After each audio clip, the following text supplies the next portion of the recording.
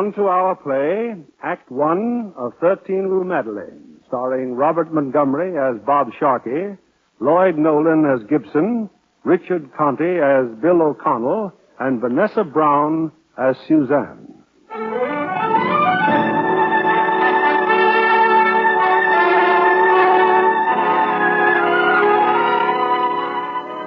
Not until Pearl Harbor did the United States fully realize how frighteningly effective had been the espionage machines of Japan and Germany. Shortly after this disaster, we established a secret espionage service, the first in our history. As the man most capable of organizing the United States Intelligence Corps, an attorney from St. Louis was selected, Charles S. Gibson. I accepted the appointment, largely because of the men who would be working with me. Men like Robert Emmett Sharkey of St. Paul, Minnesota. Master of 5 languages, Robert Sharkey was twice captured by the Germans in World War I, escaping each time with a brilliant record of achievement behind enemy lines. Starting in 1942, with Sharkey's help, we trained and sent overseas 76 groups of agents. Then came Group 77, each a member, a volunteer for hazardous duties behind enemy lines. In the group were men like Pappy Simpson. George T. Simpson, age 47, British Intelligence Office, World War I. 12 years, Professor of English Literature at Dartford College. The majority were much younger. Take Jeff Lassiter, for instance. Born in Bern, Switzerland, 1920, son of United States Consul. Educated at Geneva and Oxford. Recruited from Officers Training School, can speak French fluent. There were 3 women in Group 77. One was Suzanne de Beaumont. I am a citizen of France. I found myself stranded in the United States when my country came under the Nazi domination in 1940. My husband is a captain of the artillery in the French army. I have had no word of him in over 4 years. There was Bill O'Connell. Graduate, Rutgers University. 8 years in the Foreign Department in Washington, National Bank. Was in Europe 2 years prior to Hitler's march into Poland. Returned to New York in 1939. 22 of them all told, and their training commenced in one of those secluded country estates not far from Washington. The day they arrived, I got together with Robert Sharkey. Well, they look all right to me, Gib. How much time will I have with them? 3 months indoctrination, 2 weeks practical exercises. I wish I could make it longer, but I can't. They'll be ready. One of your pupils speaks German. Good. He can speak German because he's a German agent. A German agent? Here? You're sure? Yes. Man or woman? Well, I want you to find that out for yourself. Let me know when you think you've spotted him. Is that all? That's all. For now. Thanks. Well, I'll get to work. Now, have your attention, ladies and gentlemen. You all know why you're here. First, I must remind you that everything you learn, everything you do, is secret. Not even your closest relative can know you're an agent of Group 77. Maybe no one will ever know. That's not important. But keeping your mouth shut is important. You'll have a lot to remember and a couple of things to forget. Forget the rules. Forget sportsmanship. No secret agent is a hero or a good sport. That is, no living agent.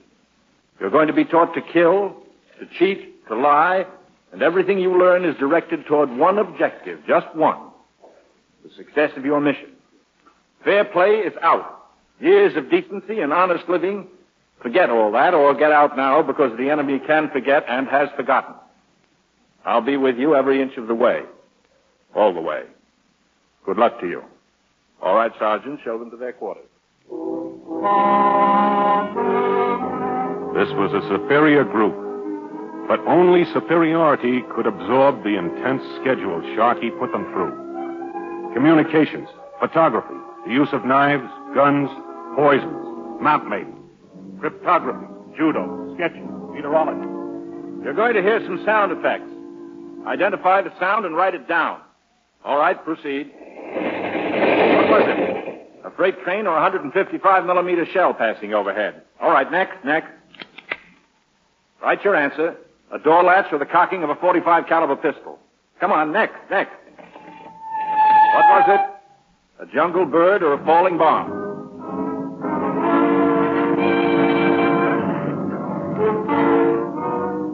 Part of your training during the past few weeks has been in pairs. It's important to learn which of you can work together best. You're to be sent out now in pairs for practical tests in espionage. The following teams will report to my office in 20 minutes. J.L. Sheffield and Suzanne de Beaumont. Albert Fremont and Harry Gluck. William O'Connell and Jeff Lassiter. Yes? Lassiter and O'Connell are here, sir, for instructions. Send them in.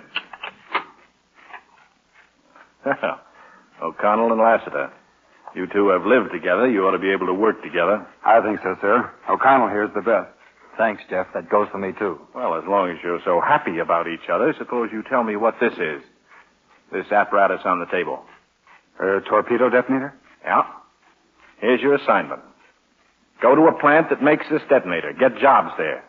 Find out what its specific advantages are over the old type. Get all secret data possible. That means blueprints, drawings, or photographs. Any questions? Yes, sir.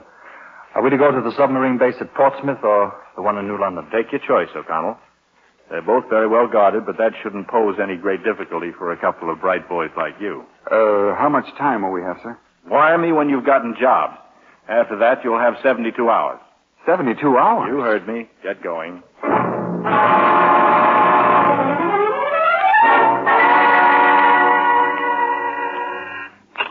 Yes? Mr. Sharkey to see you, Mr. Gibson. Oh, send him in. I thought I'd let you know that 77's back from their field work. How'd they do? Okay.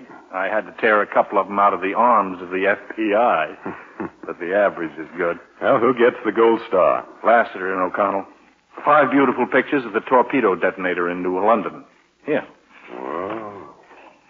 Say, that's excellent work, Bob. Yeah. Too good. Too good. The man who helped get these pictures is the German agent, William O'Connell. What makes you so sure? Am I right? Yes, you're right. How'd you figure it? Well, he stood at the head of his class all the way. That was the lead. It's simply a case of doing everything perfectly too many times. He's too quick for a beginner. Yesterday at the submarine base, Lassiter went into a torpedo shed between shifts and got these pictures. O'Connell stood watch outside, but there was a guard in the shed and Lassiter got caught. O'Connell saw what had happened and came in. Now an American would have slugged the guard, not O'Connell. Instead, he posed as a security agent and slugged Lassiter, congratulated the guard, and went off with his prisoner. 10 minutes later, they were on a train. It's all there in the report.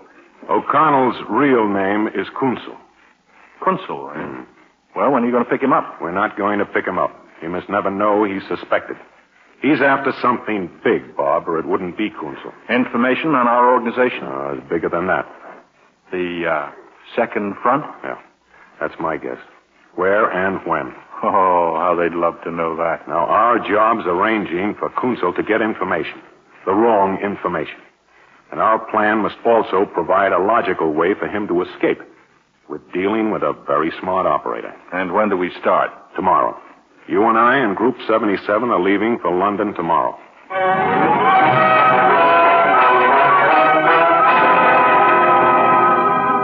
War-racked and battle-weary, London was still the hub of all Allied intelligence operations. But top-secret groups like 77 were billeted in the remote countryside and held in complete isolation while awaiting specific assignments across the Channel. Assignments like the one that Robert Sharkey laid in the lap of his star pupil, William O'Connell. Well, there's no doubt about it, Bill. You see, I've checked up on what you've told me. Yes, you know Holland, all right. Well, I lived in Holland long enough. All of a sudden, Holland's become a pretty hot spot on our maps. Second front? I'm sorry, I have no right to ask questions. Yes, I think it may be Holland, except what I think doesn't count. We just obey orders. I need help. You want a job? I didn't go through all that training to become an English country gentleman. Pack your gear. You're going back to London. You're to live and work there in tight security. That security begins now. Clear? Clear. No goodbyes, nothing. And not a word to anyone about what I've mentioned. I understand. I think you'll like it. Anyway, we pull out of here the first thing in the morning. Thank you, sir.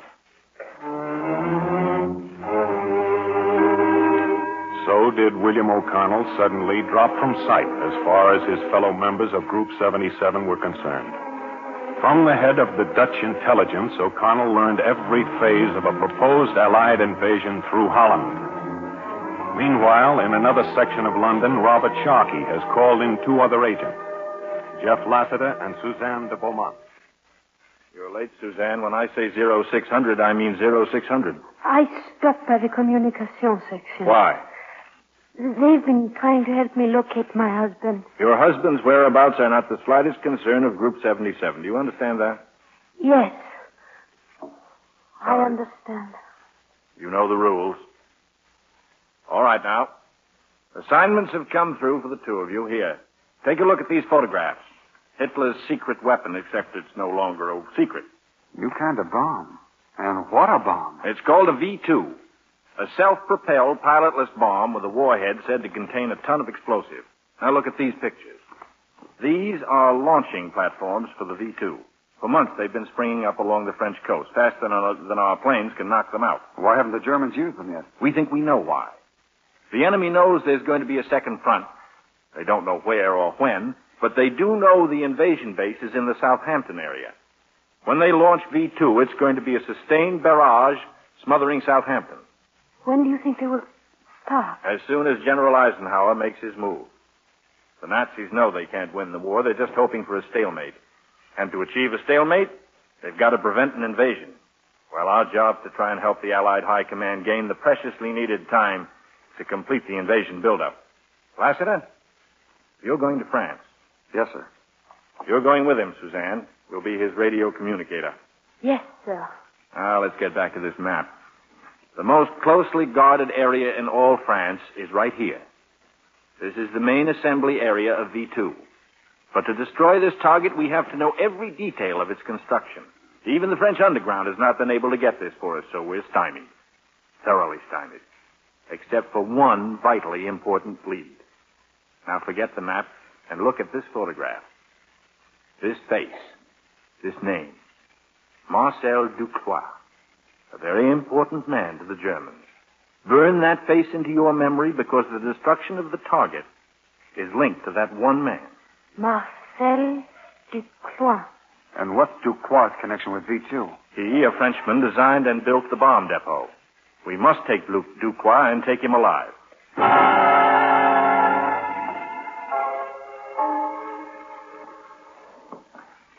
How about some coffee, Suzanne? No, thank you, Jeff. If I am to be your communicator, I'd better spend some time with the receiving operator. It will help them become familiar with my touch. Yeah, I guess you're right. Someday, maybe we will have time for coffee. Excuse me, please. Mr. Simpson. Oh, Madame de Beaumont. I hate to keep troubling you, Oh, it's but... no trouble. There's still no word of your husband. Thank you. However, we've contacted an agent in the Le Havre area. We'll be informed as soon as we hear. Mr. Sharkey's orders. Mr. Sharkey? Oh, thank you. Thank you.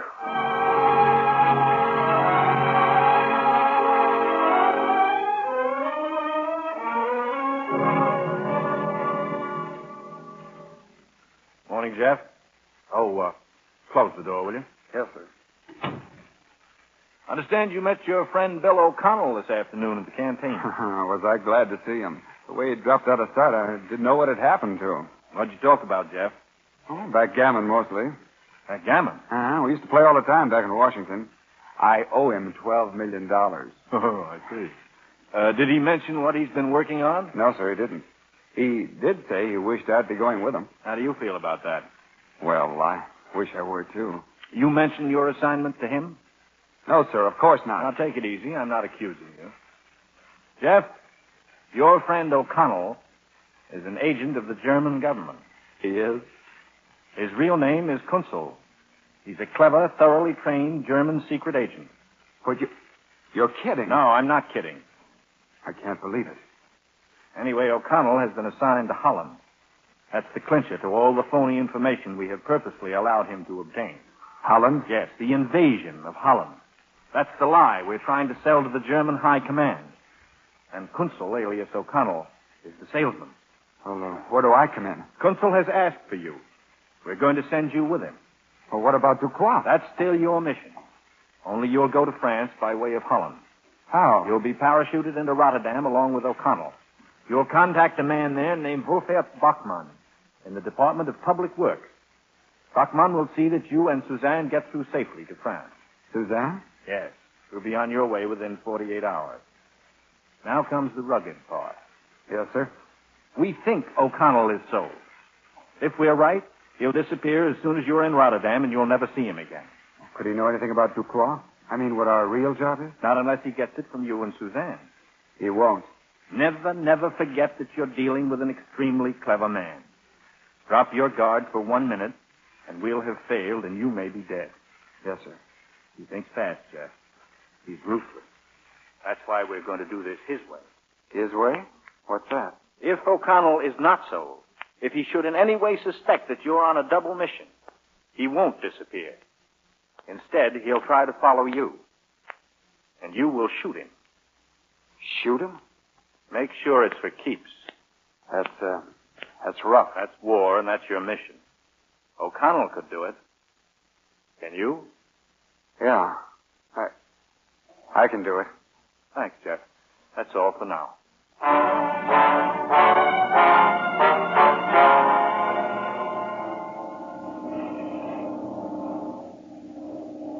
Better check your parachute, Suzanne. You too, Jeff. Pilot says we'll be over Rotterdam in 10 minutes. Okay. Suzanne, I want to tell you how sorry I am about your husband. Thank you. What a rotten break getting that news about him just before we took off. If it had to come, I'm glad it came then. There will not be time to cry about it now. Yeah. Maybe it's just as well you're not going back to France. Bill, if you do not mind. Sure. I'm sorry.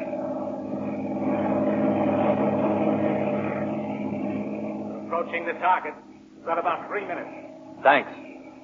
Well, Jeff, this is what we used to talk about back in Washington. Our first jump into enemy territory. Yeah. Feel like you thought you would? Yeah. You know something? What?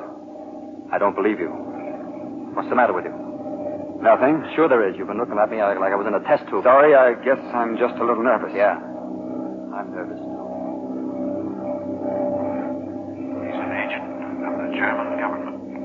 One of their very best. Drop your guard for 1 minute, and you may be dead. Drop your guard, and you may be dead. We're over the target. Action station. You may be dead. Jeff, what's the matter? Huh? Oh, nothing. You know that $12 million you owe me, Jeff? I'm wiping it off the books.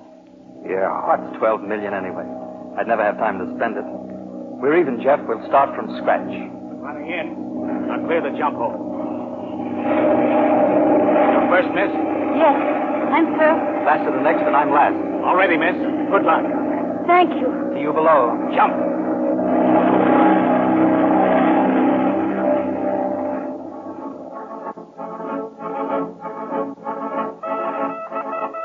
Message for you, Mr. Sharkey.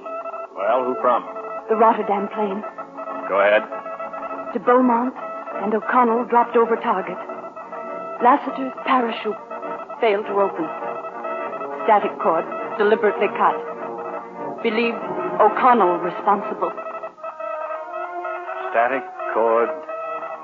Deliberately. Get me Mr. Gibson on the phone immediately.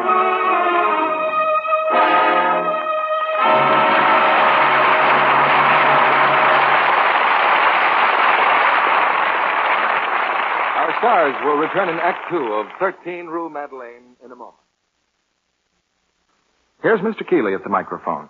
Act 3 of 13 Rue Madeleine, starring Robert Montgomery as Bob Sharkey, Lloyd Nolan as Gibson, Richard Conte as Colonel Kunzel, and Vanessa Brown as Suzanne.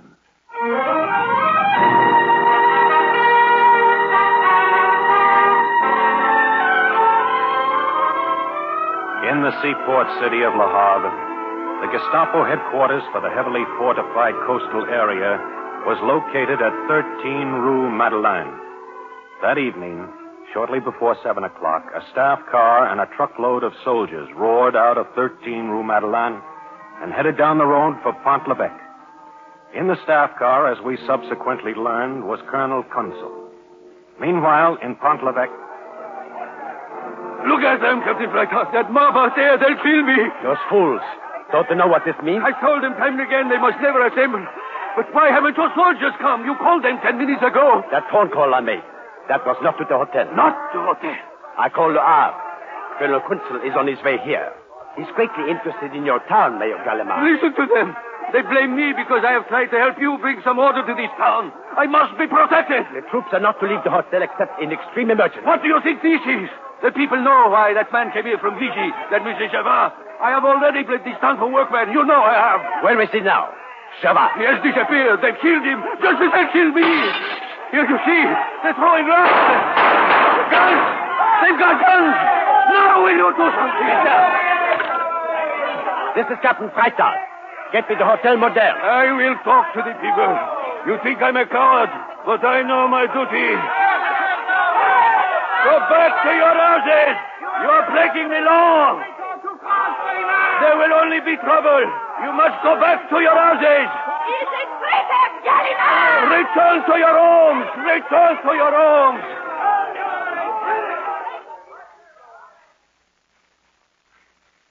Desk clerk. Desk clerk. That idiot. Where's he gone? I do not know, Captain Freitag. I thought you were the city hall, Captain. Who are you? Me, Captain? Well, Lefebvre, the night porter. Where's the desk clerk? Where's the elevator operator? What are you doing in the elevator? The soldiers all rushed out a little while ago. It gives me a chance to clean the elevator. Get out of there. But if the clerk is gone, who is going to pay me my wages? I don't know. Come back later. I need my wages. I'm a poor man. I said to get out of the elevator. No. I will not leave until you give me my wages. Get out before I... Monsieur, all clear. Monsieur. Pick up your knife. You may need it again. Yes, monsieur. The desk clerk and the sergeant. I've taken care of them. Who else might be here? The night detail. They're asleep on the third floor, perhaps 8 of them. Ducroix? I found him, monsieur. Ah? Second floor, room 210.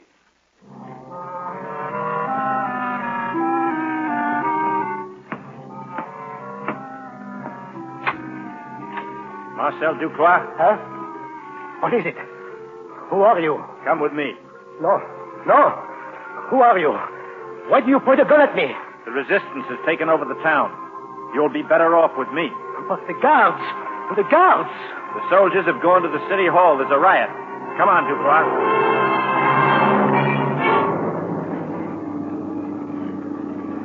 This is all farming country, Colonel Consul. Very pleasant in the moonlight. Well, we'll arrive in Port-l'Evêque in 10 minutes. Whatever's going on in that town, Major, is more than a mere outbreak of the French resistance. Somehow it's all tied in with... Stop the car. Colonel Consul. Wait a minute. Turn out your headlights. Signal that truck to stop. Yes, Herr Colonel. Major, don't you hear anything? A plane? Yeah, a plane. You have it? By one plane, no, I don't think so. Look, it's a flashlight. Now look below there in that valley. Uh-huh. Landing lights. They're signaling to that plane. That's an 077 landing operation, Major. The plane is either landing someone, which I doubt exceedingly, or picking someone up. Get back in the car and rush for that field. We're coming in, 077. We're coming in. How is it down there? Wind 90 degrees. Velocity 20. Wind 90 degrees. Is our pickup all ready?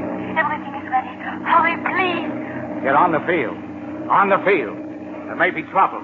We just spotted 2 cars on the road in back of us. One may be a troop truck. They extinguished their lights. All right. Here we come. Emile, take Ducroix. Get him out on that field. Shove him in that plane the second it lands, then go for cover. The automobile, look, another stop car. Hurry, get him out there. The plane's landing. Where are you going? I'm taking Emile's car. I can block the road. For a little while anyway. Blow up your radio, Suzanne, and then get out of it. The plane's landing here, Colonel. Cut across the field. Impossible, Herr Colonel. There's an irrigation ditch. Well, then go faster. Turn on your lights. It doesn't matter now. 300 yards. We'll make it all right. What a find this may turn out to be. A reunion, perhaps, with an old friend. A handful of men there on the field. 5 or 6 only. I want them all, you understand? Preferably alive. Herr Colonel, the car is coming. Don't slow down. He won't pull over. He'll pull over. Keep going.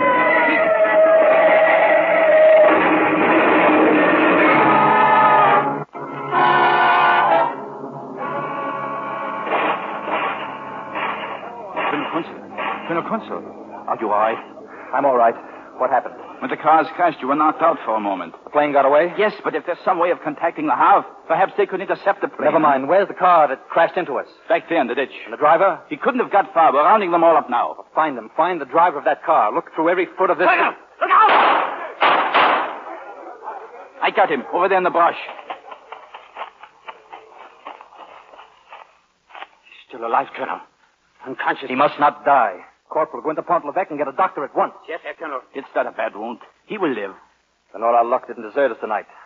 This man with persuasion will tell us everything we want to know. This man is Robert Sharkey. Sharkey? Then who was in that plane? Well, my guess would be Marcel Ducroix. We'll soon know. Colonel, in his hand, a little white capsule. An L pill. Death in 1 minute. Tough break, Sharkey. Always so sure of yourself.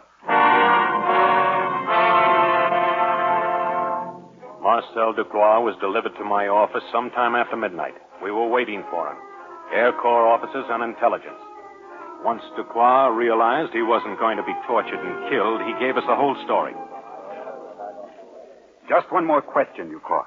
Look at the map. This area is a grain field. How far is it exactly from the river to the depot? No guess, Ducroix. If you don't know, say so. If I don't know, monsieur, I am an engineer. From the river to the depot, 12 kilometers, .27. That's all we need to know, Mr. Gibson. Take him out, Captain. French intelligence wants him upstairs.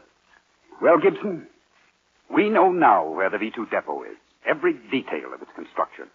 You can be very proud of your organization. I want to thank you for your cooperation. Right. Now it's our job. Good night. Good night. Good night, sir. I beg your pardon, Mr. Gibson. Oh, yes, Simpson. Come inside, please. Communications in contact with Suzanne de Beaumont. Hurry. It's Suzanne, all right. Listen. Have not much time. Sharkey taken alive to Gestapo headquarters. Le Havre. Taken alive? Sharkey ordered me out. I could not make it. Soldiers have surrounded farmhouse. Can hear them closing in. Don't worry. I will not be taken alive. Please tell Gibson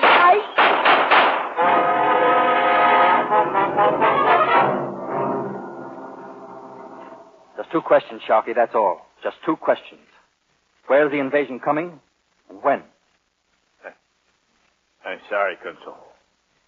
I don't know. I'm sorry, too. I'm sorry you make it necessary to go to these ends. But believe me, we've only started. I believe you. But I can't tell you what I don't know. You do know. We'll continue to use any means we can to make you talk. Show 'em what I mean, Sergeant. Don't stop, Sergeant. You see, Sharkey, we'll make you tell. A man can take so much punishment. Remember what you taught me? Fair play, years of decency, that's out. You've done your job. Now I'll do mine. Where will the invasion take place? Have you got a map? Let him go, Sergeant. Over here, Sharkey. Where on the map? Where? Right here. Strike the colonel, will you? Strike the colonel. Stop it. You want to kill him? We'll try again later.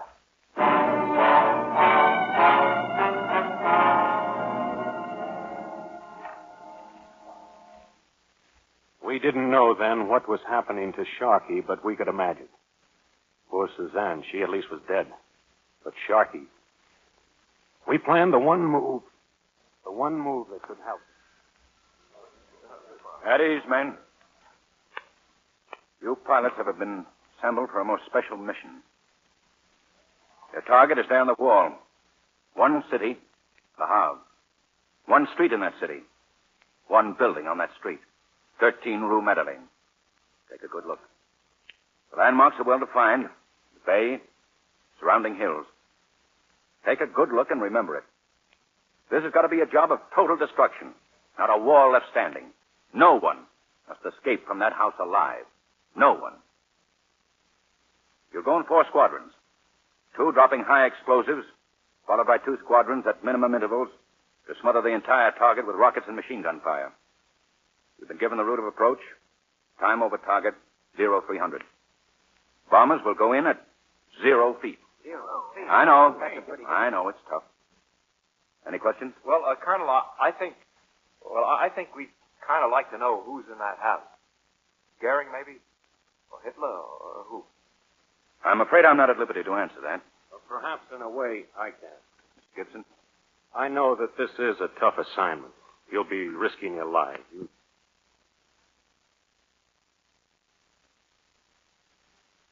That house is the headquarters of the German Gestapo in Le Havre. Now, that's an important reason for destroying it, but it's not the only reason. There's an American agent in that house.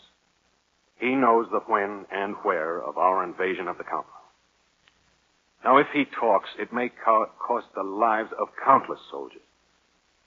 Right now, he's suffering the cruelest tortures the Germans can devise, but he won't talk. Not as long as he can stand punishment. But no human body can stand it too long. Not even this wonderful, tough guy from Minnesota. So I'm asking you to kill my friend as soon as you can. If you're ready, men, we'll synchronize our watches.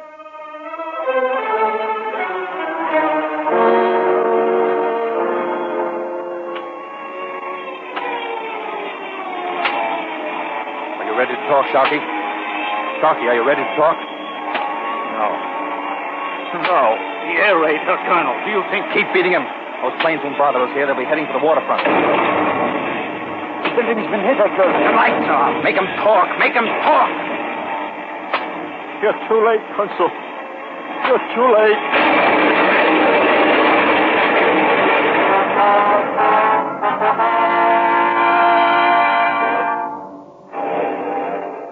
Flight Commander to Gibson. Flight Commander to Gibson. This is Gibson. Go ahead. Target obliterated. Target obliterated. That's all, Simpson. Why don't you go to bed now, sir? You haven't slept for hours. Yes, I think I will. Oh, take a message to Washington, please. No, you don't have to write it down. Just say, mission completed.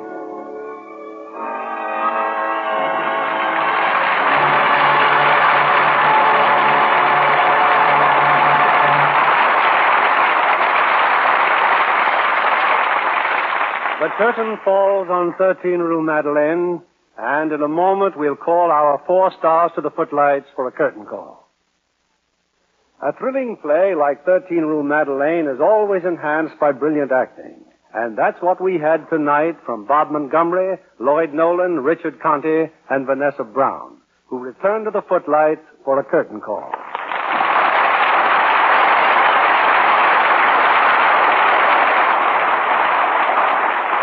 Bob, since you were last here, you've become a rare phenomenon in Hollywood. Well, I hope you mean that better than it sounds, Bill. I mean as an actor who directs and stars in his own pictures. Well, having acted in the first film that Bob directed, I can say that he's as capable behind the camera as he is in front of it. I've always wondered just how does an actor direct himself? Well, first of all, you do the best you can in front of the camera. And then you step behind it and bawl yourself out. I see you've had experience with directors, Vanessa.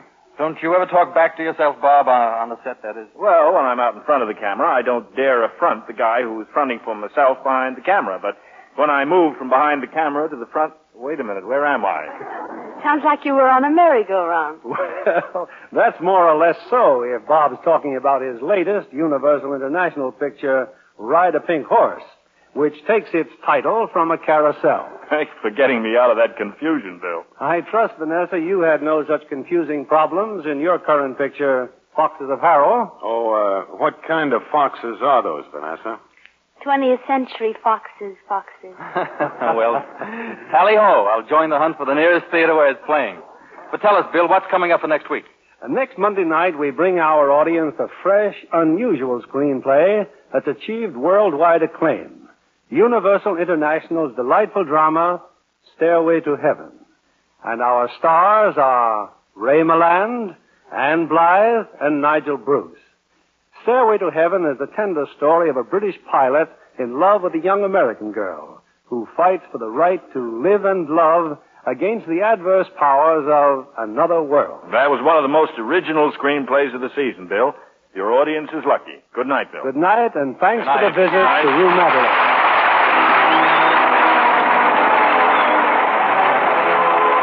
Lever Brothers Company, the makers of Lux Flakes, join me in inviting you to be with us again next Monday evening when the Lux Radio Theater presents Ray Milland, Anne Blythe, and Nigel Bruce in Stairway to Heaven.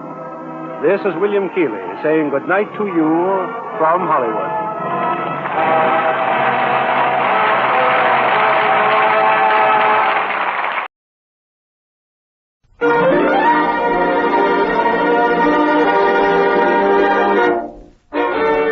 Colgate Tooth Powder presents The Theater of Romance. Tonight, Colgate Tooth Powder brings you Lloyd Nolan in The Valiant.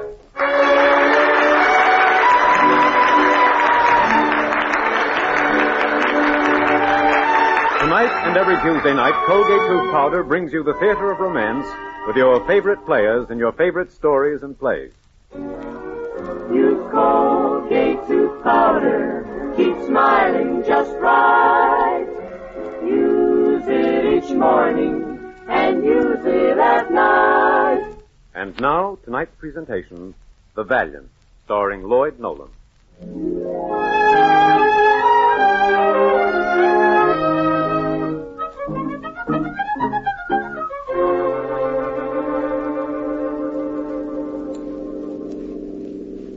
You're very quiet tonight, Jimmy.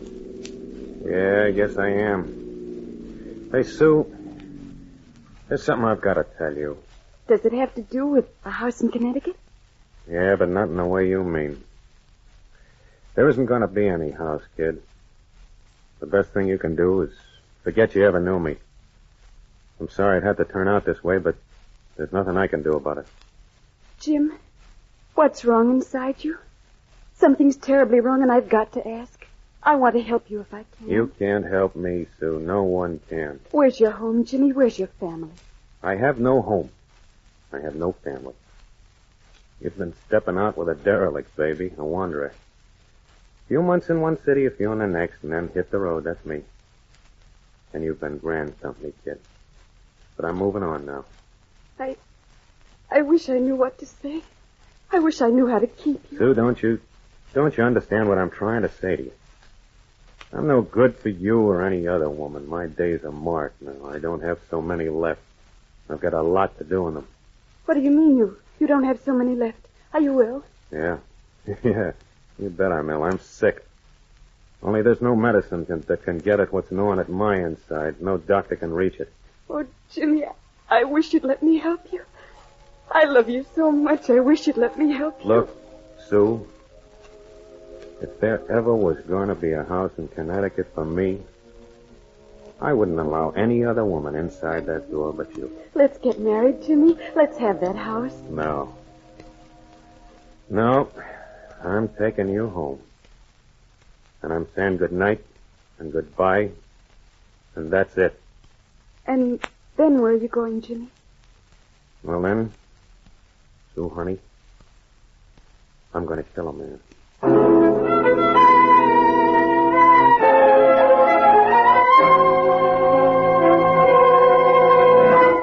Hextree, read all about the big murder. Hextree.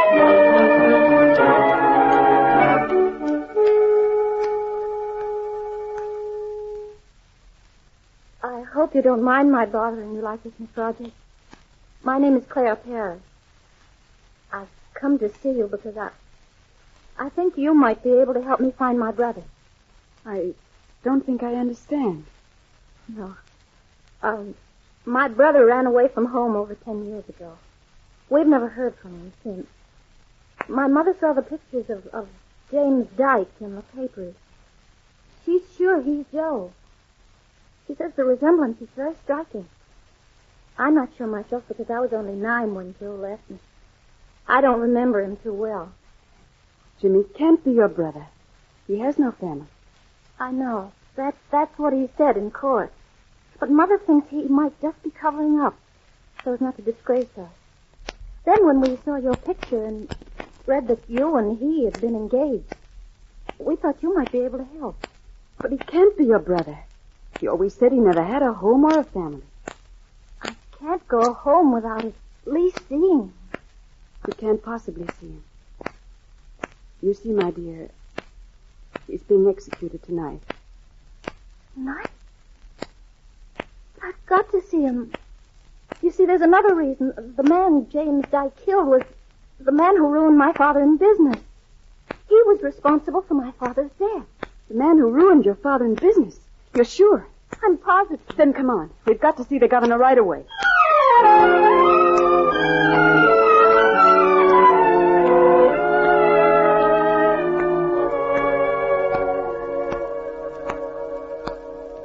Sit down, Dyke.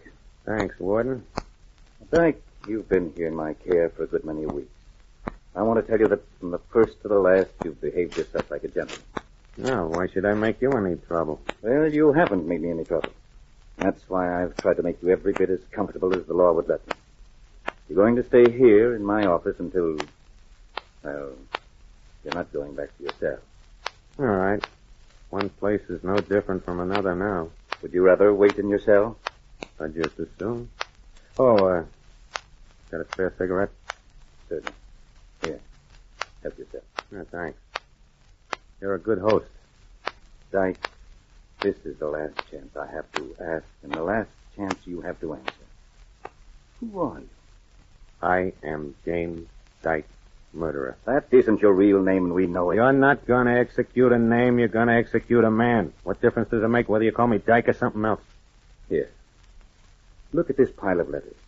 There are over 100 just in this afternoon's mail. In that closet, there are 4,000 more. And do you know what every one of those letters say? What 4,000 different people are writing to me about? I can't imagine. They want to know, who are you? Are you the missing son or brother or husband or sweetheart? Have you answered them? No, I couldn't, but I want you to. How?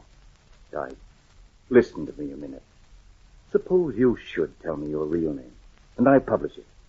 It'll bring a lot of sorrow, let's say, to one family, one home, and that's your own. But at the same time, you'd be bringing an immense amount of relief and comfort to 4,000 others. You can answer those letters whenever you want to, Warden. Just say I haven't any family. No mother, sister, wife, father, nothing. All right, Dad. One more thing. Here's the $2,500 the newspaper sent you for that phony story of your life you gave me. What shall I do with the money? Well, I don't know. I'll think about it. You're a completely new animal to me, Dyke. We've never had a man here before that no one could find out anything about. Even that girl you were engaged to didn't know who you were. I told you who I am. If you don't believe it, that's your tough luck. Do you want to make any statements? No. I guess I've said everything. I killed a man, and I'm not sorry for it. That is, I'm not sorry I killed that particular person. He wasn't fit to live. It was my duty to kill him, and I did it. I'd never struck a man in anger in all my life. But I knew a long time ago that if I ever found that man, I'd kill him. And I did it. Deliberately, intentionally, and very carefully. I knew what I was doing. I haven't any excuse. That is, I haven't any excuse that satisfies the law. I wouldn't even try and give them one. I learned pretty early in life that whatever you do in this world, you have to pay for in one way or another. And if you kill a man, the price you have to pay is this. All right, I'm going to pay it.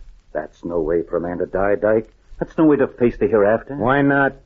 There is a hereafter. There is a judgment. I'm willing to take my chances along with the other guy. And if there isn't, I'm still not sorry, and I'm not afraid. Because I'm quits with the other fella. The law's quits with me, and it's all balanced in the books. All right, I've said my say. Dyke, there's a young woman outside in the anteroom. She's just come to see you. Do you want to see her? Well, not particularly. What does she want? She thinks maybe she's your sister. She's come 1,000 miles to find out. 1,000 miles. 1,000 miles? Yes. Huh? She's got special permission from the governor to talk to you. That is, with my approval. Yeah. A year ago, nobody to cross the street to look at me. Now they come 1,000 miles. You don't have to see her. It's up to you. Well, where do I talk to her? In here? Yes. I'm going to let you talk with her in here, alone. Now, it's the sort of thing that's never been done before. But if I put you on your honor... My honor? Thank you so much. I want to speak to the young woman a few minutes first. Then I'll send her in here. Well, okay, Warden. However you want to do it, but I have no sister.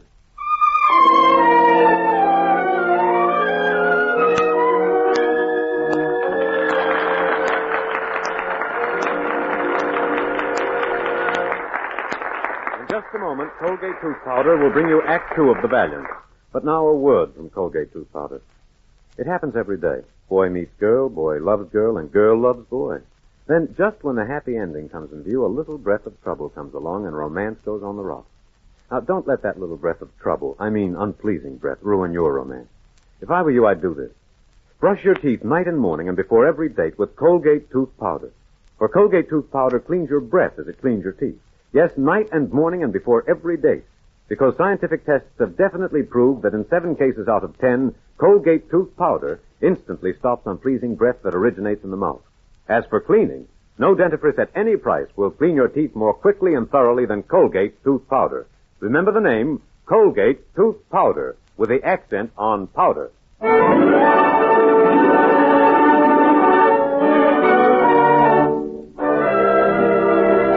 Now, Colgate Tooth Powder brings you the second act of The Valiant, starring Lloyd Nolan. Miss Paris, I'll be very frank with you. I don't think you'll have much success with the prisoner, Dyke, but he is willing to talk to you. Thank you, Warden. I'm very grateful. Would you mind telling me how you think you're going to recognize your brother? I'm just going to talk to him. Ask him questions about things he and I used to do together. I'll watch his face. And if he's my brother, I'm sure I can tell. What did you and your brother used to do that would help you out now? Well, he used to tell me stories when I was a little girl. That's what I'm counting on, mostly the stories. Well, I'm afraid. Especially the Shakespeare stories. Shakespeare? He used to learn all the speeches by heart. He wanted to be an actor. And there, every night, before I'd go to sleep, he'd sit beside my bed, and there were 2 speeches we'd always say to each other. 2 speeches out of Romeo and Juliet. And I'd go to sleep. I'm afraid you come on a wild goose chase, Miss Paris. This boy never heard of Shakespeare. But I'll let you see for yourself. However, if he isn't your brother, you'll oblige me by cutting your visit as short as you can. Yes, I will, and thank you very much. You see, I've got to tell Mother something definite. She's worried so long about him. I'll take you to him now. You can see him alone, but Father and Daly and I will be in the next room, so you needn't be afraid. No, I won't be afraid. Good for you. Come on.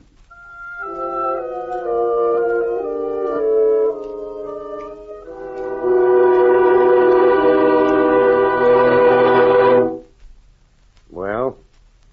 My mother wanted me to talk to you. Well? You see, we haven't seen or heard of my brother Joe for such a long time. Mother thought, after what we read in the papers... You thought I might be your brother Joe, huh? Yes. Well, you can easily see I'm not your brother, can't you? Is your name really James Dyke? Yeah, that's my name. Miss, you don't think I'd lie at this stage of the game, do you? No, I don't think you would. Where do you come from?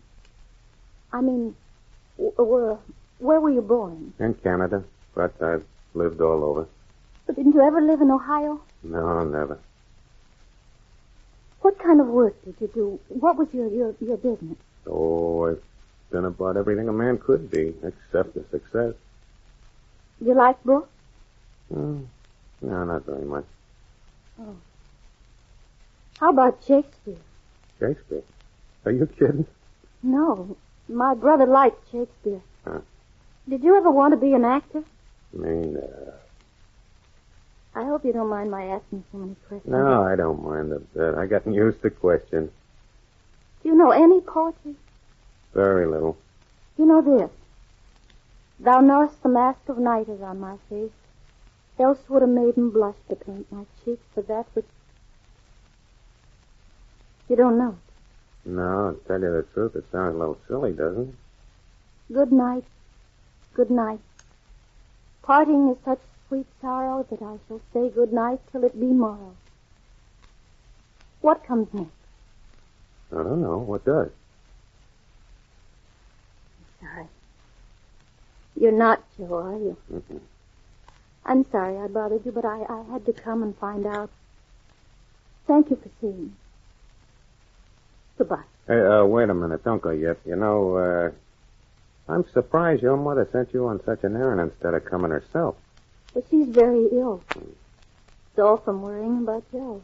Well, when you tell her son isn't a murderer, at least that he isn't this one, that'll make her feel better, won't it? No, I don't think Mother will ever be really well again.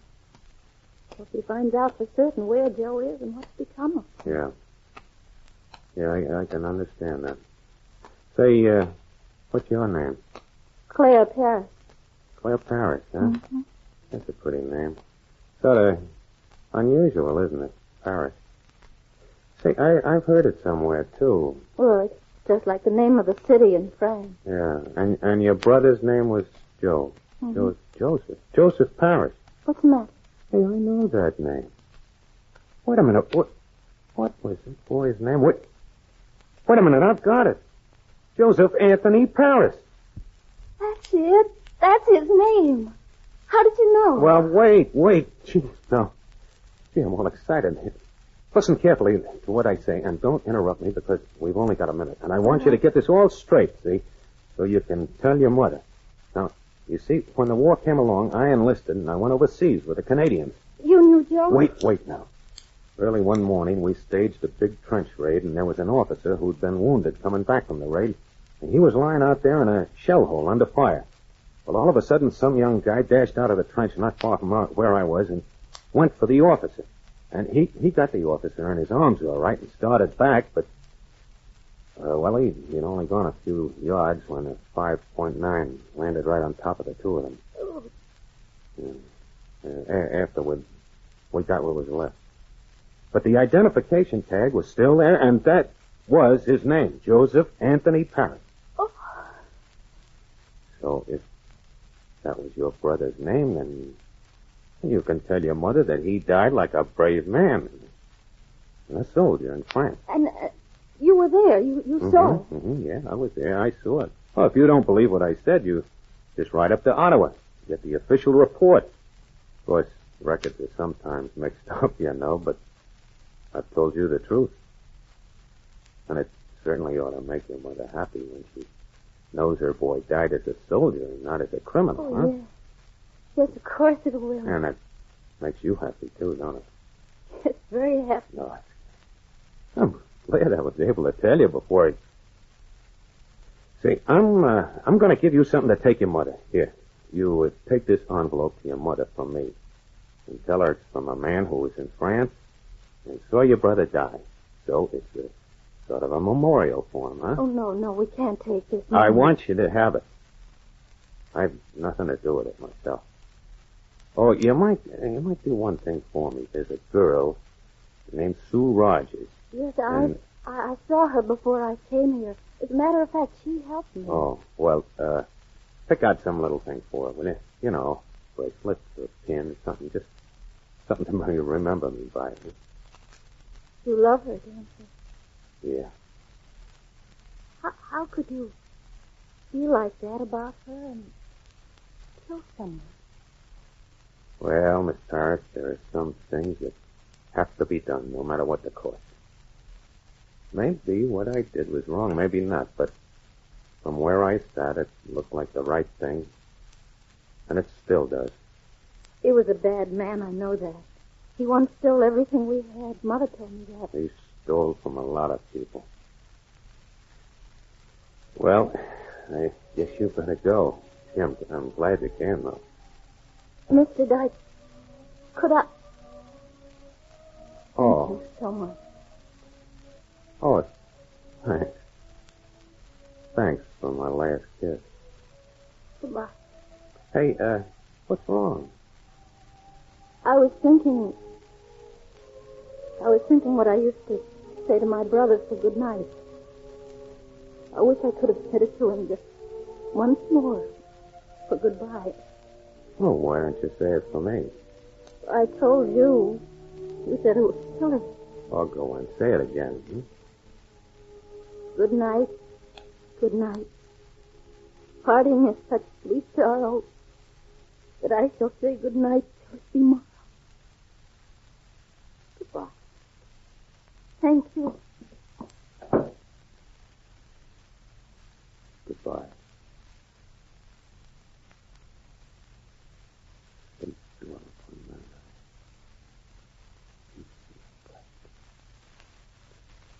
Would I was sweet and peace, so sweet to rest.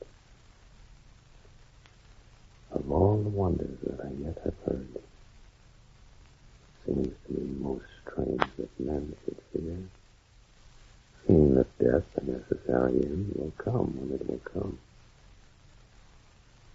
Cowards die many times before their death. The valiant never tasted death but once. The valiant never tasted death but once. Come, my son. All right, father. The valiant never tasted death but once. The hour is at hand, my son. All right, father.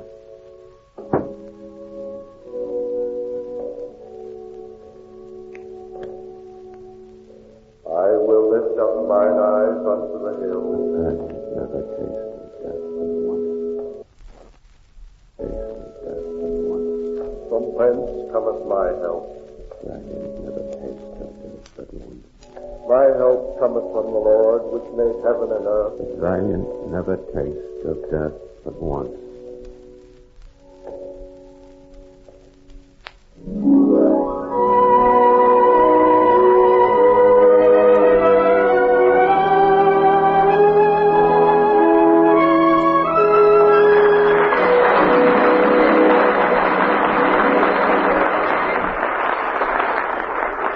Lloyd Nolan, who starred as James Dyke in tonight's play, is currently appearing in the 20th Century Fox production A Tree Grows in Brooklyn, and will soon be seen in Captain Eddie.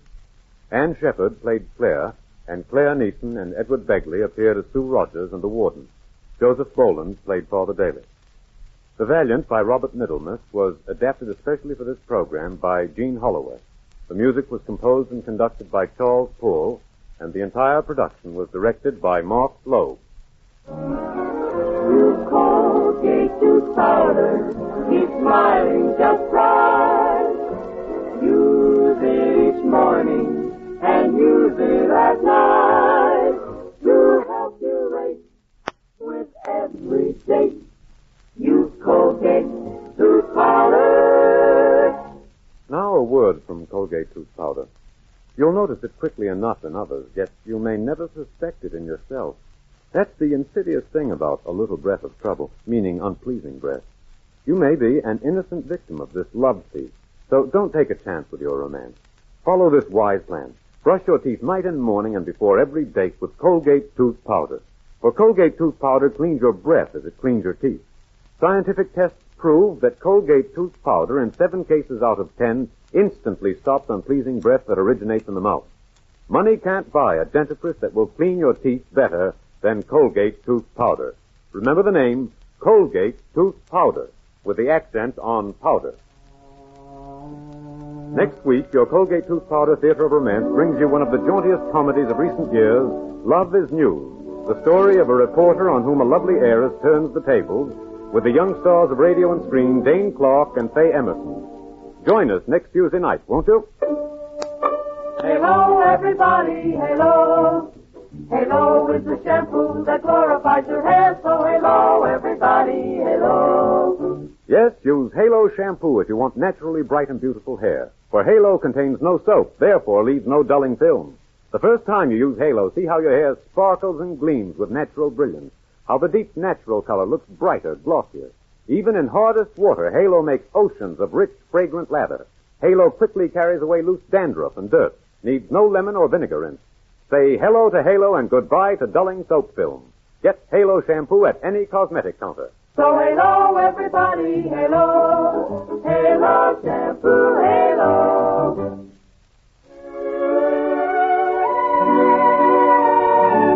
Until next Tuesday night, when your Colgate Tooth Powder Theater of Romance brings you Dane Clark and Faye Emerson in Love is News, this is your host saying good night and wishing you love, happiness, and romance. This is CBS, the Columbia Broadcasting System.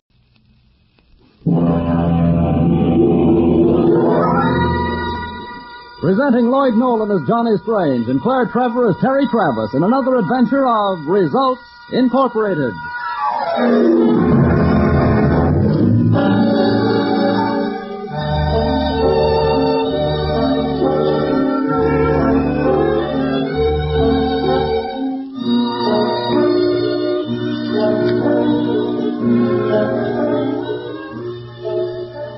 Sooner or later, every man must learn this sad fact.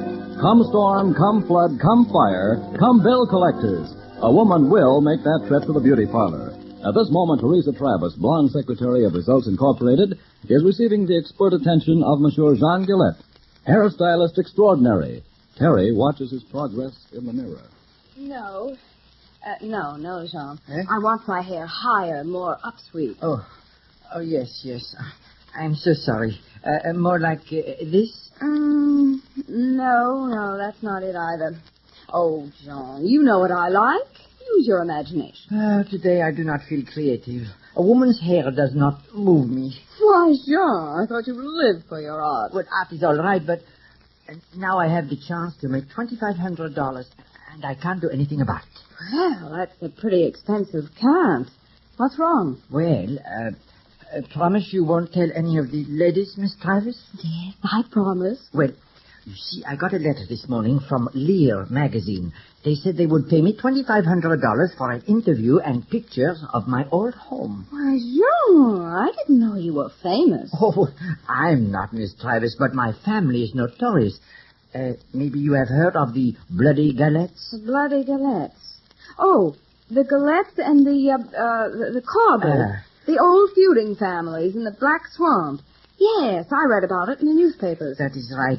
You see, Monsieur Jean Gillette, your hairdresser, is really, without the phony French accent, Jean Gillette, last of the Bloody Gillettes. Oh, this is wonderful. Oh, dear. Oh, but why all this sudden interest from the magazine? Well, you see, they've heard that the last man of the Cobber family just died. Yes. So they want to run an article on the end of the Gillette-Cobber feud. I see, complete with an interview and your picture. Yes. Oh, but look at me, Miss Travis. I'm a meek little guy. I'm only 5 feet 2 inches tall. Why, it takes 5 different vitamins just to get me out of bed in the morning, and then 3 more to support my mustache. Oh, I know I don't look like a bloody Gillette. I look more like a floor walker in the infant's wear department. Oh, dear. About as bloodthirsty as a catnip mouse. Yes. But for $2,500. No, Miss Travis. I can't let them publish a picture of me. Why, every Gillette would turn over in his grave clear back to great-grandfather Zedekiah. Why, if the magazine people saw me, they'd... I just wonder. You know, maybe this is a case for Results Incorporated. You mean maybe you could help me somehow? Yes. If there's one hole in the fence, Johnny Strange will find it. And if there isn't, he'll make one. Oh, dear. Well, I'd certainly like to get that $2,500. Now, if I could keep the family reputation... Oh, you could keep the reputation, but maybe not the whole $2,500. We charge a fee, you know. Oh, well, I'd be glad to pay that. Well, then what are we waiting for? Get your hat. Come on.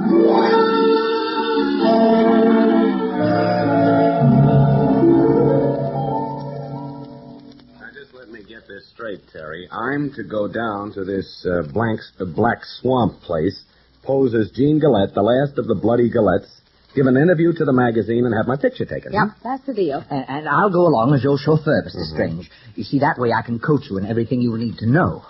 Terry McGall, I'm afraid you stayed under that hairdryer just a wee bit too long. The brains, you know. Oh, now, Johnny, I know what you're thinking. Somebody might say that you don't look like Jean Gillette, but that's all fixed. He hasn't been in Corbersville since he was a boy. Oh, no. My mother was afraid I'd get killed, so she brought me to the city before I could get dragged into the feud. Well, I Suppose I could put on a rough, tough act. You'll do it, Mr. Strange? Why, of course he will. Oh, that's wonderful. Then I'll telegraph to Berta Ross that we'll be in Corpusville tomorrow afternoon. Well, who is Berta Ross?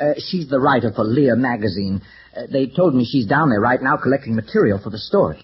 I suppose I better take along walking shoes and, let's see, a couple of old dresses. Hold it, sugar, hold it. This party is going to be strictly stag. I beg your pardon, Mr. Strange. My contract with Results says 25% of the profits and 50% of the fun. But you can't go, Miss Travis. You see, I haven't got a wife. Oh, you're going to have one, Mr. Gillette. Or rather, Johnny is. You all know them bloody Gillettes. Why, they got a heap of yearning for the women folks.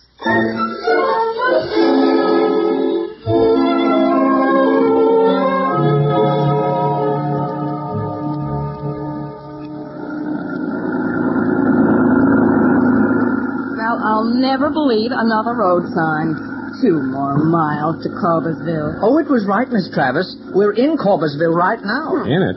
Oh, where is it? Well, actually, there isn't any town. It's just that general store right ahead of us. Oh, Hey, pipe the sign over the front porch. Billy Gundle's store. Staples, hardware, post office, seed, kerosene, justice of the peace, tobacco, and embalming. The local feed and feud store. Oh. Say, I wonder if Billy's store includes one Miss Berta Ross. Well, maybe that old man sitting on the porch would know. Oh, yeah. Hey, mister, hi there. Talking to me, young feller? Yeah, you know where we can find a lady named Berta Ross? That screaming woman? That's right. She's inside. Hello there, you're late. Good-looking redhead. Darling, don't forget you've got a wife. Gosh, I hope we can get away with this act. It'd be dreadful if something went wrong. I was beginning to think you weren't coming down to this dreary, bleary hole. Eugene Gillette? Yeah. And this is the wife, and Jones, our chauffeur. How do you do? Well, the Gillettes have come up in the world. Glad to meet you. I've got a guy with a flatboat waiting to take us across the swamp to your ancestral shack. Good. We're ready whenever you are. All right. I put in a phone call, and I better check and see if it's come through. Do you know if my call's come through all right? Miss Ross. Miss Ross, that New York telephone, yes, it's come through. Okay. If you'll excuse me a minute, I'll see about it. Certainly. Take your time. We'll go down to the boat as soon as I'm through. Reckon this is the first time we done got a telephone clean to New York. Then it's the last time if it depends on Berta Ross. Yeah, that's just all right, boss, young woman. Oh, the phone's right over there. Hello? Ed? Yeah, Berta. Yes, he arrived. With a wife, darn it. But listen, Ed, we got a bump steer on the story. Old Chuck Colbert, the last of the clan, didn't drown. He's still alive. Of course I'm sure. Listen, I hired old Colbert to take Jean Gillette out to the swamp place. Oh, sure, there's going to be trouble. Not that kind. Don't worry. I won't tip them off. I'm going to get a story one way or another.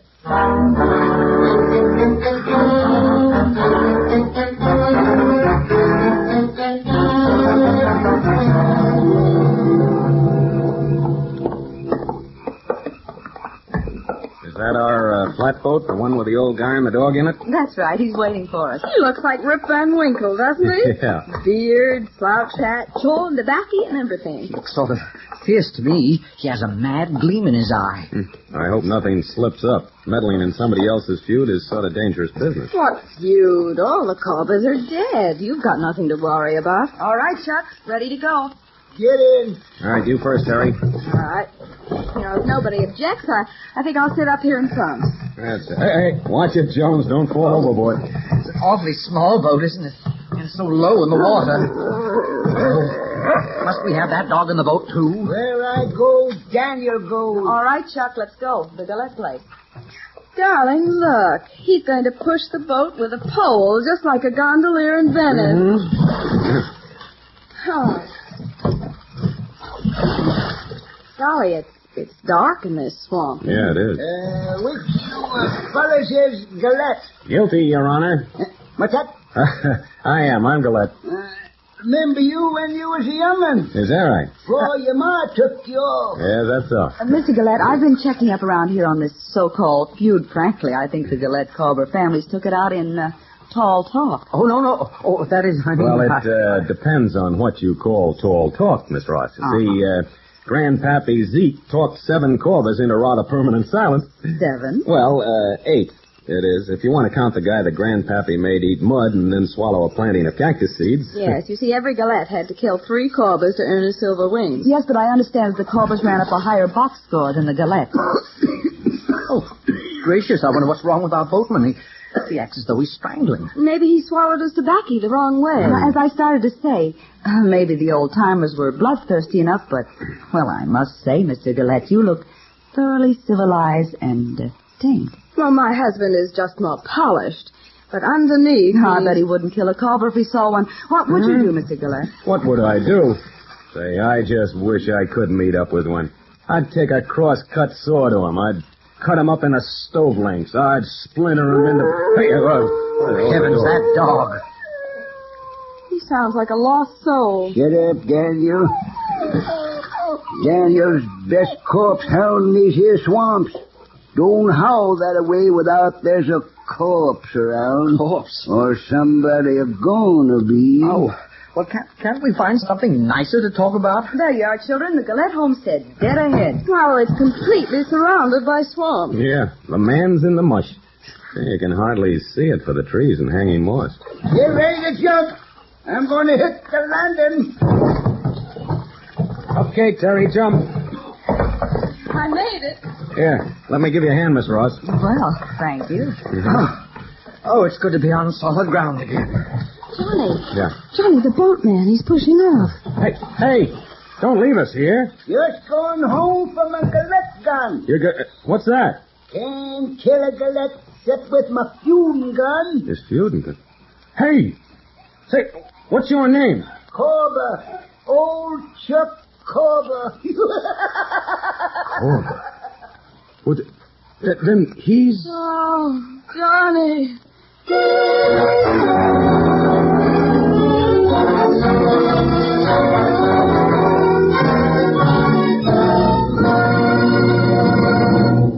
Back to Johnny Strange and Terry Travis in just a moment. And now, back to Results Incorporated, starring Claire Trevor and Lloyd Nolan.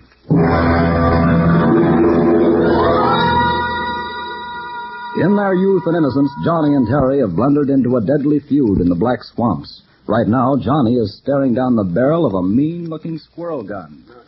Look, Mr. Corber, you got me all wrong. I'm not a Gillette. I'm Johnny Strange. That's my name. No, Gillette always was fishy tongue when it come to dying. Johnny, show him your driver's license. Yeah. Here, now, you can read it for yourself. Here. Very interesting. Well, now, you believe me, huh? Can't read. Oh, I can't read it. Oh, okay, Miss Ross, you read it to him. Here. All right. Uh-huh.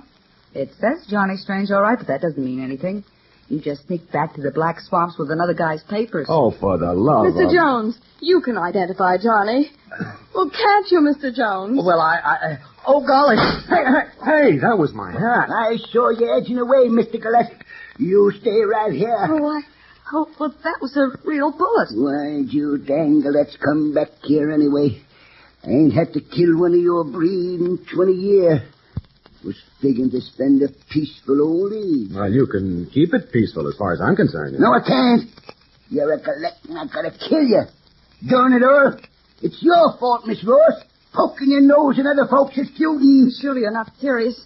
Johnny or Gene or whatever his name is might be telling the truth. You wouldn't want to kill the wrong man, Mr. Corber? Of course I don't.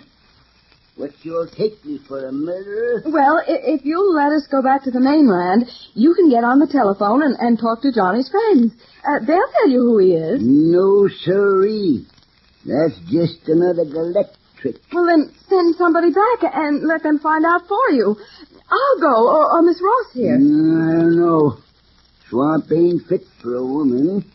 Maybe I might let this little parson here go. Who, me? You. Oh, the swamp? I wouldn't know what to, how to... What? Well, if you say so. All right. You just go to Bill Gundle's store and have him telephone and find out who this feller is. Then you bring Billy out here so as I can know for sure. Billy's a friend of mine. Yes, sir. And if you try and fetch help, I'll carve out your gizzard and feed it to my dog. You hear? Your dog? Yeah. Yes, sir. Well, look, would you let us talk to Jones and tell him who to telephone? Go ahead. Talking won't hurt. Oh, fine. Now, write down this telephone number, Jones. Listen. Call the sheriff. The sheriff, the militia, the army, anybody. I'm going to. I'll get you out somehow. You save me Stop now. that jabbering! Get going! Yes, sir.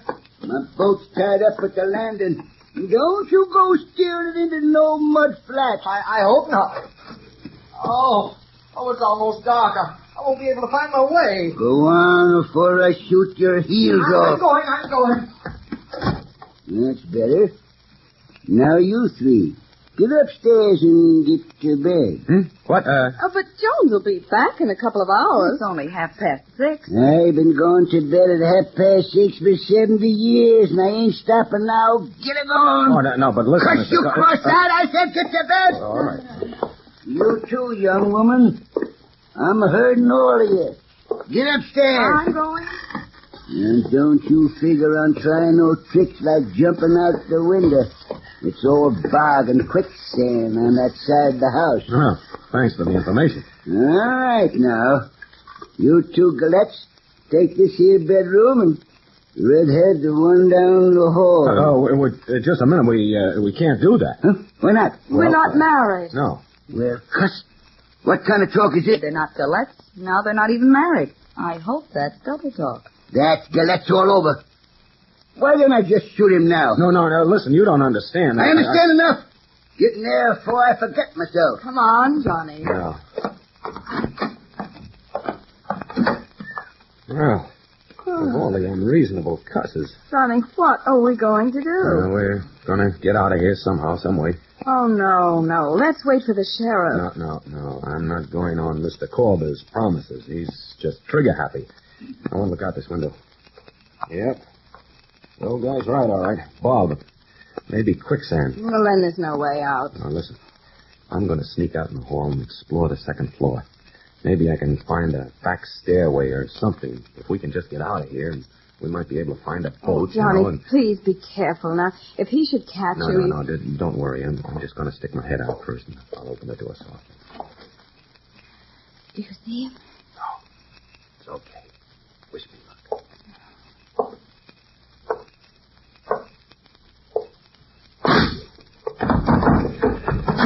Oh. Where was he, Johnny? He was hiding at the top of the stairs, the old buzzard. Well, looks like we're going to spend the evening in the bedroom. Yeah. You were so wild-eyed to fix Mr. Gillette up with a wife. No. Now what? No, nothing. Well, that's what I thought. Oh, excuse me, Johnny. Oh, I'm so tired from all this excitement. Yeah, don't blame me. Hey, where are you going? Well, I thought I'd lie down for a while. No, Terry, stop it. But I'm tired, Johnny. I'll just take my shoes off. Oh, Stretch out. I'm gonna get out of here. Rifle and no rifle, I'm gonna switch bedrooms with Berta.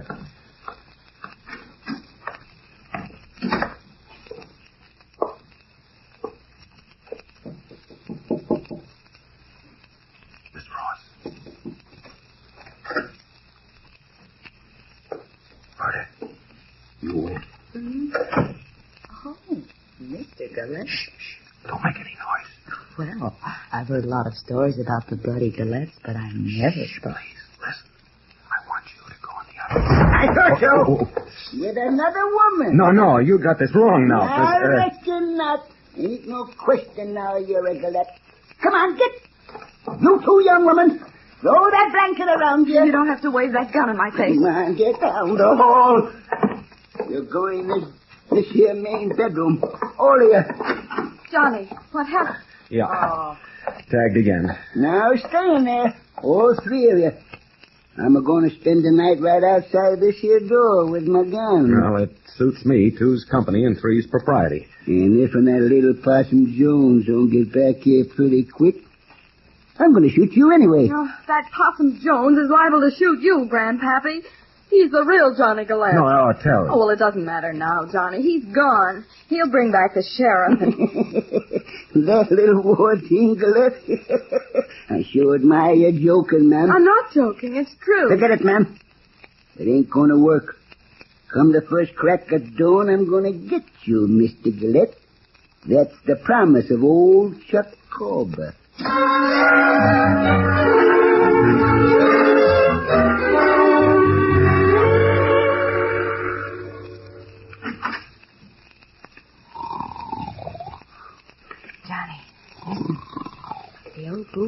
sleeping sound. Yeah, that's a sleeping sound, all right. Now, if we can just creep past him without waking him up, maybe we can get downstairs. Careful. It's getting light enough first to find him. Who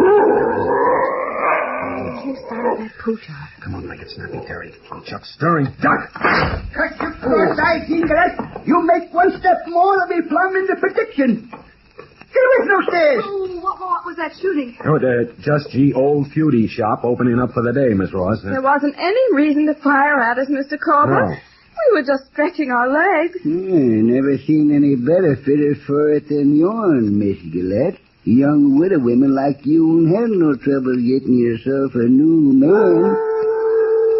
Hear that? Old Daniel said it's time for a corpsing. Come on, Gillette. I sure hate to do this. There ain't no use waiting when you got a chore to do. Oh, please, Mr. Corbett. It isn't sunrise yet. And no sense quibbling over a few measly minutes. Where you prefer to get it, Gillette? Oh, now, look, you're really going too far asking me to call my own shot. All right. Here it comes, Gillette. No, wait. Somebody's coming. Johnny, Oh, Jonesy, good old Jonesy. Hello. Oh, I hope I didn't disturb anybody. Cuss me bow-legged if it ain't that little possum back again. Jonesy, where's the sheriff? I didn't bring him. Huh? You didn't bring... I didn't get to town. It was so dark and there were so many awful noises, and I got scared and I got lost. Oh, so that's what you two were planning, eh? Oh, we sent the Raven to find land, and he lands back here. Well, the light in the Gillette house was the only one I could see anywhere. It was so dark, and something kept saying, woo, woo, right in my ear. Yes, well, that Gillette gun is about to make a different sound in my ear. Well, that settles it. This possum ain't no Gillette. Jonesy, tell him the truth. Well, nobody can tell me any Gillette will lose his way in the swamp. Why, the whole seed and breed of them was spawned here. Now, just a minute, Corbett. You've known all the Gillettes. Now, do I look like a Gillette? I can't say as you do. But you sounded like one the way you was bragging in the boat. Oh, well, I was just doing that to give this Ross girl here something to write about. Looks as if you're stuck with your story. Yeah, quit your caterwauling, all of you. I ain't going to wait no longer. Be late getting back to my cabin for my breakfast, way 'tis. Too bad about you and your breakfast. Well, I've ate my grits half an hour after sunup for 70 years. And ain't going to let no Gillette stop me now. Oh, well, that's...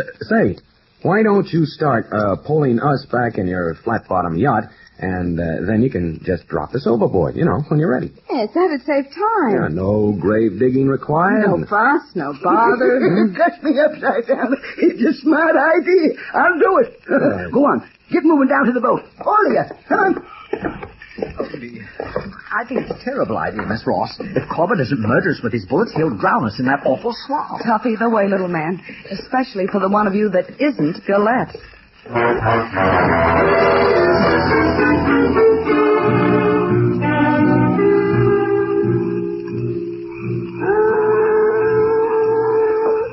Shut up, Daniel. You're no more impatient than I be. Get in the boat, all of you.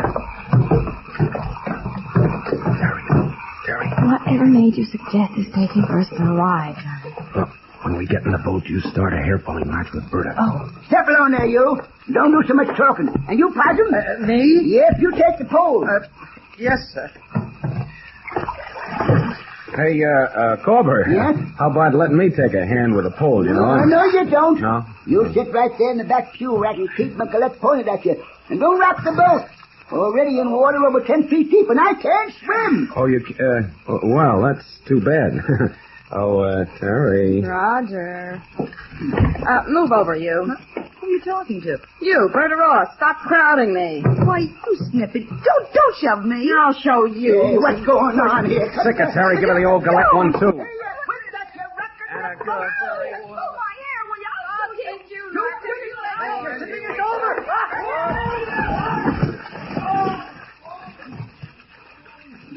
Hey, Terry. Where are you? Here, Johnny. Just swim back to the landing. All right. I'll get Corber.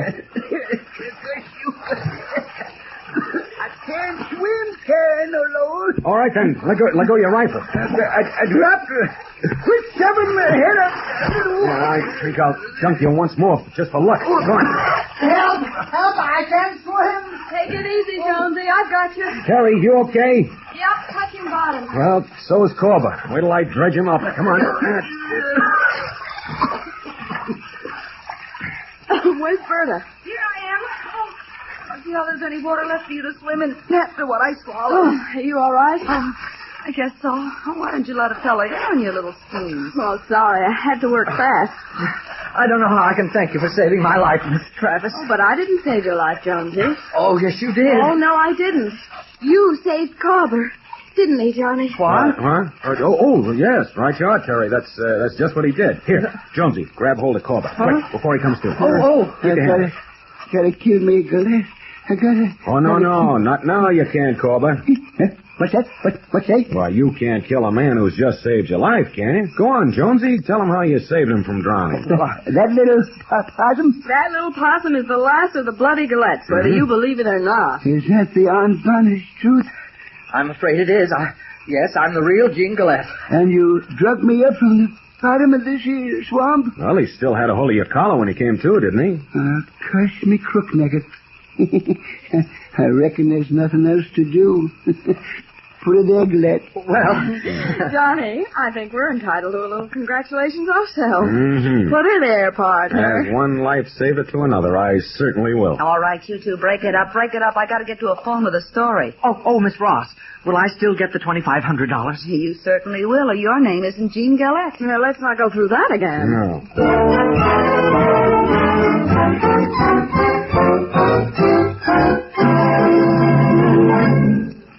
Here's Berta's articles on it. Yeah, How I Helped to End the Corbett-Gillette Feud by Berta Ross. Listen to this. I found Johnny Gillette, the last of the bloody Gillettes, to be a baby-faced feudist whose innocent appearance seems merely to mask an iron nerve.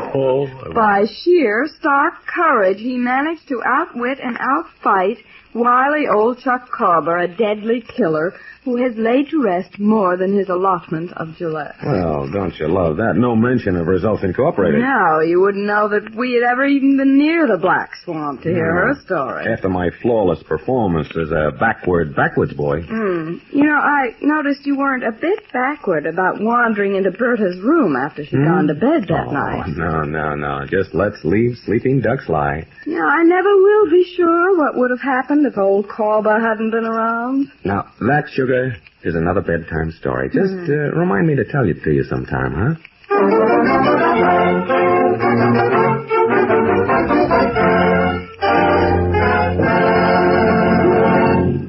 Tune in again next week at the same time for another half hour of thrill, suspense, and laughs with Results Incorporated, starring Lloyd Nolan and Claire Trevor. You'll enjoy listening to this new comedy mystery program, so make a date, won't you, this same time next week. Lloyd Nolan appears through the courtesy of 20th Century Fox Studios. Tonight's script was written by Leonard St. Clair and Stuart Sterling, based on characters created by Lawrence Edmund Taylor. Music was by Russ Crump. This program originated in the Donnelly Studios in Hollywood. Bob O'Connor speaking. This is Mutual.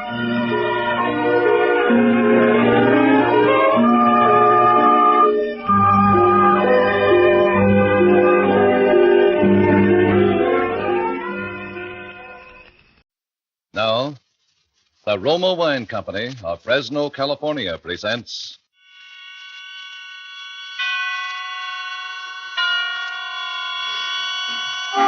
Suspense.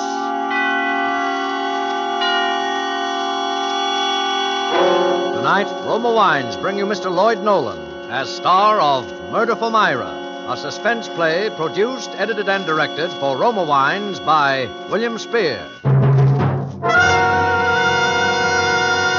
Suspense, radio's outstanding theater of thrills, is presented for your enjoyment by Roma Wines. That's R-O-M-A, Roma Wines. Those excellent California wines that can add so much pleasantness to the way you live, to your happiness in entertaining guests, to your enjoyment of everyday meals. Yes, right now a glassful would be very pleasant, as Roma Wines bring you Lloyd Nolan in a remarkable tale of Suspense.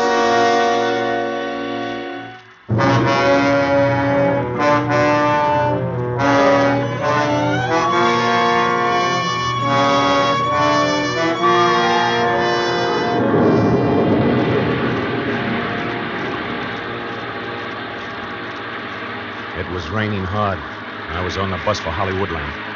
Myra had said, Take the last bus, Ernie. That'll get you to the house at about 1:30, and I'll see to it that His Highness and I don't get home from the party until after 2. That ought to give you plenty of time to get set. Well, I had taken the last bus, and it was 1:10, and we were coming to Beechwood Drive. Don't ride all the way. Get off at Beechwood and Franklin and walk up, just in case. I pulled the cord. I was following Myra's instruction to the letter.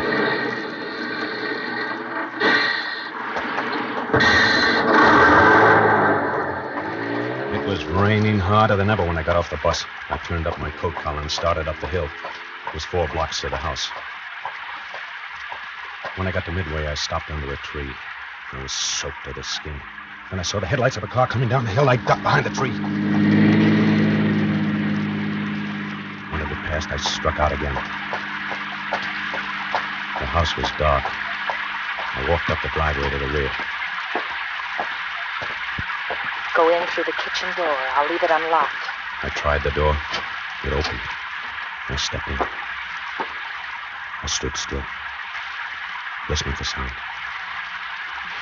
Then I closed the door. Don't turn on the light, remember now. Then look for the lipstick on the table. I struck a match. The lipstick was on the table. The lipstick meant that the way was clear for me to go upstairs. The match went out, and I stuck the burnt end in my pocket. There was a puddle of water on the floor where I'd been standing. I got a kitchen towel and wiped it up. Then I wrung out the bottom of my trousers and wiped the floor again. I took off my coat and went to the sink and wrung out my coat, too. I looked at my watch. It was 1:55. Didn't have any too much time. Myra and the old man would be returning any minute now. So I walked into the next room. It was the dining room. The door on the other side of the room was open. Led into the hall. I could see the stairs. I walked into the hall and started upstairs. And the match went out. When I got to the top, I lit another. Our bedroom's the first door on your right. I opened the door. Saw the twin beds. I'll keep him late at the party, so that by the time we get home, he ought to be pretty knocked out and fall asleep in no time. He'll have been up since 6 a.m. And there was the clothes closet. I opened the closet door and stepped in. You'll find the hammer on the top shelf. I'll hide it behind some old hats of mine. I was groping for the hammer when I heard a car turning into the driveway. My first impulse was to run to get out of the house. Now that the time had come, I was afraid. I was deathly afraid. I started for the door and... You've got to go through with it, darling. It's the only way. It's his life or mine. Don't you see? If you love me, you'll do it. I took hold of myself. I stepped back into the closet and closed the door. I recalled thinking, this can't be me. Ernest Cobb, hiding in the dark with a hammer in my hand, waiting to kill a man I don't know. A man I've never even seen. Waiting to murder him in his sleep. This must be somebody else.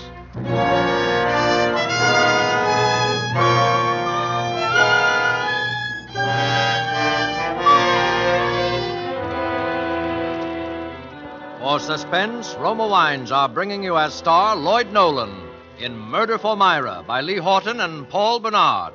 Roma Wines' presentation tonight in radio's outstanding theater of thrills, Suspense.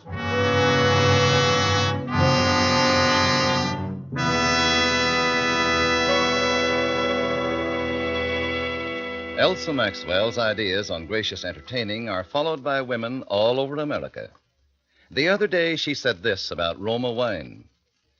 One of my favorite wines is distinguished Roma California Sherry, a glorious gold and amber wine, delightfully light and nut-like in taste.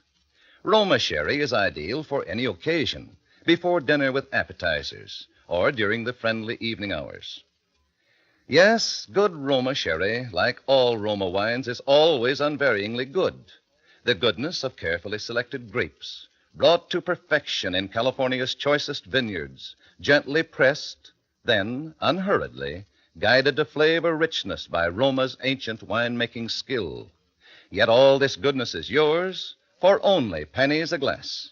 Remember, because of uniformly fine quality at reasonable cost, more Americans enjoy Roma than any other wine. R-O-M-A, Roma Wines. And now Roma Wines bring back to our Hollywood soundstage Lloyd Nolan in Murder for Myra, A narrative well calculated to keep you in suspense.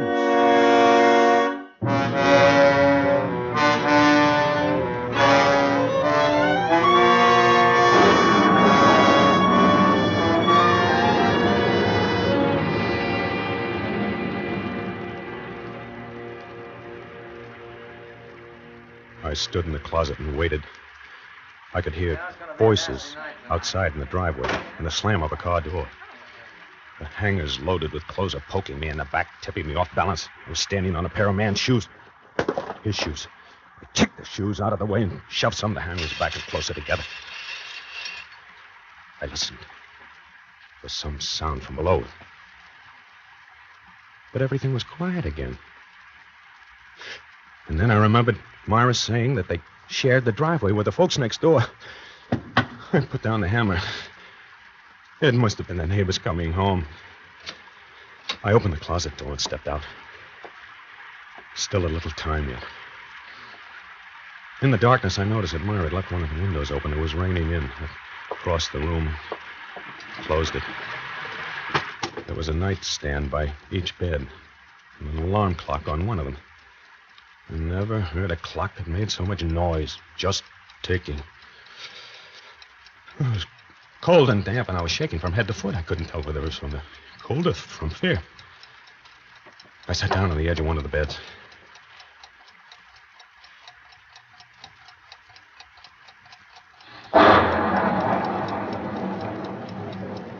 Then I decided to have another look at the hammer.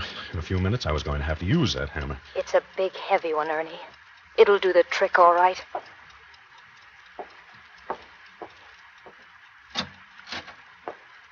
I felt along the floor of the closet for the hammer. Then I hefted it experimentally. It was big and heavy. The kind that would smash a human skull to pulp. I looked at clothes hanging there, many of them his clothes. In the flickering light of the match, one garment caught my eye, probably because it was long and white and had big gaudy flowers on it. It was Myra's negligee. She'd been wearing it that morning when I first met her 5 months ago.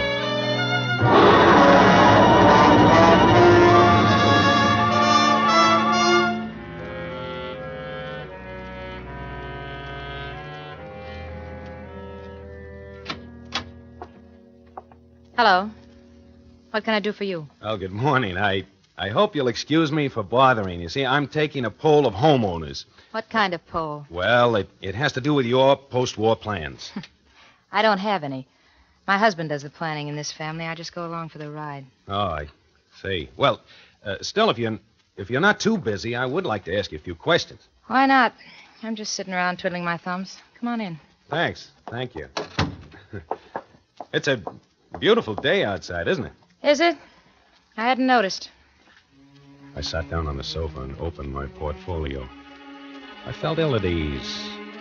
Bare emotions do that to me, and Myra's emotions that morning were as bare as her throat in that low-cut negligee. I knew right away that she'd had a row with her old man. In my business, you get so you can figure out things like that. And it was as plain as the nose on my face. My nose was pretty obvious that day. I'd been to the beach and I was burned to a fiery red and my nose was peeling. She laughed then, at me, I guess. You got quite a case of sunburn, Mr. Cobb. Ernest Cobb. Yes, I have, haven't I? That's too much beach, I guess. I haven't been to the beach in 2 years. Oh, don't you like it? Sure, but what difference does that make? His Highness doesn't. Is who? My husband. Let's have the quiz. Oh, yeah. Yes, of course. Now, first, your name is... Blair. Myra Blair. His name is Ray. And his business? He's an aircraft engineer. A scientist. And you don't work? No, I'm just the housewife. The little homemaker. You don't sound as though you fancy the role, Mrs. Blair. I hate and despise it. Oh, that's a shame. Any children? Yes, a daughter 4 named Julie. She's at nursery school. And now for the questionnaire. Are you Do you know whether or not your husband is planning any extensive repairs or remodeling on your home after the war? I haven't the foggiest notion. It's like I told you, I'm part of the decorations here. What I think and how I feel doesn't count. Oh. I suppose you think I'm talking out of turn. Well, I am. I'm sick and tired of the whole mess. He comes home and smokes his filthy pipes and tinkers around his workshop down in the cellar, and I just sit here. Night after night, it's the same thing. Look at me. Am I so hard to take? Well, he's probably just got his mind on other things. Yeah, I know. Planes. That's all I hear. That's the war, Mrs. Blair. He's phooey. It was the same before the war started. I'm not getting any younger. I want to have some fun. Do you blame me? But no. I think everyone's entitled to some fun and good times, Mrs. Blair. Call me Myra. I never did like being called Mrs. Blair. About the questionnaire. Now, perhaps you can answer me... Phooey to the questionnaire. I'm sorry. I'm just in a nasty mood, that's all. I had a fight with him last night and another one this morning. I had to blow my top to someone. You just happen to be it. Oh, that's all right. About your questions, honestly, I don't have the answers. It's like I said. Sunburn of yours, you better do something about it. Well, it does burn pretty much, all right. My hands are cold. Does this feel good? She bent out over me, and I could feel her breath in my ear. One lock of her hair fell away from her forehead, and it brushed my nose. Then her fingers touched my face, and I did something crazy. I reached up and grabbed her by the shoulders and kissed her on the mouth. And the next thing I knew, she was in my arms. She was kissing me and sobbing in a sort of a spilling over of emotions that left me scared and limp as a dish rag. Oh, there, that's... You're gonna change things, aren't you, big boy? Oh, sure. You'll help me? Sure. I'd do anything for you. Anything.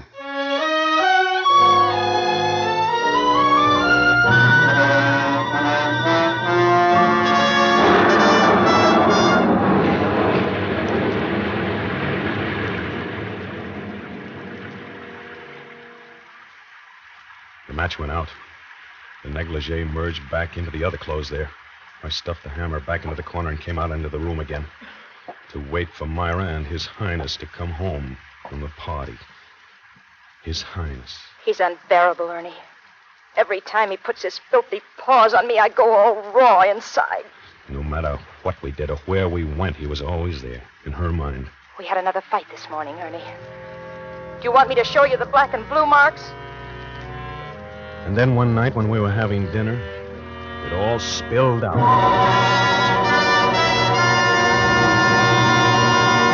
There's only one answer, Ernie. I gotta get rid of him. Well, that's what I've been saying all along. You've got to divorce him.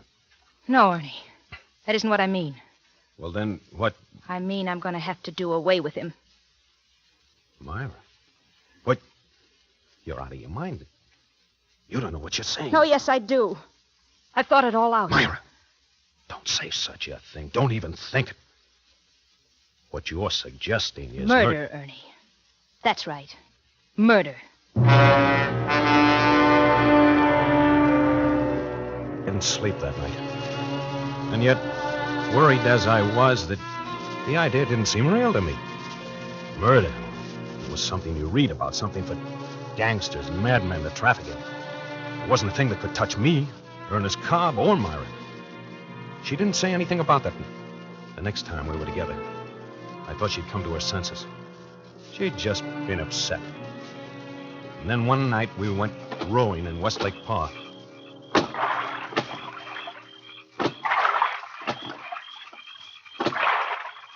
He's bought a gun. He's threatened to kill me. He wouldn't dare. It's him or me, Ernie. I gotta get rid of him. Well, get rid of him, yes, but not that we... What other way is there? I don't know, but... What other way is there? Name it. Well, how are you going to do it, Myra? I'm gonna poison him. You'll help me, won't you? No, I couldn't. I'm not asking you to feed it to him. You can help me get a little poison, can't you? I don't know anything about poisons. I don't know anything about murder. Well, you can learn, can't you? If you're that dumb, maybe I can find someone else. Myra. There are others who'd be glad to help. Please, don't talk like that, Myra. Well, you You know I'd do anything for you. There's a better way, Ernie. What? He's got a big, heavy hammer down in his workshop, Ernie. You could do the trick easy. Oh, no. No, Myra, not me. I'd do anything in the world for you, Myra. Anything, But the one thing that'd help me out of this mess. It's his life or mine, Ernie. If you love me, you'd do it. I can't do that. I can't. You'd leave it for me to do. No, It'd be a cinch, Ernie. You could sneak into the house some night when we were out and hide until we get home. With that hammer, it'd be all over in a second.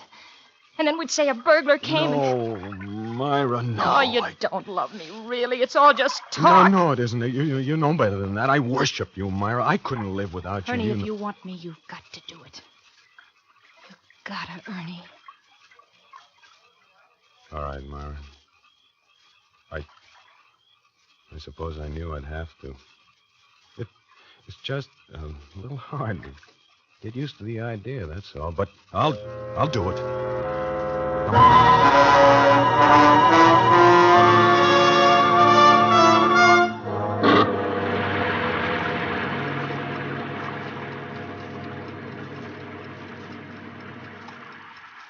I looked at my watch.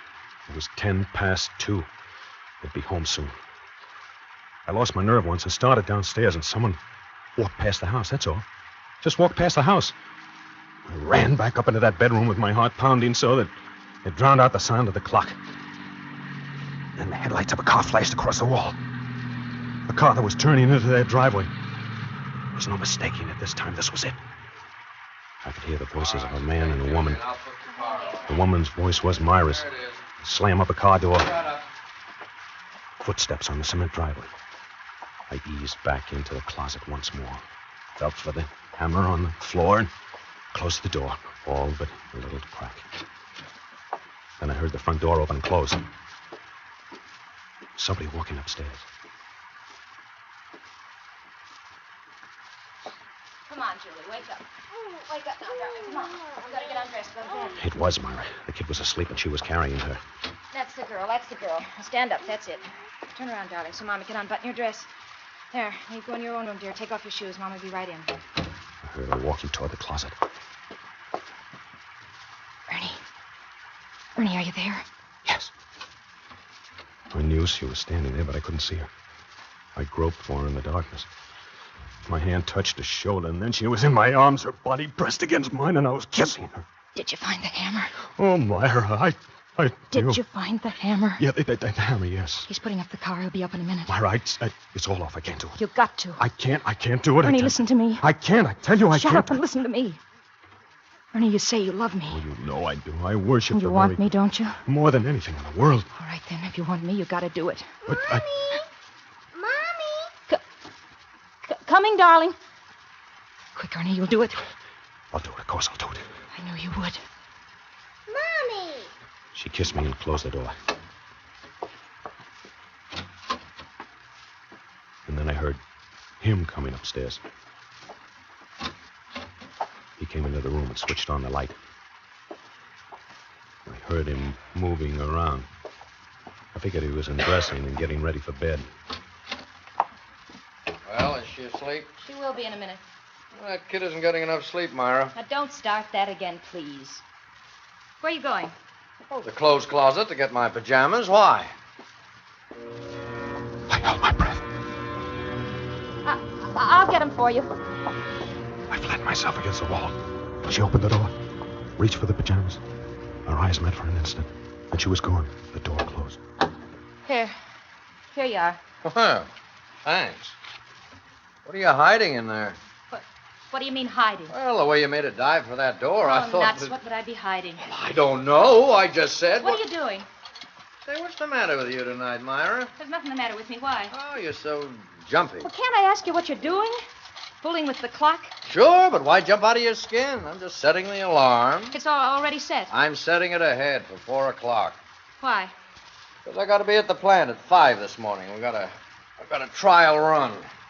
Oh. This was something we hadn't figured on. I looked at my watch.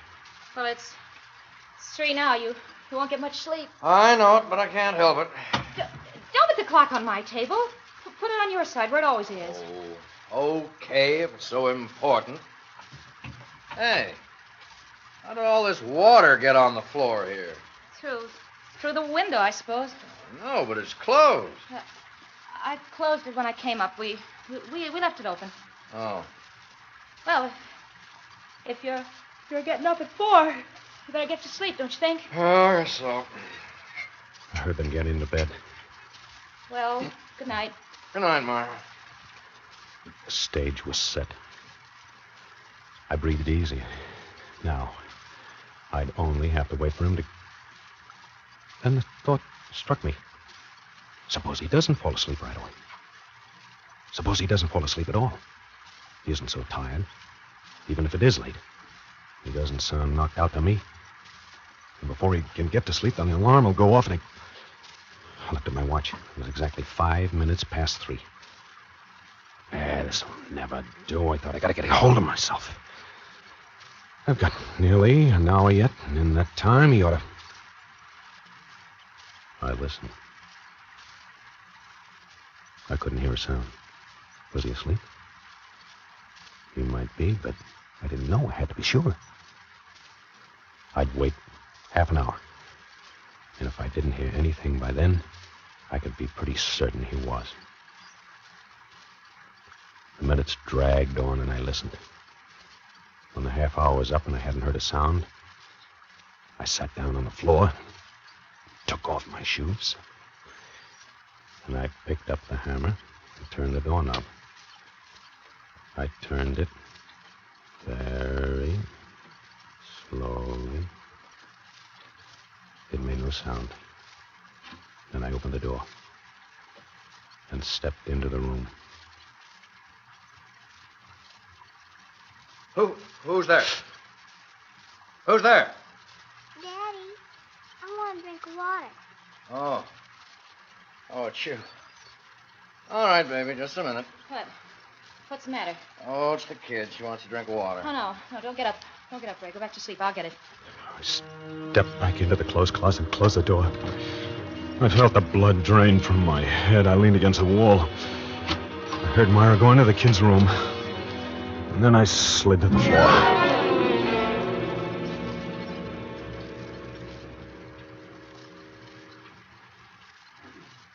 I guess I must have passed out then, or fainted or something. Because the next thing I remembered was sitting up, startled, wondering where I was. I looked at my watch. It was 3 minutes to 4. I remembered now where I was and what I was there for. I was in the closet. There was a man on the other side of the door that I had to kill before an alarm went off. And the alarm went off at 4. I remembered that I had to be very quiet because the man was asleep. Everything I did from that time on was automatic. I acted like a man in a dream. I picked up the hammer and stood up. I opened the door and crept into the room. I could see the hands of the clock by his bed. It was almost 4. I didn't breathe. I only listened.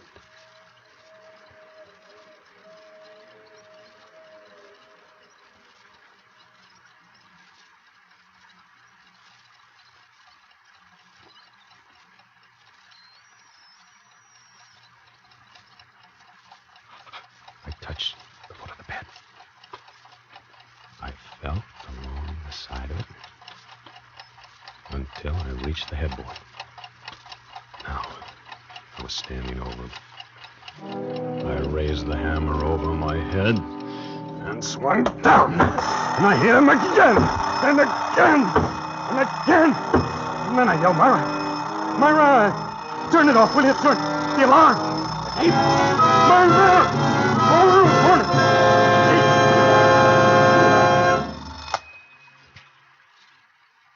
And then the light went on. And I was looking at a man sitting up in the other bed. And he was pointing a gun at me. Hello, Ernie. I moved the clock. You saved me a lot of trouble. I looked down at the bed I was standing over. And I saw Myra. And blood. And the hammer. And suddenly I felt an insane desire to laugh. And then a sob caught in my throat. I couldn't control myself. I started to laugh. I couldn't stop.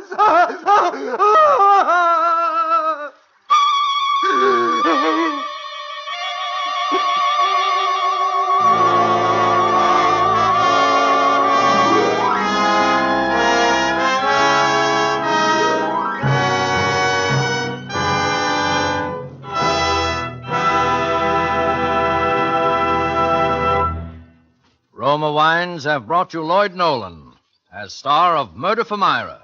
Tonight's study in Suspense. This is Truman Bradley for Roma Wines, the sponsor of Suspense. August, one of the warmest months, calls for tall, frosty iced drinks. And famous hostess Elsa Maxwell recently said, "I've discovered the perfect hot weather drink. Wonderfully cooling and refreshing. One that guests really go for. I mean, Roma wine and soda, made with distinguished Roma, California Burgundy, or Sauterne. Yes, Roma wine and soda is simple to prepare.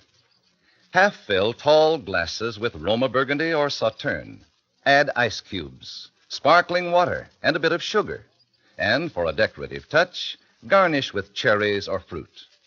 And be sure to use Roma wine, always uniformly good, yet costs only pennies a glass.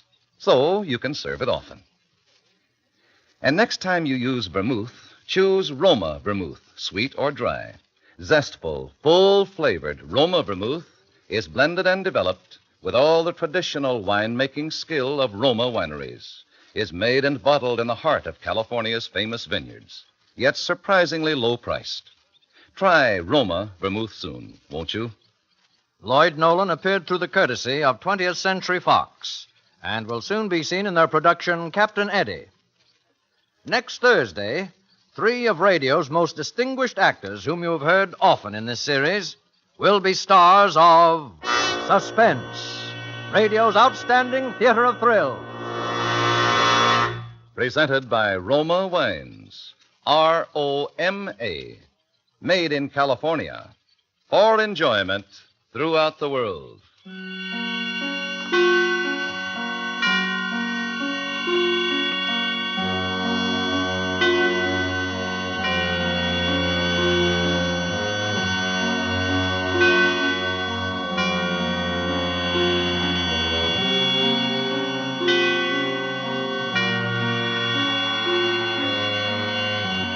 This is CBS, the Columbia Broadcasting System.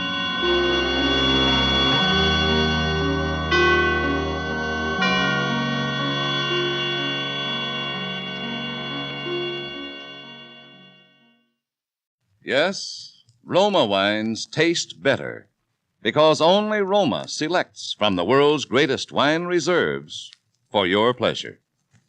And now, Roma Wines, R-O-M-A, Roma Wines present Suspense.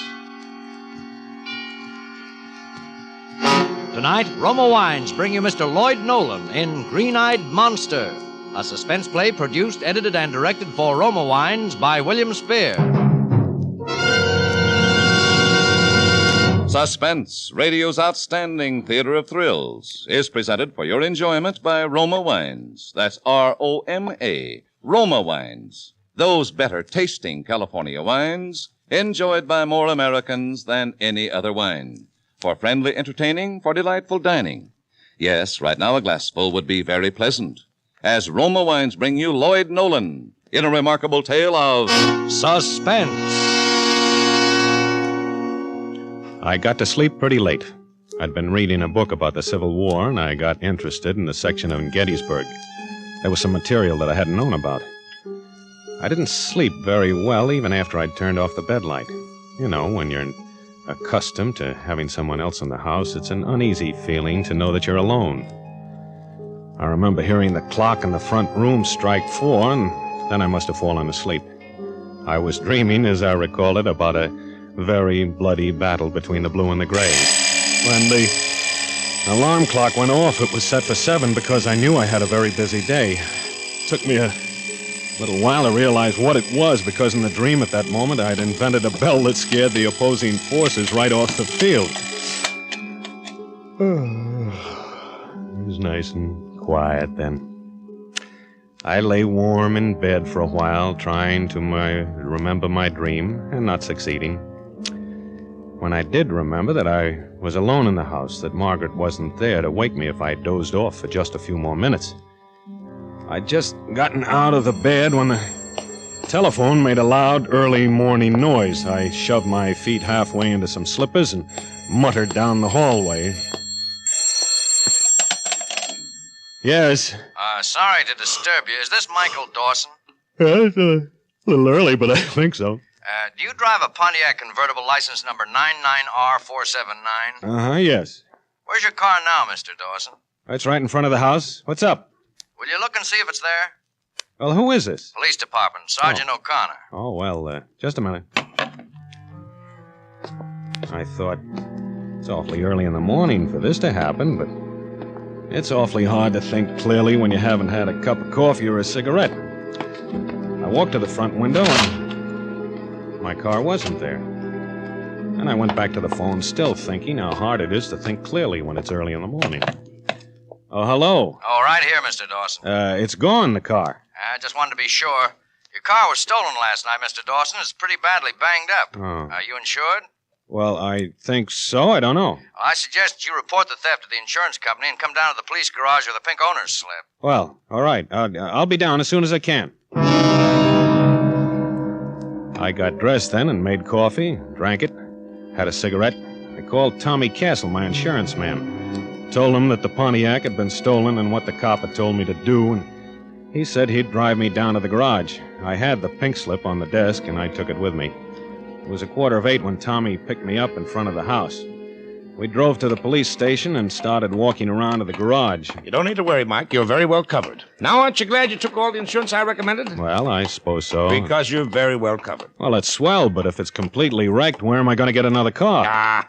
They could probably fix it like new. And it won't be long before the market will be flooded with new cars. Mr. Dawson? Yeah? Sergeant O'Connor, the car's over there, Mr. Dawson. Where? Oh, yeah, I see it. It's pretty badly smashed up. Now, let's look it over closely, Mike. What a mess. Well, you know, that serves me right for leaving it out in the street all night. Never would have happened if my wife had been home. Margaret's much more thorough than you are, Mike. Is Mrs. Dawson a blonde, about 5'3"? Yeah. Why, do you know her? Is that your wife, Mr. Dawson?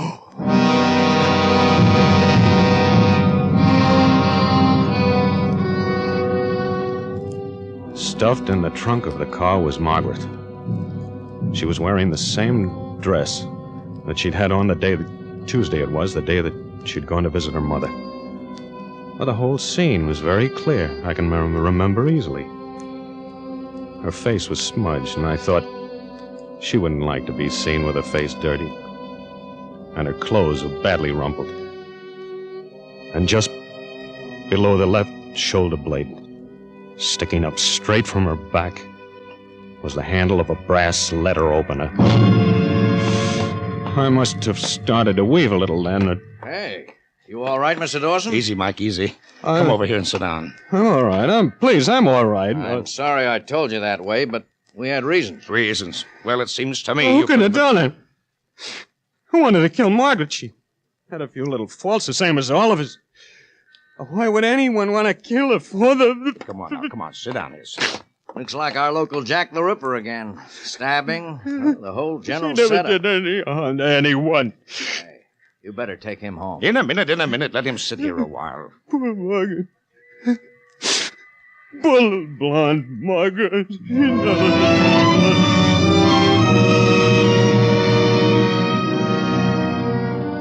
I did that pretty well, didn't I? Because I wasn't surprised at all. I'd planned that whole morning. I didn't think it would happen that early, but I knew it would happen. You see, I had stolen my car and left it wrecked for the police to find. And in the trunk of my car, I'd stuffed the body of my wife, Margaret, who I had stabbed in the back at 4:30 Tuesday afternoon.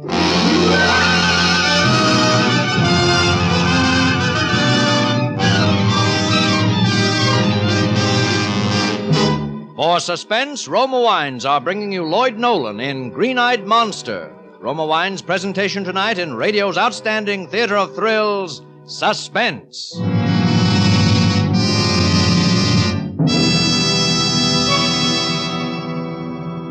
Between the acts of Suspense, this is Truman Bradley for Roma Wines. More Americans enjoy Roma than any other wine. Yes, Roma is America's favorite wine for everyday pleasure, for gracious hospitality. Because in Roma, you enjoy the important difference of better wine, extra goodness in fuller bouquet, richer body, and better taste. And there's a reason Roma wines taste better. First, Roma selects California's choicest grapes. Then, with ancient skill and America's finest wine-making resources, Roma master vintners guide this grape treasure unhurriedly to tempting taste perfection. These choice wines are placed with mellow Roma wines of years before, and from these reserves, the world's greatest reserves of fine wines, Roma later selects for your pleasure. Discover for yourself the finer quality, the better taste of Roma California wines. Tomorrow, enjoy a glass of Roma Sherry, Port, or Muscatel. You'll agree that Roma wine is your best buy in good taste. That's R-O-M-A, Roma, the better tasting wine. And now, Roma Wines bring back to our Hollywood soundstage Lloyd Nolan as Michael Dawson and Kathy Lewis as his wife Judy in Green-Eyed Monster, a tale well calculated to keep you in suspense.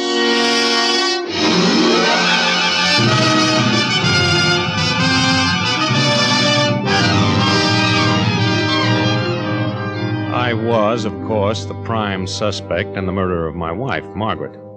The only thing was that there'd been a series of crimes in my neighborhood during the last couple of months, crimes that all followed a general pattern. And since I was clever enough to fix Margaret's murder so that the death was as neat as the others had all been, it was decided at the coroner's inquest that the murder had been committed by a person or persons unknown, by which they meant the Jack the Ripper character that was running around loose. And I wasn't held.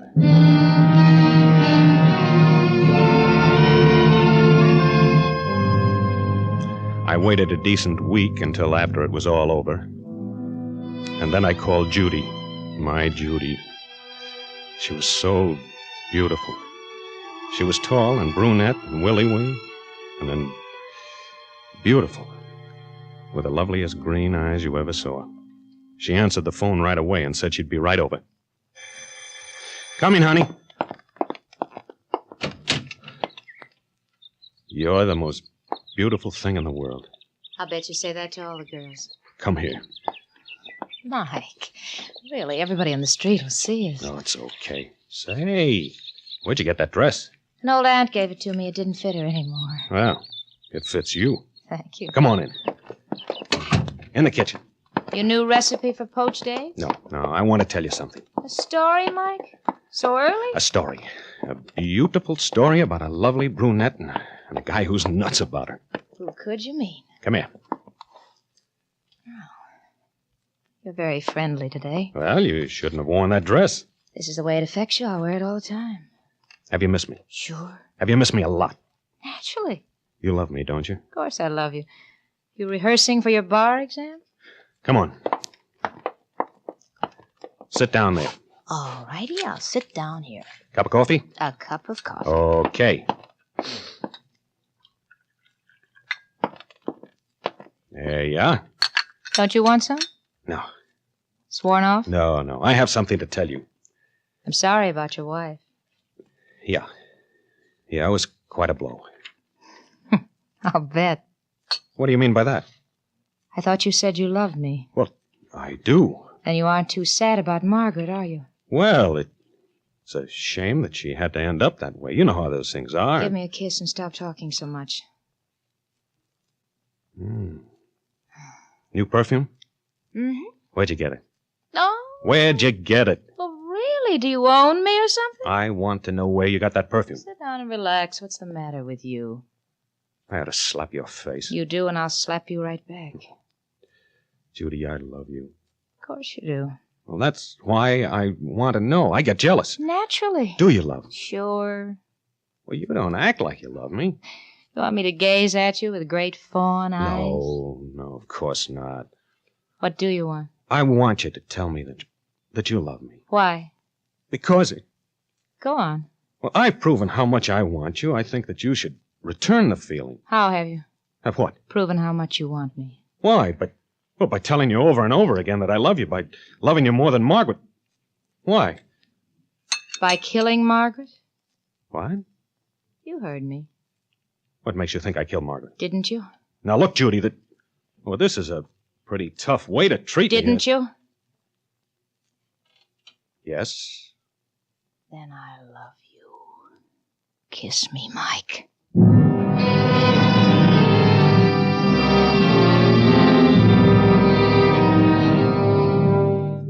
She loved me. She really loved me. That was all I cared about, all I could think about. She was so wonderful. We got a little house in Glendale, and we're married out there where nobody knew us. And then that first evening, that very first hour almost, that we were alone together in our own home, somebody came to the door.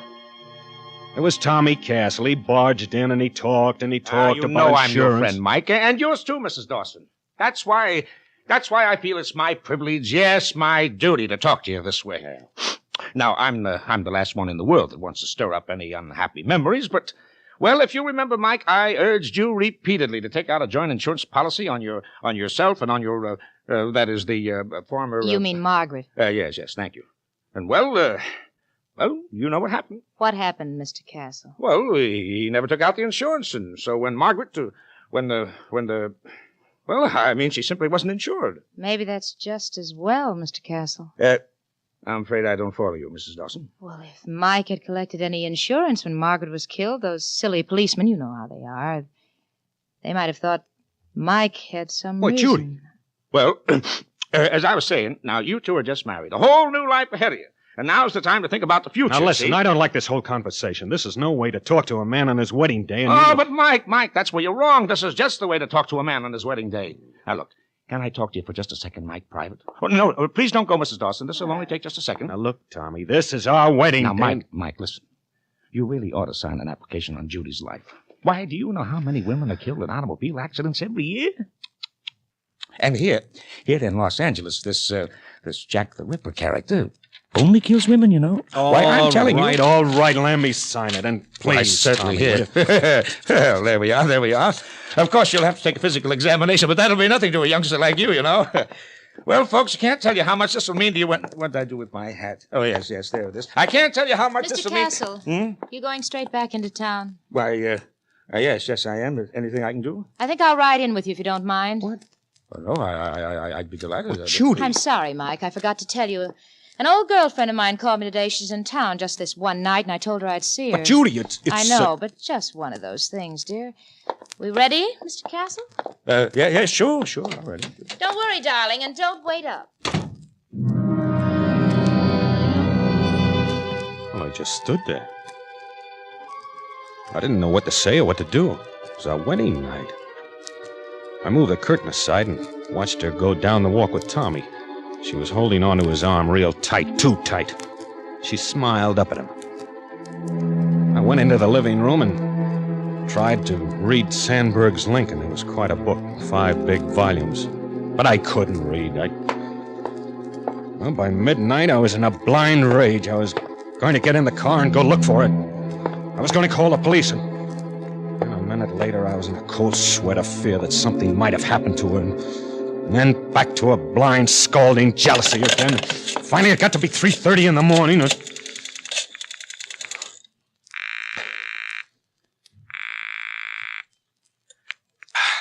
Hello? Hello, Tommy. Is that you, Tommy? Huh? Oh, Mike. Yeah. Listen, I just came in. I heard the phone ringing. Ran up the stairs. I'm a little out of breath. Where's Judy? Judy? Oh, you mean the missus? Why, I don't know. Where did you see her last? Why, I let her out at Sunset and Western, and that was about... Oh, you did you? Well, of course I did. Gosh, Mike, you don't think that, Well, hello, darling. I told you not to wait up. 4 o'clock in the morning. I know it is, and I'm sorry. Poor Ethel wanted to talk about her troubles. I just couldn't bear to leave. Hey, yeah, small coffee. Poor Ethel. This was our wedding night. Darling, you're white as a sheet. And you're trembling. Well, sure I am. And wandering around at this hour. this Jack the Ripper character. What was that? Where have you been? What have you been doing? Well, I just told you, Mike. Ethel Darcy. Now, you listen to me. You listen to me. If you ever do a thing like this again... Now, darling, you listen to me. You're not going to try to run my life for me, are you? Your life? I'm thinking about our life. I'm thinking about the things... Mike, that's what I'm thinking about. Our life. And that's not all I'm thinking about. Well, all right then. I'm thinking about Margaret. Margaret? You mustn't be like this, darling. You've got to promise me not ever again. Because I don't think Margaret would like it. Well, she couldn't have made it much plainer, could she?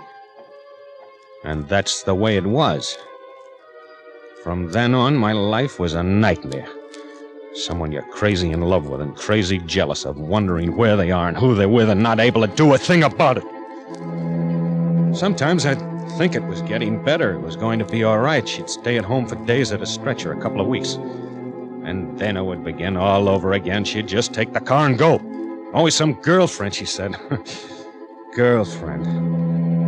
Finally, I guess I did go a little crazy. I had to know one way or the other. So one night when she was getting ready to go out, I went to the garage and jimmied the lock on the trunk compartment of the car so it couldn't be snapped shut. I crawled in and pulled the lid down after me. I must have been crazy because it never even crossed my mind until I was lying in there all scrunched up in the dark about the last time anybody'd been in there. I mean Margaret.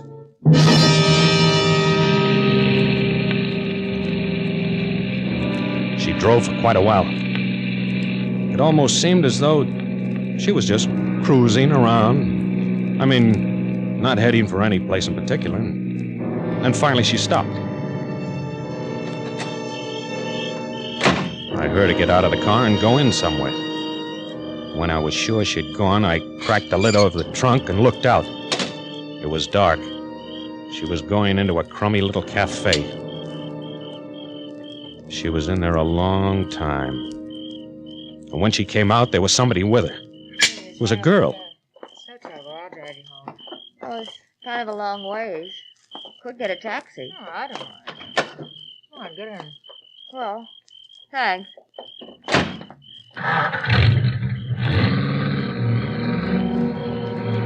So it was a girlfriend, this time anyway. And then the car was stopping. I cracked the lid of the trunk open again. It was a nice night and the convertible top was down and I heard it all. But this isn't the way. Why are we stopping? You'll find out. Get out. Get out? Don't argue. Get out. If this is your idea of a joke or something, all I can say...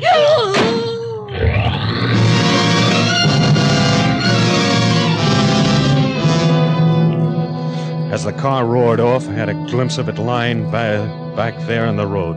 The girl's body, with a knife in the back, dead.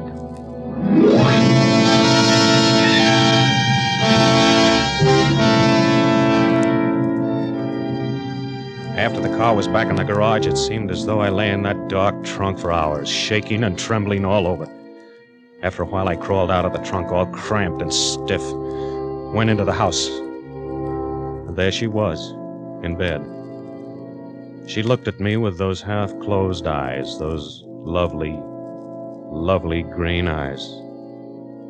And then she turned over with a little sigh and was fast asleep.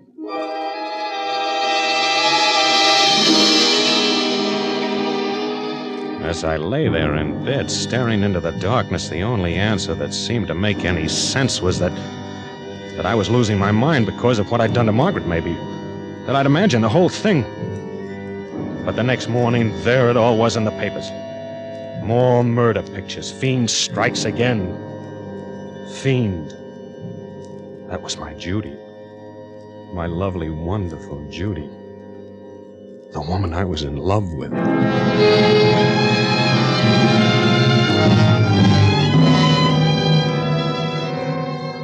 From then on, I watched her like a hawk, Day and night, I never let her out of my sight. I hardly slept at all. I did things like letting the air out of the tires so she couldn't use the car, like hiding everything in the whole house that was sharp or pointed, knives, ice picks, scissors, letter openers. And Judy? She was wonderful. Calm, serene, apparently without the faintest idea of what was in my mind. I watched her, and I began to think what I had before, that somehow it must have all been a terrible mistake. That was what I was thinking last night. I brought you some tea and Melba toast, darling. Oh. You're looking better, I think. Oh, thanks, Judy. By the way, whatever happened to that letter opener? The new one we used to have on the desk. The what? The letter opener. What do you want it for? To open letters, silly. It's first of the month. There's a stack of bills in there that high. Well, you're not thinking of going out? You don't know where that letter opener is? No, I don't. Oh, I guess I can find something else that'll do just as well. I had the letter opener, of course, but I didn't tell her. I didn't dare. I could feel it inside my pocket as I lay there on the couch in the den where I could watch the front hall and the living room door. I heard her fussing around upstairs for a while. And then she came down, and I heard the back door close. She was going to the garage. And as I got up, I could feel the letter opener pressing against my side. Oh, it was a terrible pain in my head. I don't know what exactly happened after that.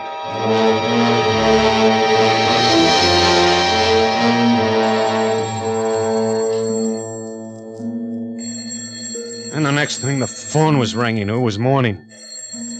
I got up off the couch, stumbled out into the hall to answer. I'm always groggy in the morning before I've had my coffee and a cigarette, but this morning was though I'd been drugged or something. I couldn't think at all. Hello? Mr. Dawson? Michael Dawson? Yeah. You drive a Pontiac convertible, license number 99R479? Yeah, I think that's the number. Why? Well, we've got your car, Mr. Dawson. Your insurance agent, Mr. Castle's down here already. Oh, yes. Yeah. We'd like to have you come down here right away and bring your pink owner's slip. Who is this? This is the police department. I was still pretty much in a fog when I got down there. I couldn't quite figure things out. My car must have really been stolen again. Really stolen this time. Wrecked, I suppose. And where was Judy? Maybe she'd wrecked it. Or maybe they'd caught her. But then they'd have told me about it, not just asked me about the car. Tommy met me outside. He must have been waiting for me. How are you feeling, old man? I'm all right, I guess. I'm afraid you're in for kind of a shock. Was it pretty bad? Yeah, pretty bad. Oh, yeah, there he is now. Mr. Dawson? Yes? Come this way, please. There, is that your car, Mr. Dawson? Yes. It isn't wrecked. There doesn't seem to be anything the matter with it at all. Lift up the trunk, will you, Sergeant? Yes, sir.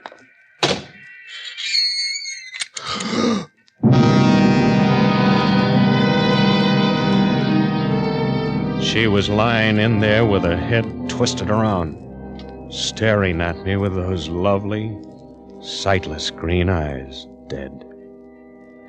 Judy. My Judy. And the letter opener was in her back. All right, he'll be coming around in a minute. Hey, you better get a stenographer in. He'll probably want to make a statement now. You're all right now, old man? Yeah, sure. We can't pay the insurance, of course. You understand. Insurance? Well, the life insurance on Judy. But I'll get you a lawyer. I'll do anything I can. What? Don't you think you're going to need a lawyer, Mr. Dawson? Oh, I'll take care of all that. One accident, that's one thing, but two wives, both in your car. Now there's your letter opener with your fingerprints on it. Won't go, Mr. Dawson, not anymore. Oh. And then, of course, there's all the others, 7 of them that you killed in the last 3 months. That I killed? Now, Mr. Dawson, you're not going to give us any trouble, are you? No. No, I'm not going to give you any trouble.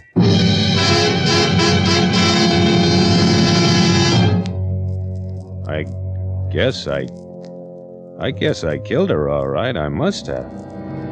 I didn't kill the others, of course, but I confessed to them. I was glad to. I'd rather have them think it was me than Judy. My beautiful, green-eyed Judy. I've got lots of time to read. I'm almost through the 3rd volume now of that Life of Lincoln. Only 2 more volumes to go. They're pretty long and thick, but I think I'll make it. Just about.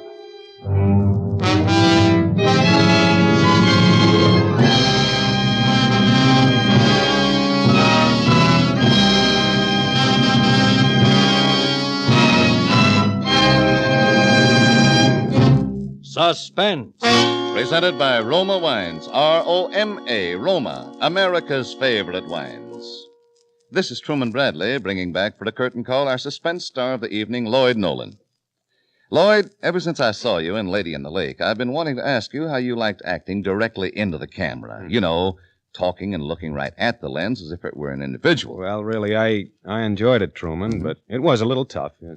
See, acting is easier when you're talking to another person. It helps you watch his reactions, see his expressions change as you deliver your lines, you know. Yeah, I see, Lloyd. Well, if you like to watch reactions, just try this idea, Lloyd. To see your friends' expressions reflect pleasant anticipation, serve them Roma California Sherry from this hamper of Roma wines. Yours to enjoy with the compliments of Roma, the greatest name in wine. Thanks, Truman, I will. And, Lloyd, I'm sure you'll find, as I do, that everyone enjoys Roma Sherry. For this golden amber, fragrant wine, with its tempting nut-like taste, is so good so many ways. Roma Sherry is the perfect first call to dinner, the ideal start to a pleasant meal every day. And Roma Sherry is delightful and right for friendly entertaining any time. Right, Truman. Roma Sherry is always in the best of taste. Yes, Roma Sherry does taste better, because Roma selects the better-tasting wines from the world's greatest wine reserves. That accounts for the delightful difference in Roma wines, the fuller bouquet, richer body, and the better taste. That's why more Americans enjoy Roma than any other wine. 3 very good reasons, Truman. Well, thank you, and good night. Lloyd Nolan appears through the courtesy of 20th Century Fox, producers of The Late George Apley. Tonight's suspense play was written by Elliott Lewis and Robert Richards. Next Thursday, same time, you will hear Mr. Richard Conte as star of Suspense. Produced and directed by William Spear for the Roma Wine Company of Fresno, California. This is CBS, the Columbia Broadcasting System.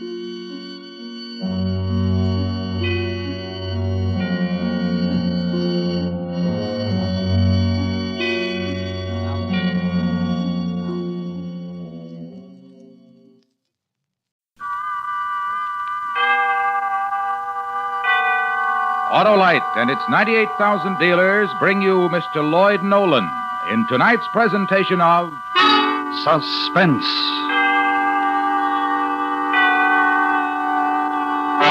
Tonight, Autolite presents a true story of crime and punishment. The fame of this actual case rests with the singular qualities of its characters. The detective is no better than ordinary, and the killer is a man without a future. The story is called The Man with Two Faces. Our star, Mr. Lloyd Nolan.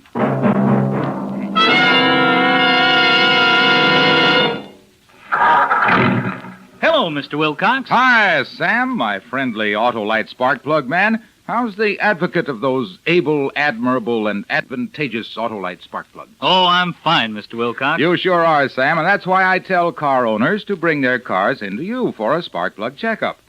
You know, Sam, that unless spark plugs are operating properly, you won't get the smooth and economical performance you expect from your car. It pays to have spark plugs checked every 3,000 to 5,000 miles, Arlo. Right you are, Sam. And if cleaning or adjustments are needed, your friendly Autolite spark plug dealer has the latest equipment to give you the best spark plug service money can buy. And if he finds your spark plugs are worn out or wrong for your style of driving, your Autolite spark plug dealer will replace them with the world-famous ignition-engineered Autolite spark plugs, either standard or resistor type. To locate him, look for the Autolite spark plug sign, or just phone Western Union by number and ask for Operator 25. She'll tell you the name of your nearest Autolite spark plug dealer. And remember, from bumper to tail light, you're always right with Autolite. And now, Autolite presents The Man with Two Faces, the documented story of an actual crime, starring Lloyd Nolan, hoping once again to keep you in suspense.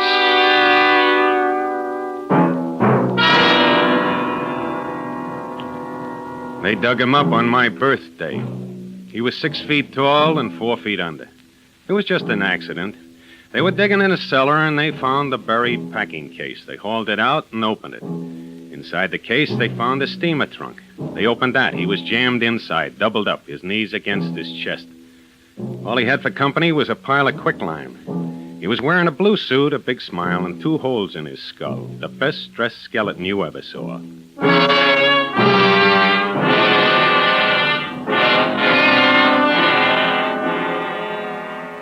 My name, Palachek, Gus R. Detective Lieutenant, badge number 1416. I've been a cop for the city of Cleveland for 19 years. The last 14 of them, I've worked out a homicide. I'm not a chowderhead and I'm not a Sherlock Holmes. I'm strictly average.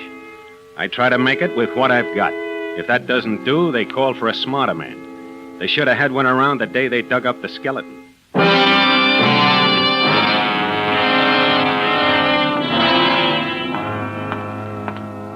We completed our preliminary investigation at the spot where the packing case was uncovered.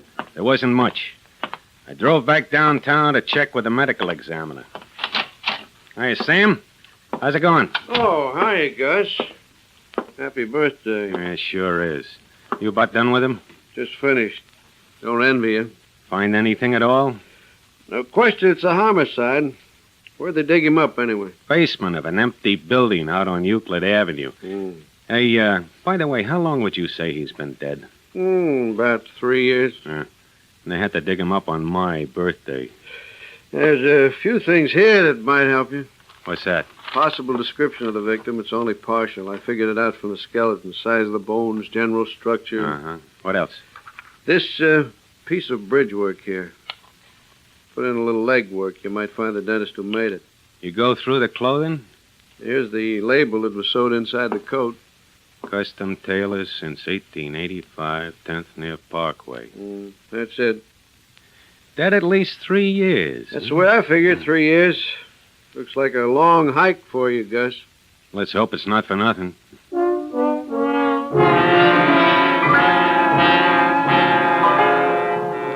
As I say, masterminds don't run in our family. I have a tough enough time figuring a homicide that's 3 hours old, let alone one that's going on for 3 years. With me, tracking a killer, strictly hammer and saw work. I grab what I figure's the strongest lead and start hiking from there. The next day, I checked with the custom tailors who had their label in the suit we find on the skeleton.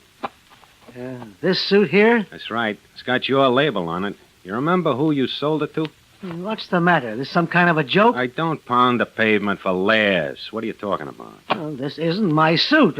It's a fake. Huh? Look, in my whole life, I never made a suit like this. It's a fake. Somebody took my label and sewed it into a cheap store suit. You sure of that? Well, naturally, I'm sure. Here. Look. Yeah? Look at how it's made. This is not hand stitching. It's stitching made by a machine. Cheap store suit.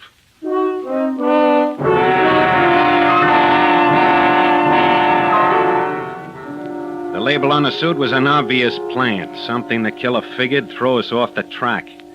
This being true, then why did he leave behind something as telltale as a piece of bridge work in the mouth of his victim?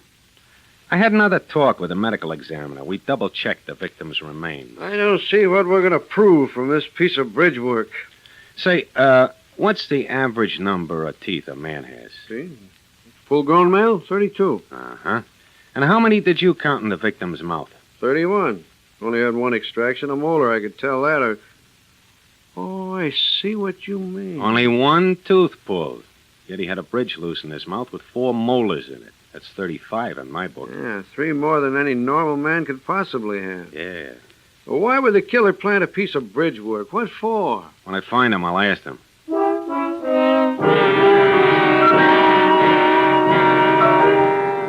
That made 2 phony plants the killer had made. The piece of bridge work and the suit label. I looked for one more. I found it. The victim's hair had remained intact. It was dark brown and gray. I took a couple of specimens and had them checked.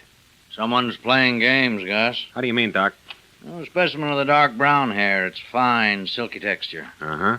Gray hair's thick, coarse. Big difference. Possibly could have come from the same head? Not a chance in the world.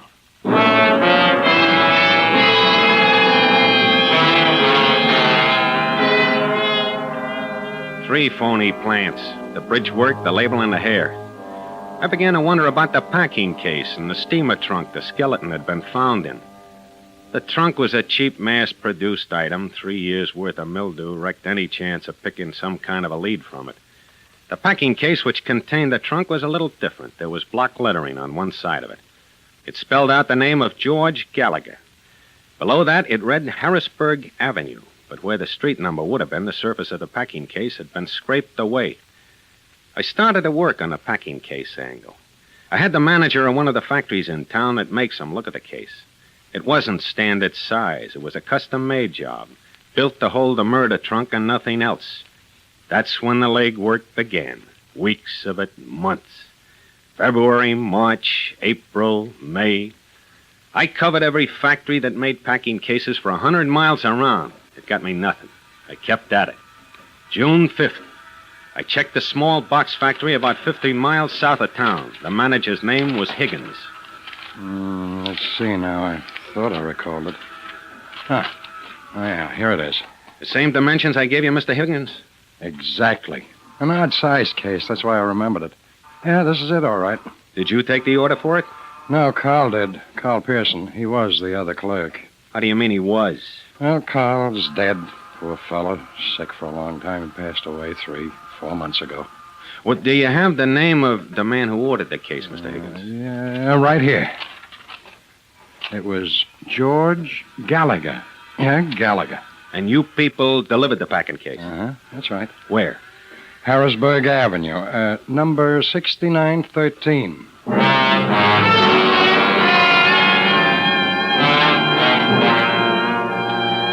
The first real break in 6 months. It had finally arrived. I felt pretty good about things on our way back to the city. The feeling didn't last long. When I got to the right block on Harrisburg Avenue, I find out that the delivery address for the packing case did not exist. 6913 Harrisburg Avenue was a vacant lot. I started canvassing every house in the neighborhood. No one had seen a packing case of any size delivered anywhere near the vacant lot. It took a week of climbing stairs, pushing doorbells, before I found a neighborhood gossip who claimed that she had seen the packing case delivered. Her name was Emma Mackenzie. Why, yes, of course I remember it. I remember seeing it standing there that day. Standing where, Mrs. Mackenzie? Well, right at the front of that empty lot down the street. Large packing case. Half of it blocking the sidewalk. Oh, certainly made me mad. Well, how do you mean, man? What made you mad? Well, there were a couple of nails sticking out of the case. And on my way to the store that afternoon, I happened to pass by it, and my coat got caught on one of the nails. My good black coat. Oh, it made a terrible rip. I see. Yes. I turned to this young fellow standing next to the case, and I really told him. I remember very well. It was just last year. Excuse me, ma'am. You said last year? Yes, that's right. Happened about a year ago. Well, maybe a little longer. You're sure that it wasn't 2 or maybe 3 years ago? Oh, no, I remember distinctly.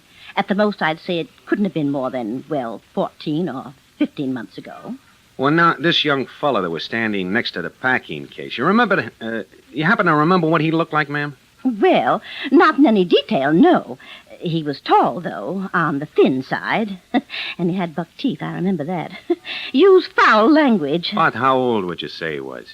Oh, not more than 28 or 30. Uh-huh. Now, how about his hair? You remember what color it was? Why, yes, it was blonde.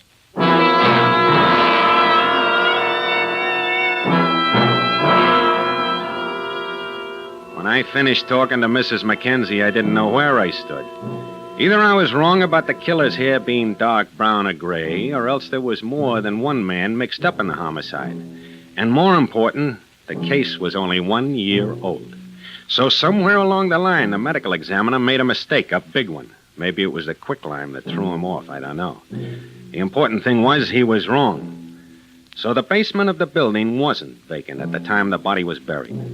I checked back with the owners of the building and found out that, at the time, it was occupied by a laundry that had since gone out of business, the White Star Laundry. The owner and manager turned out to be a Myron Wagner. I finally located him at his home in the south end of the city the night of the 4th of July. It was a big gray house set well back off the street. Wagner was an Austrian immigrant, pleasant, cooperative. I interviewed him in the dimly lighted living room. It was a hot night. Outside, you could hear the kids with their fireworks. What can I do for you, Lieutenant? Well, it's just a couple of questions for you, Mr. Wagner. Try not to hold you up. Oh, that's all right. I'm not going anyplace. What is it you wanted to know? You owned and operated a laundry in the basement of a building downtown on Euclid Avenue. Is that right? Yes, that's right. We're out of business now, though. Have been for some time. You closed down about 12, 14 months ago? Yes, that's right. We didn't have much luck. Now, I'd like a straight answer, Mr. Wagner. Did you ever know a young fellow by the name of George Gallagher? Mr. Wagner? Yes, I know the boy. I guess I should say I knew him. You tell me anything about him?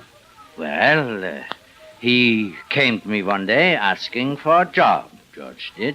I thought he was a nice-looking fellow. He was tall and blond and clean-looking. I hired him as a night watchman in the laundry. He seemed to like the job. We got along fine together. Uh-huh. Go ahead. But then, one night, I went back to the laundry to get my briefcase. There were some tax papers in it I wanted. But after I got them, I went down to the basement to say goodnight to George. He met me on the stairs, a crazy look on his face. I didn't know what's wrong with him. I didn't know if he was drunk or what it was. What'd he do? Oh, yeah, he screamed at me. Go back. Don't come any further. Come down here and I'll brain you. I'll brain you. Well, I got out as fast as I could. I thought he'd been drinking. You happen to see what he was doing down in the basement? No. He had a shovel in his hands. That's all I remember. All right, what happened? You fire him? Oh, I didn't have the chance. He left that night. He never came back. Did you read in the paper about the body that was dug up from the basement? Yes. You think Gallagher's responsible? Well, I don't know what else to think. Oh, I can never forget it. He came up the stairs toward me, screaming at me, holding that shovel, screaming. And his hands. Yeah? Both his hands. Covered with blood.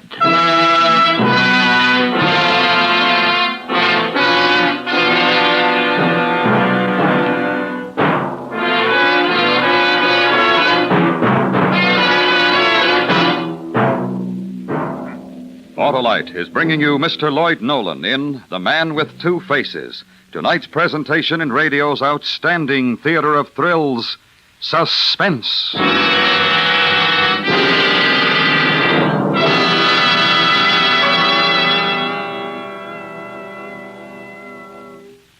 Say, Harlow, you want smoother performance, quick starts, and double spark plug light? I sure do, Sam, and I know you're talking about the outstanding advantages of the Autolite resistor spark plug. The greatest advancement in spark plugs for automotive use in the past 20 years. I sure am, Harlow, because... Because the Autolite resistor spark plug is original equipment on many leading makes of our finest cars. And, like the complete line of ignition-engineered Autolite spark plugs, is famous throughout the world for quality and performance. And you get something extra with the Autolite resistor spark plug. And that's the exclusive Autolite 10,000 ohm resistor, built right into every Autolite resistor spark plug to make possible such extra advantages as smoother performance, quick starts, and double spark plug life. So, friends, see your nearest Autolite spark plug dealer. Have him check your spark plugs, and if replacements are needed, he'll install ignition-engineered Autolite spark plugs, either standard or resistor type. And remember, from bumper to tail light, you're always right with Autolite. And now, Autolite brings back to our Hollywood soundstage Mr. Lloyd Nolan in Elliot Lewis's production of The Man with Two Faces, a true report well calculated to keep you in suspense.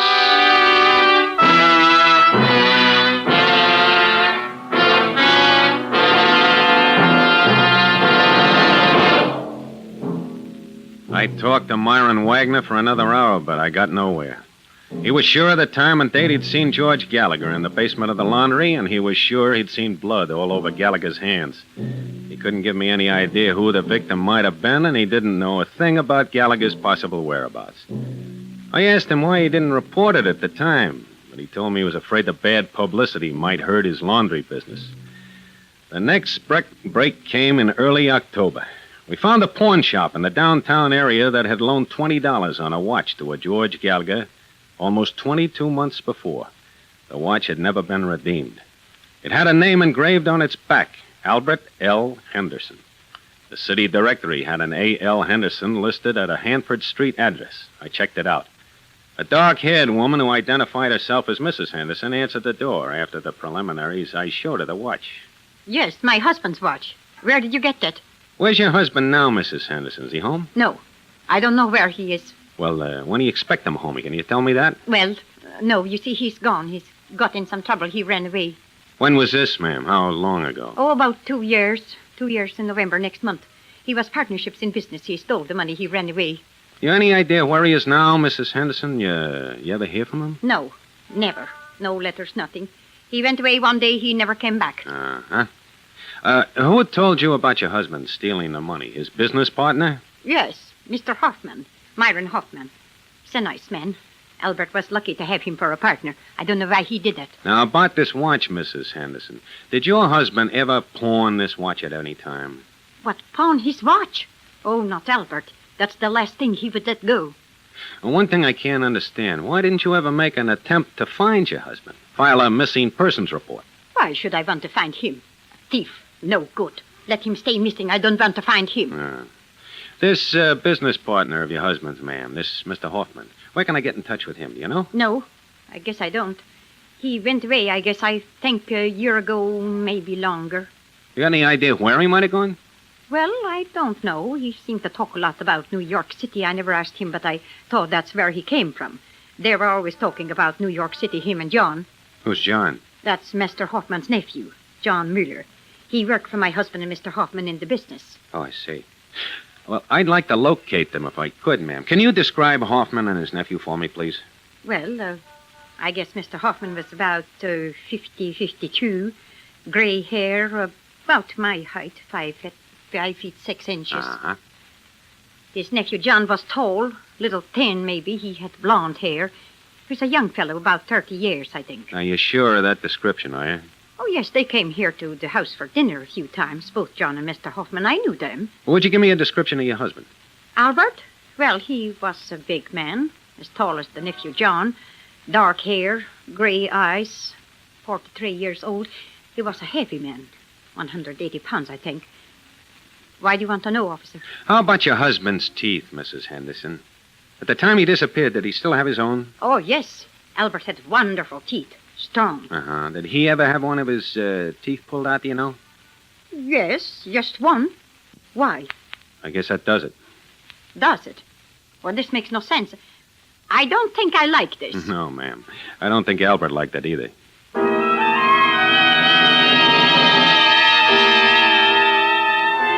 The next day, we got out an all-points bulletin on Myron Hoffman and his nephew, John Mueller, alias George Gallagher. We finally tied in the last piece of evidence. The day after I took a train for New York City, I spent the better part of a month there. Legwork, phone calls, more legwork. It didn't go for nothing. December 13th, I took the train back to Cleveland. Next morning, I checked in with Captain Rogers in charge of homicide. Check. How'd it go? Good trip? Tired. I think we made the grade, Captain. Mm-hmm. What's the story? I got enough here to start a novel. Here's page 1. Yeah? Mr. Henderson's business partner, Myron Hoffman. He's from New York, all right. He's got a record there long as your arm. Bunco, forgery, narcotics, grand theft, robbery, everything but murder. Here's a collection of his mugshots. Mm-hmm. None of them too recent. No, I know. That's the only drawback. Last one taken 12 years ago. It's pretty interesting, though. Here, take a look at those profile shots. Yeah. All the difference in the world. See? Left side of his face. How about that, huh? Looks pious enough to pass for a saint. Huh. Queer one. Put it next to his right profile shot of him. You'd swear it wasn't the same man. Looks like the worst thief in the world. It's not a bad advantage, huh? Saint on one side, thief on the other, 2 in 1. Well, what does it mean? All right, let me lay out the rest of it. Now, this Hoffman's nephew, John Mueller, he used that George Gallagher alias. Yeah. I found his sister. She told me she hasn't seen her brother for 3 years. Mm-hmm. So I took a flyer. I got the name of Mueller's dentist from his sister, looked him up, showed him the bridge work we took off the skeleton. He identified it. He made it for John Mueller, Gallagher, 5 years ago. All right. Oh, where does that leave us? I'm still guessing. Now, nobody gives up their bridge work, not without a struggle, anyway. I think we got another body to look for. Yeah, fair guess. Hoffman and his nephew killed Henderson. Then Hoffman killed the nephew, took his bridge work, planted it on Henderson's body, and buried it. Anything to throw us off the track. That's my guess. The owner of the laundry, Myron Wagner, that story of his about the blonde kid, the shovel blood on his hands, kind of makes a liar out of him, doesn't it? No big change. What do you mean? He was a liar long before we met him.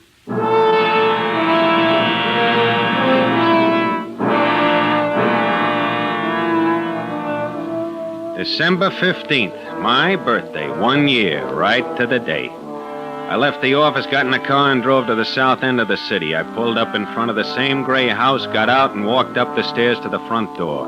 The name on the mailbox was still the same, Myron J. Wagner. He answered the door himself, ushered me into the same dimly lighted living room. He was calm, relaxed, perfectly at ease. It was very good of you to come, Lieutenant Palachek. The early evening, a good time to visit. Well, it's not a social call, Mr. Wagner. A few things I want to talk to you about. You want to get your hat and coat? My hat and my coat? What is it you mean? We want you downtown, Mr. Wagner. A couple of questions we'd like to ask. Questions? About the Gallagher boy, you mean? I told you everything the last time you were here, Lieutenant Palachek. Now, look, Mr. Wagner, this happens to be my birthday. I got a family. I want to get home early tonight. I'll put it straight to you. Put it straight? Yeah, I'll draw you a road map.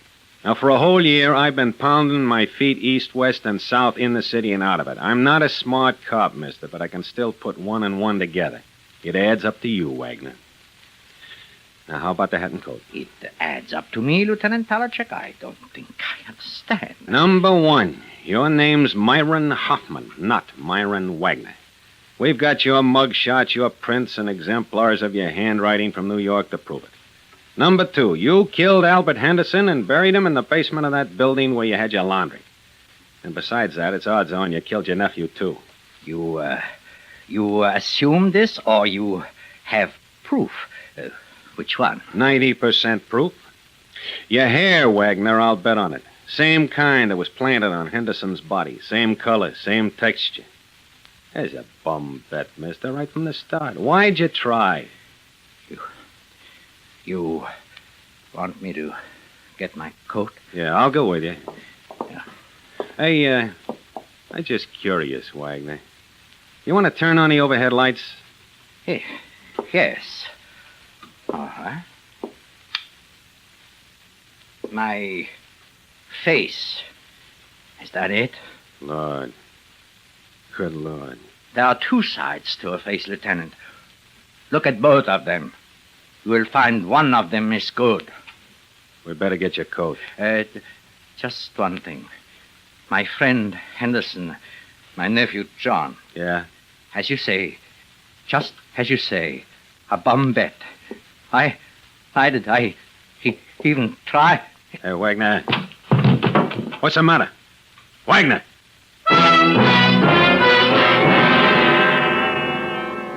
Deputy coroner got there a half an hour later. He ran a fast check on Wagner, and he put his money on a heart attack. The autopsy confirmed it. Later on, I tried to explain what it was like. I mean, standing there and watching Wagner's life suddenly drop out of him. He turned to start for the door when his hands went up to his chest. I reached for him, but not in time. He straightened out on the floor. That's when I noticed his face.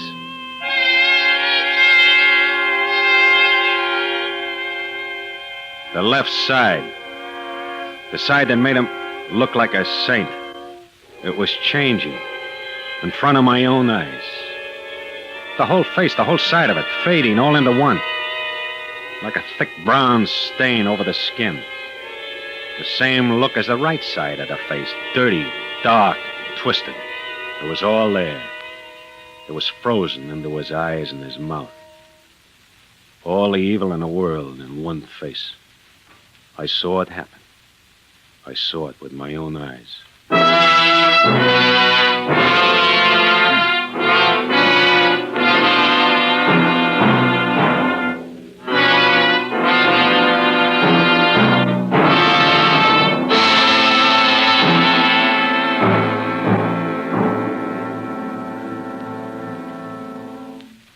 Suspense. A true story presented by Autolite. Tonight's star, Mr. Lloyd Nolan. This is Harlow Wilcox speaking for Autolite, world's largest independent manufacturer of automotive electrical equipment. Autolite is proud to serve the greatest names in the industry. They are members of the Autolite family, as well as are the 98,000 Autolite distributors and dealers in the United States and thousands more in Canada and throughout the world. Our family also includes the nearly 30,000 men and women in 28 great Autolite plants from coast to coast and Autolite plants in many foreign countries. Every Autolite product is backed by constant research and precision built to the highest standards of quality and performance. So remember, from bumper to tail light, you're always right with Autolite.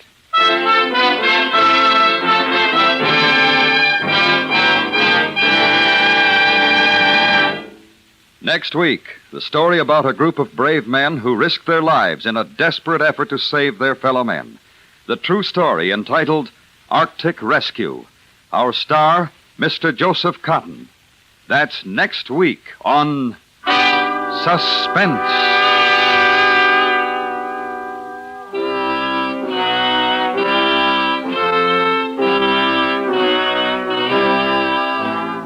Suspense is produced and directed by Elliott Lewis, with music composed by Lucian Morowick and conducted by Lud Gluskin. The Man with Two Faces was adapted for Suspense by James Moser from the recent book Allen Hines' Murder. Featured in tonight's cast were Jeanette Nolan, Martha Wentworth, Tom Tully, Ralph Sedan, Joseph Kearns, Lou Merrill, and Eddie Fields. Remember, next week, Joseph Cotton in Arctic Rescue.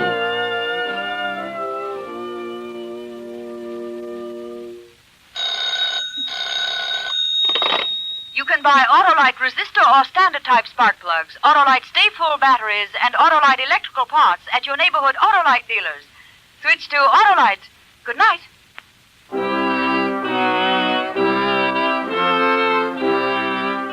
This is the CBS Radio Network.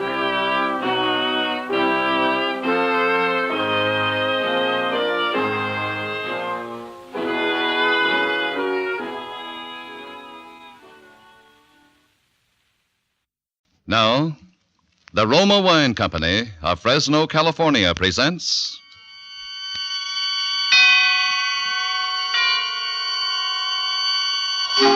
Suspense.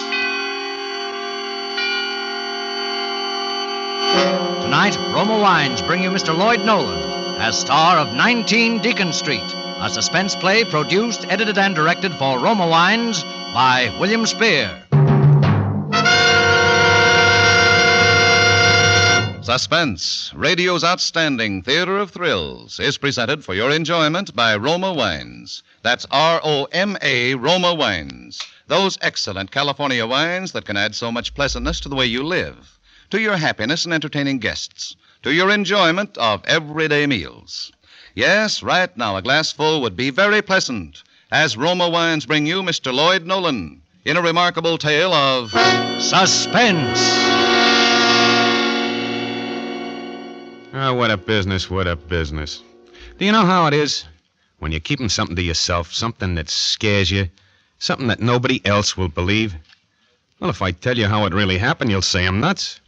But if I don't talk, then for sure I'll go nuts. Listen. Did you ever have a dame get under your skin till you were ready to hang yourself with your own belt just to be rid of her? Yeah. She did that to me. That blonde. That beautiful blonde. And the funny thing is, we never even met.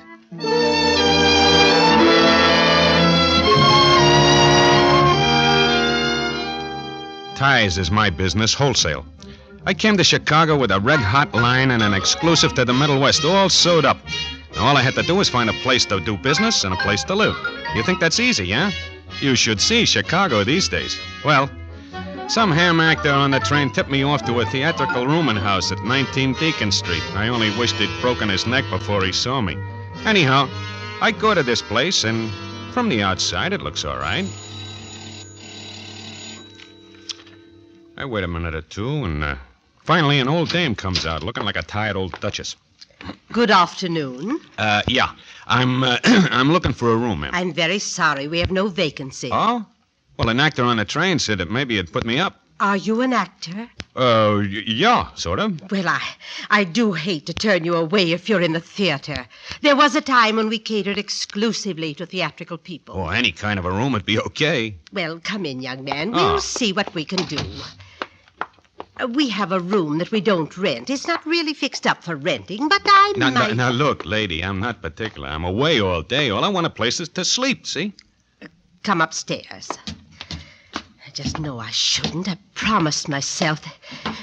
Now, young man, I'm going to show this to you on one condition. What's that? This room belongs to someone very dear to me. She's away. I've never rented it because, well, I expect her back. Oh, yeah? I want you to promise that no matter what, you'll not move anything or ask any questions about her. That's a funny thing to ask. Some people wouldn't understand. Promise? Okay, it's a deal. I'll turn on the light. Well, do you like it? Well, I don't know. It's kind of feminine, isn't it? Yes. Yellow fluffy curtains and costume dolls, cold cream, grease paint, dressing gown. Nice perfume. And hey, lady stocking, say, ain't this a little unusual? I mean, we haven't changed it at all. You don't realize this, young man, but you're standing in a shrine. Am I? Oh, a what? We haven't touched her room because someday she'll be back and she'll find everything just as she left it. Is this her picture on the mantel here? Yes. Isn't she beautiful? Wow, you can say that again. I never even saw such a beautiful dame. And notice the long golden hair. Yeah. Oh, if you could really see it. Long and shimmering like thin strands of purest gold. And she'll be back. Well, when do you expect her? I don't know. What, didn't she say? No, she didn't say a word. One day she was here, and the next day she was gone without a word. How long ago? In a few days, it'll be 10 years.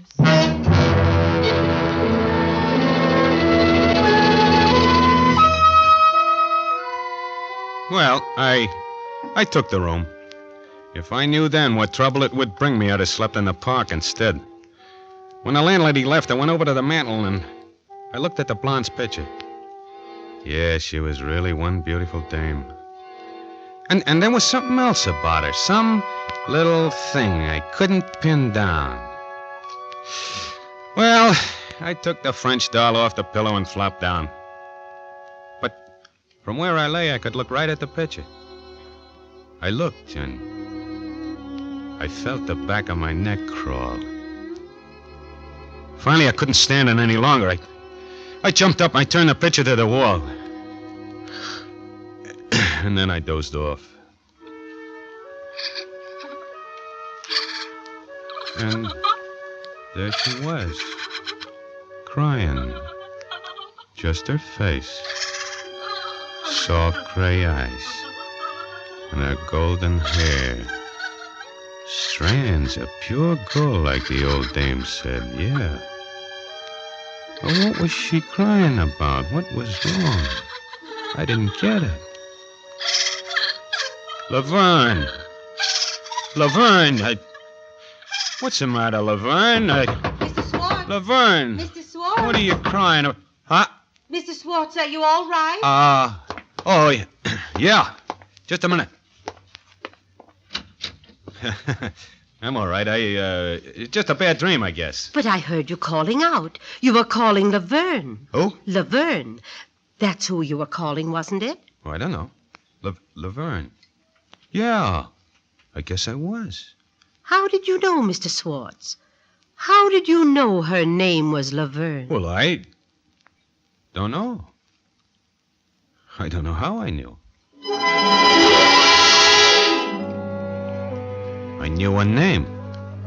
I knew the name of the blonde, but I never met her. I pestered the landlady for details, but the old dame wouldn't talk. So I locked the door. I went to work to find out for myself. I emptied all the dresser drawers out on the bed. Plenty of nice clothes, plenty of shoes and dresses and intimate things, but not one scrap of paper to tell you anything about the girl herself. Not a letter, not a card, not an envelope, nothing. Then I got my first break. In a little jacket, I found a key. It had a tag on it, and the figure 9 was written on the tag. There was nothing locked in the room, though, nothing the key should fit. But maybe someplace I'd find the lock it was made for. And later, high on the closet door, I found a telephone number, scrawled with eyebrow pencil. Briargate 1273. I went downstairs to the hall phone. No one was around. I felt like a jerk dialing a number that had been written more than 10 years ago, but I put the nickel in. I started dialing. B-R-I 1273. A busy signal. That meant the number was still alive. And maybe, just maybe, somebody on the other end could tell me about Laverne.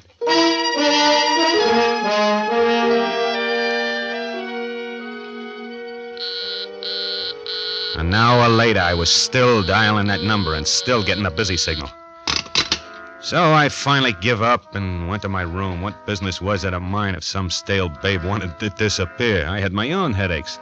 I had 400 dozen fancy neckties to get rid of. Laverne was... She was still in that room. I felt it in my bones. And I couldn't sleep.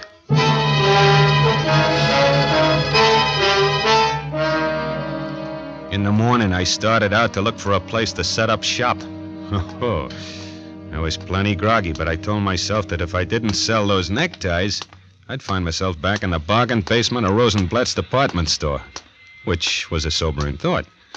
So I started walking down to Madison Street. It's a warm day, and I'm walking fast, and suddenly I look up, and I'm on State Street. Now, I know that town pretty well. I don't have to go anywhere near State Street to get to Madison, but here I am. I'm on State Street, and I'm standing in front of an old building. All around me, I see hock shops, flop houses, tattoo joints, you know the kind of neighborhood. And right in front of me, this old building, all boarded up.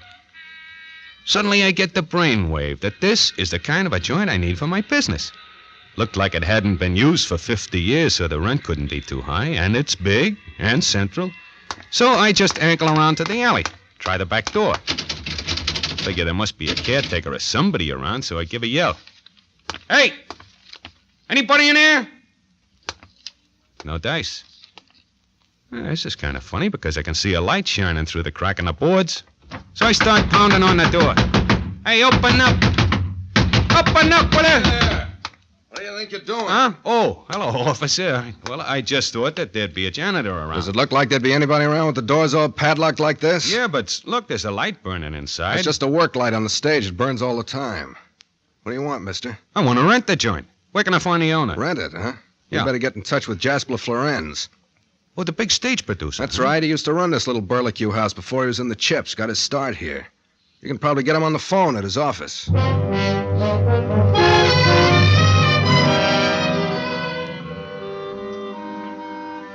Florenz Productions. Oh, hello. I'd like to speak to Mr. Florenz, please. Oh, who's calling, please? My name's Swartz. What did you wish to talk to Mr. Florenz about, please? He's very busy. Yeah. Now, look, I ain't no ham actor looking for a job. Tell him I want to rent some space from him.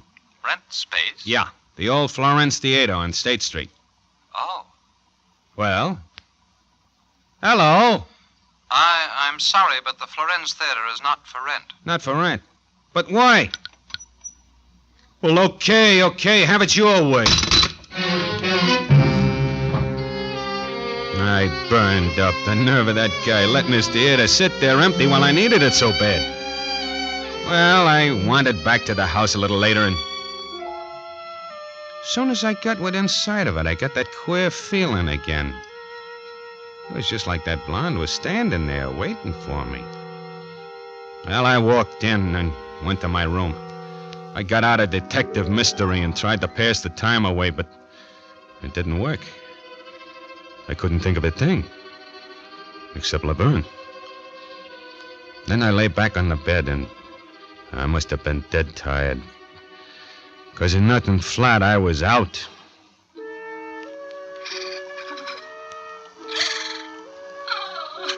And there she was again. That beautiful girl sobbing. This time I was sure she was trying to say something to me, trying to get a message of some kind to me, but I just couldn't understand.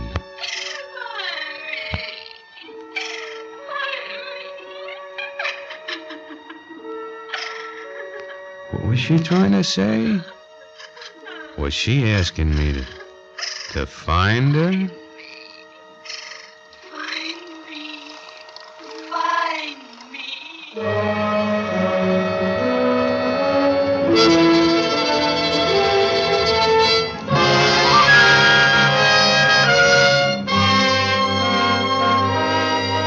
For Suspense, Roma Wines are bringing you as star Mr. Lloyd Nolan in 19 Deacon Street by Larry Marcus and Robert Light. Roma Wines' presentation tonight in radio's outstanding theater of thrills, Suspense.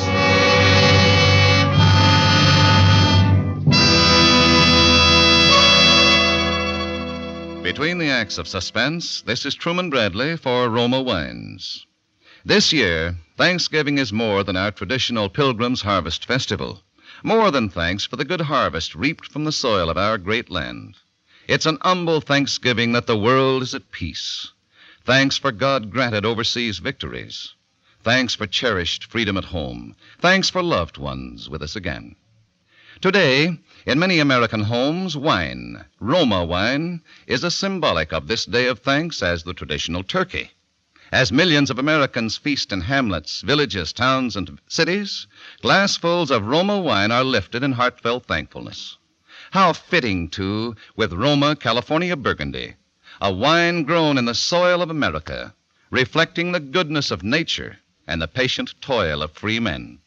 Roma Burgundy, a red, robust wine, truly delicious, delightful, distinguished in any company with any food. Serve cool. Remember, because of uniformly fine quality at low cost, more Americans enjoy Roma than any other wine. R-O-M-A, Roma Wines.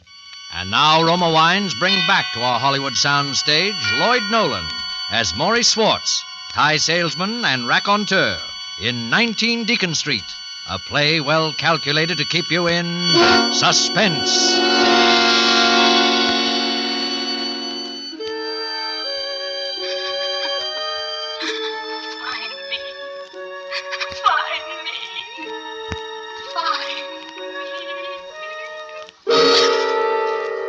After that, I was afraid to sleep.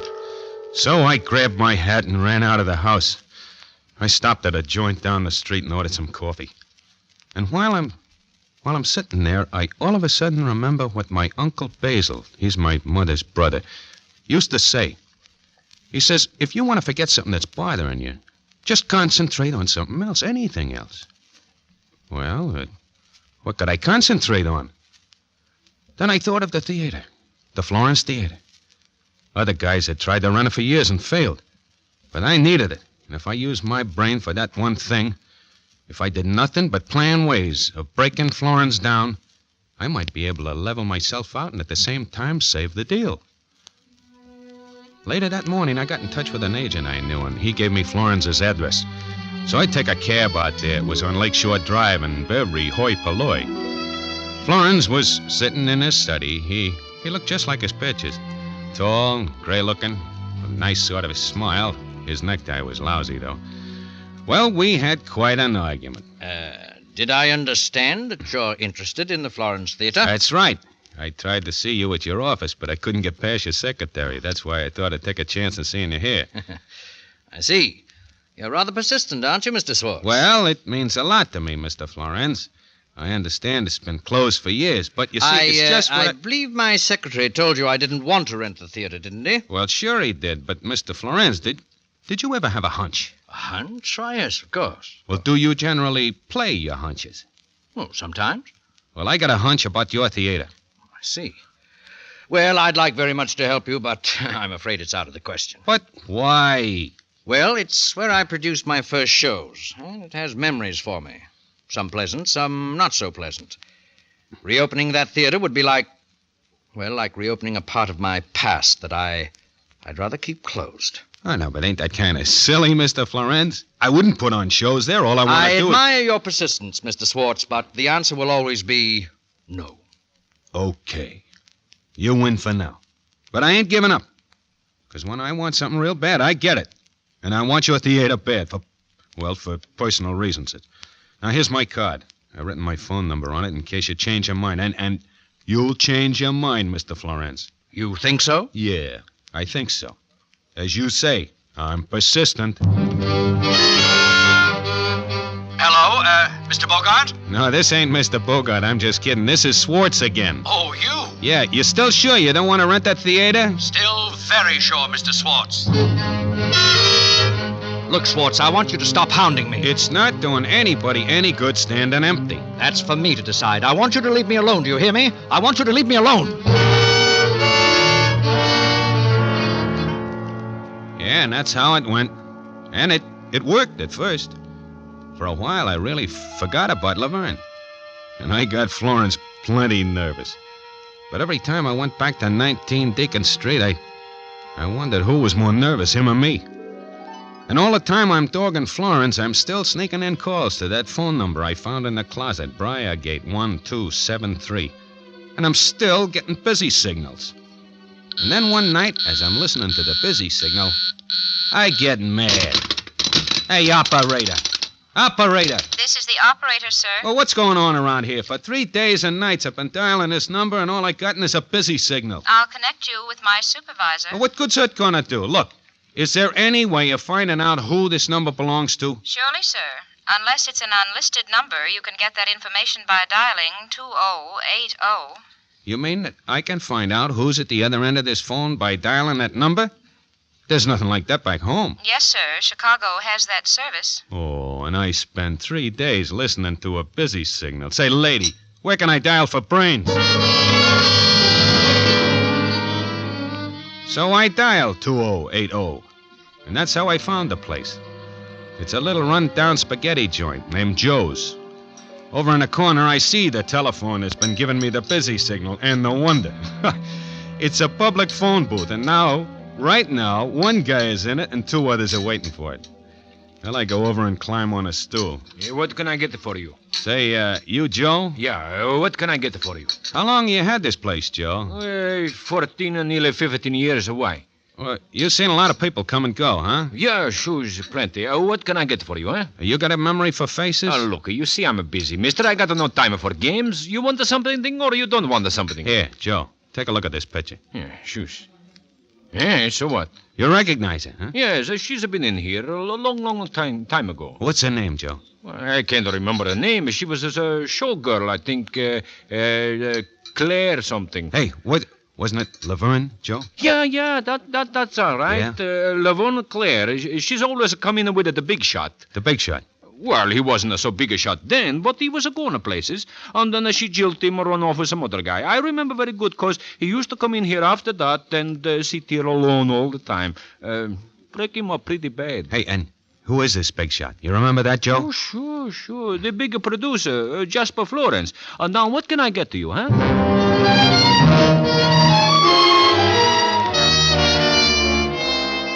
Jasper Florence, the poor guy. Here I've been hounding him for that theater, and he's holding out because it'd break his heart to let it go. He won't rent because it's a chunk of his life, a bad chunk, is in that theater.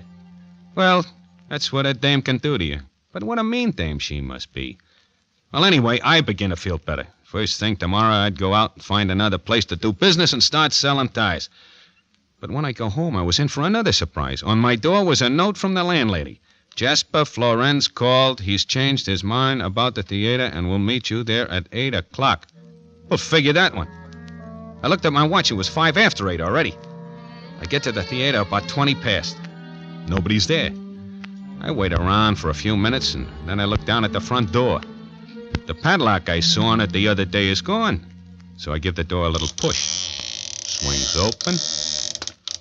Well, it's just like any other theater lobby. White tile, brass rails, cobwebs all over everything, of course. So I go on down into the house, and there in the center of the stage is that one big work light the cop told me that they've been keeping all these years. What a queer duck that Florence must be to keep electricity going for 10 years. And in the center of the stage is a big organ. And the light behind it sends screwy shadows up against the wall. I walked down the long aisle and then up the stairs onto the stage. As I walked across it, I could hear my footsteps echo. I never could resist listening to an echo, so I yelled up, "Hello!" I'm acting like a kid whistling in the dark. Look, Maury, you're all alone here. There's nothing to be afraid of. Well, and then I see the organ, so I walk over to that, and I run my hands across the keys. I quit that in a hurry. Then as I wipe the dust off my fingers, I look up into the flies. I look and I see sandbags hanging. They must weigh 150 pounds. I'm just taking a gander around the stage when I see somebody move. I was sure of it. Just off stage. A guy moved in the darkness. Don't ask me why, but I started to walk toward him very quietly. Yeah, he was there. I could see now. "Come out of there, you!" He didn't move. So I walked over closer and Oh, it was a dressing room. And the guy I saw reflected was Maury Swartz. That's right, me. Maury Swartz reflected in a dressing room table mirror. But just then I seen a door to another dressing room across the hall. The door was closed, but something about it made me stare. It was the number on the door. Number 9. I remember the key I picked up in Laverne's room. In a flash, I had it out of my pocket, and I was trying it at the door. Number 9, the tag said, and it worked. My knees were shaking, and sweat was rolling down my face. I opened the door as wide as I could, and I stepped in. And then I stepped on something. It was dark. I couldn't figure what it was, so I lit a match. And there on the floor, were the white bones of a skeleton. And beside them, long golden strands of hair. And then I knew. My heart was beating a mile a minute, and I stole back to the stage. I got there and started for the footlights when suddenly I looked up. The master curtain was crashing down on me. I jumped back.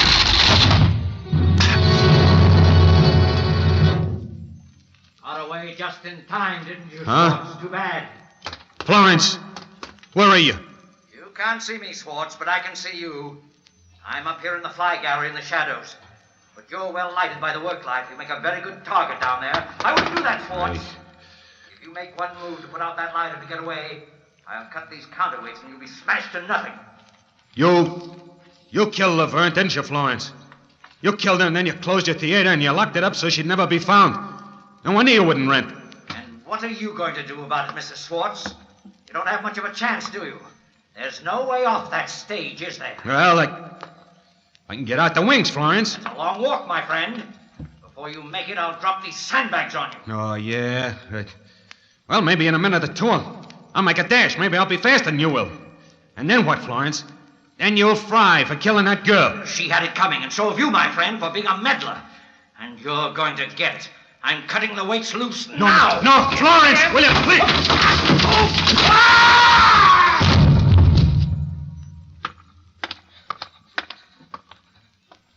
Oh, that's a long way to fall. And an awful way to die. Even for you, Florence.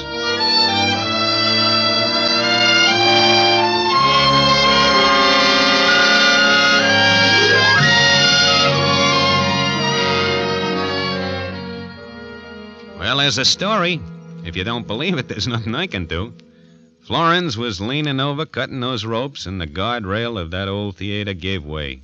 And it was curtains for him. Well, I hope I entertained you. Oh, and by the way, if you happen to need any ties, I got a nice new line in. I hope you won't think it's sacrilegious, but these ties, you see, they come in all colors, and they got a girl's picture on them. It's a cute idea, huh? I call it the Laverne tie. So don't forget, look me up. I got a little stand in Rosenblatt's department store. You can't miss it. It's right in the bargain basement.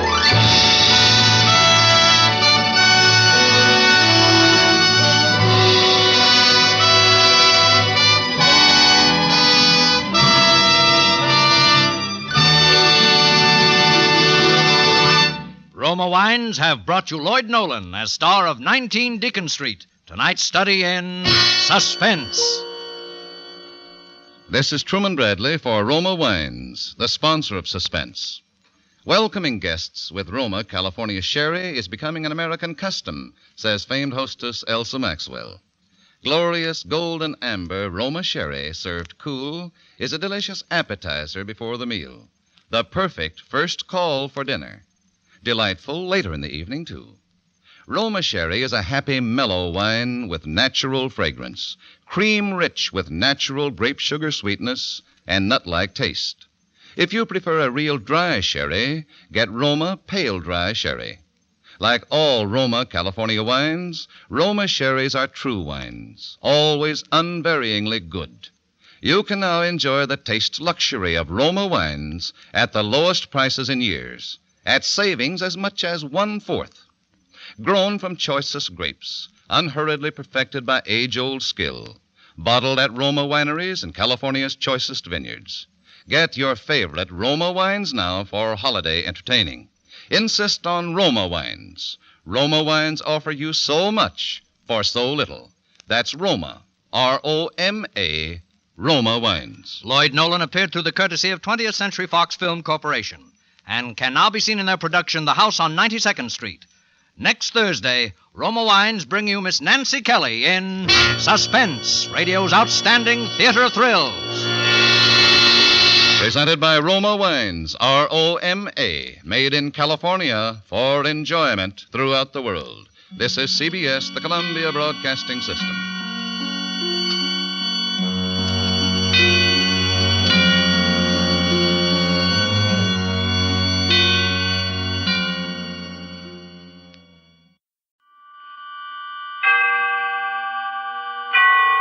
Autolite and its 98,000 dealers bring you Mr. Lloyd Nolan in tonight's presentation of Suspense.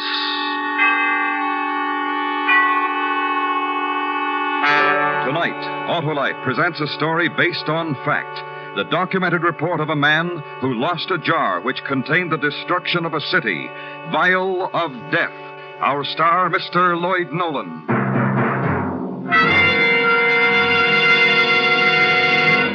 Hello. Say, you know, today's my birthday. It is? Well, congratulations, Sheriff. Yep, and I've covered a good many miles in my day. And congratulations to every driver who uses those world-famous, sure-firing, fit and fabulous Autolite spark plugs.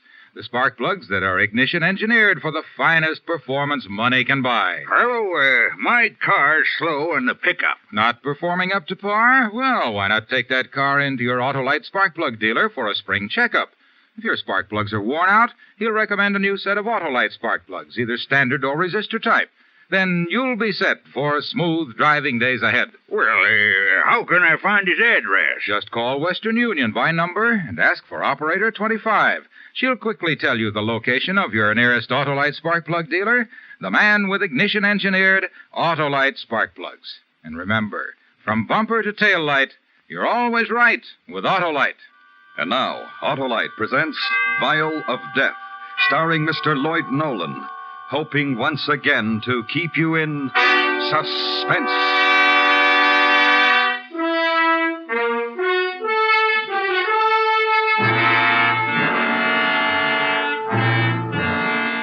When it happened, you knew nothing about it. The events of that long, frightening night began about the time you were catching a bus or a streetcar toward home. Probably you had dinner that night, played with the children, and then went to bed. You slept. In the morning you got up, came to work, and it was just another day. By then it was all over. Many innocent people missed an appointment with death that morning. You might have been one of them.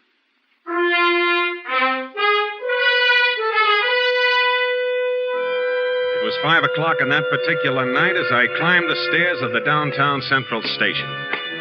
I'm Lieutenant Joe Holloway, acting chief of detectives during the night watch. Most of the men on the day watch had deserted their desks and were climbing into overcoats as I passed them in the hall. Evening, Lieutenant. Sam? Hey, weren't you off yesterday? Yeah, Have a nice day. I guess so. I stayed up when I should have been in bed. Took the kids out to the zoo. And when I should have been up, I went to bed. Today, instead of going to bed, I was up. But to answer your question, Lieutenant, I enjoyed my day off, but I should have stayed in bed. Well, I guess I should spend more time with my kids, but I don't. Working nights 6 days a week, I never have time to see them. I can understand that, Lieutenant. But today... Yeah, I know. Maybe next week. There, anything interesting on the hot shot sheet? Nah, nothing exciting. Hey, does Ruby come in yet? On a stakeout tonight. Oh. Well, might as well make out the watch for tomorrow. Evening papers come in yet? No. Excuse me. Is this the office of the chief of detectives? That's right. Lieutenant Holloway? Lieutenant? Yeah? This is Lieutenant Holloway, mister. Are you in charge here? That's right. I'm Professor Harold M. Froelich. The officer at the front desk told me to see you. What can I do for you, Professor Froelich? Well, I'm afraid I'm going to need your help, Lieutenant. You see, my car was stolen a few minutes ago. Oh, you want the Auto Theft Division. It's right down the hall to your right. No. You see, I was on my way to the university at Brenton for some lab analysis, and I stopped at a drugstore just a few blocks from here to buy some pipe tobacco. Yeah? Well, when I came out of the drugstore, my car was gone, stolen.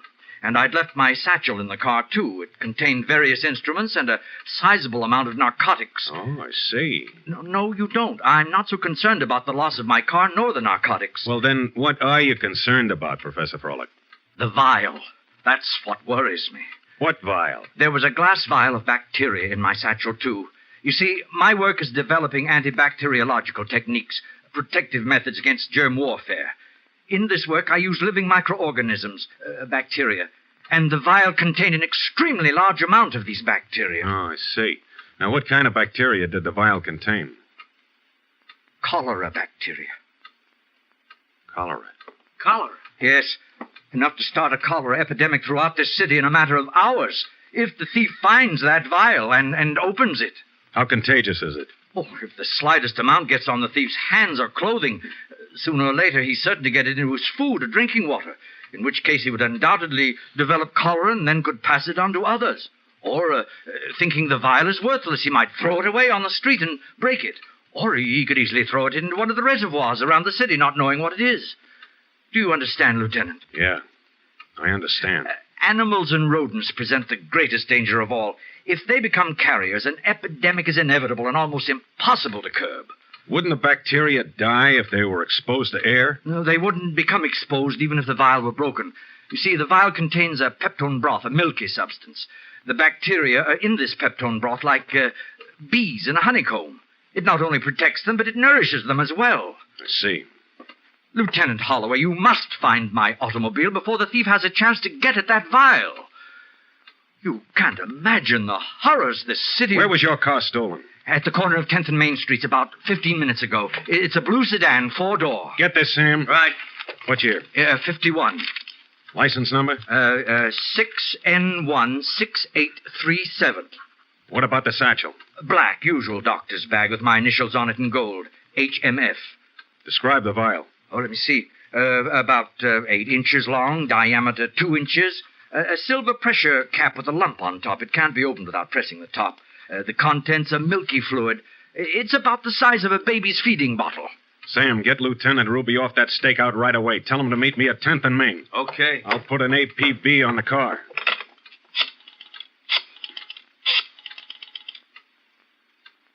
Radio room, this is Lieutenant Holloway. Broadcast this immediately. To all units, stolen car registered to a Professor Harold M. Froelich. License number in the 8 column. 6, Nora, 16837. A 1951 blue 4-door sedan. If this car is located, hold and notify Lieutenant Holloway's Central Division immediately. You got that? Yeah. Also, put out a call for all B units in the 4th, 5th, and 6th districts to report to me at 10th and Main, code 3. Sam? Yeah? Notify the chief. Then call the city health officer and tell him to meet me at 10th and Main right away. Right.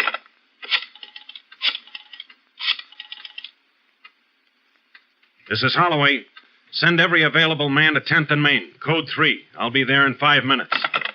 We'll start a search of the neighborhood where your car was stolen. Maybe we'll find the car nearby, maybe not, but it's a start. Lieutenant. Yes, what? We must anticipate a cholera epidemic should the bacteria get loose. Serums, facilities, doctors. We'll take that up with the city health officer. And we must notify all hospitals and emergency wards to report immediately any case that appears with the symptoms of cholera. Then, if a case is reported, we will have something to work on. Yeah, we will indeed have something to work on. It was 7 o'clock that evening when 120 officers and reserves gathered at the intersection of 10th and Main, where Professor Froelic's car had been stolen. The curious was shuffled off, the press banned. Lieutenant Ruby reported for duty, and I briefed him. At 7:30, the city health officer arrived. Serums were ordered, the Red Cross alerted, doctors and nurses notified to be on call if an epidemic started. Hospitals have been told to notify us if a case appeared with symptoms of extreme intestinal pain, spasms, vomiting, and severe dehydration. Everything was done without attaching the word cholera to the operation. At 8:15, a break, just a small one. Professor Froelic's car was found 10 blocks away. This is it. This is my car. He didn't drive it far. Oh, I hope the satchel is still in it. Well, we'll soon know. There's nothing in the front seat. Key's still in it. Oh, Ruby, check the trunk. Right. Don't touch anything, Doctor. No. Maybe it's in the back seat. Oh, nothing. Find anything, Ruby? Nothing in the trunk, Joe. Well, I guess he took the satchel with him. I don't know why. Pawn it, probably. Ruby. Yeah? Get a latent fingerprint man down here to dust this car. Right. Tell him to hurry. Okay.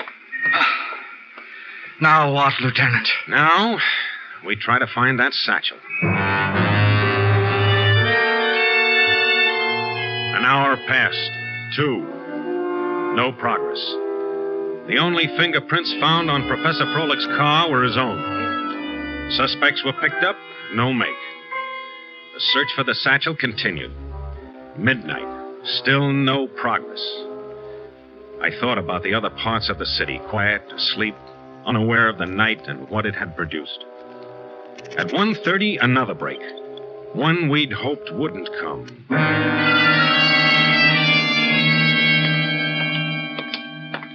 When was he brought in, nurse? A little after 12. His condition? Critical. Respiration very low. Severe dehydration. You're certain about the symptoms? Quite certain. Also, the lab confirmed presence of live Vibrios organisms. Who brought him in? It was an ambulance call. The patient had been in one of those awful bars down the street. He suddenly became ill, delirious, then fell to the floor with intense spasms of the intestinal tract. We'd better get the health officer on that bar right away. Yes, it must be quarantined at once. In here.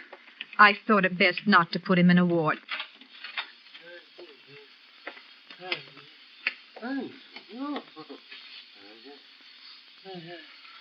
Well, Professor Froelich? Can you visualize this happening all over the city? Your wife, possibly your children. Any chance of a mistake? Presence of live Vibrios organisms? There's no doubt now.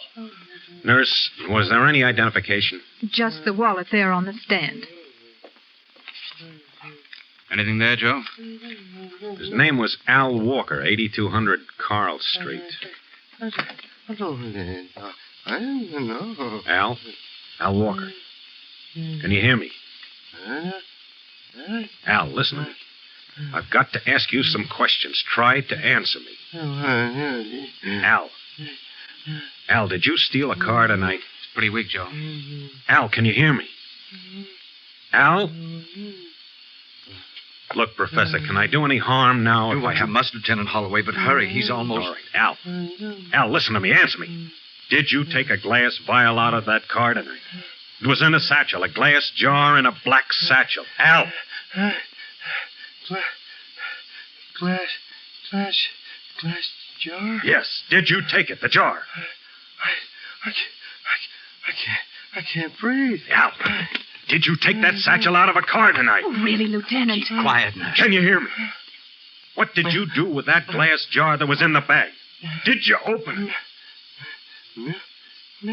Milky stuff inside. Oh, no. He opened it. What's wrong with me? I can't breathe. Al, where is that glass jar now? Where? I said, threw it away. Where? Find out where. Where did you throw it out? Where? I threw it.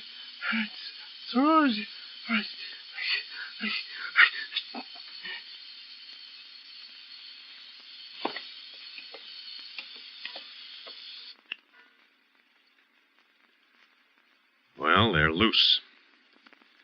Enough cholera bacteria to start this all over the city in the morning.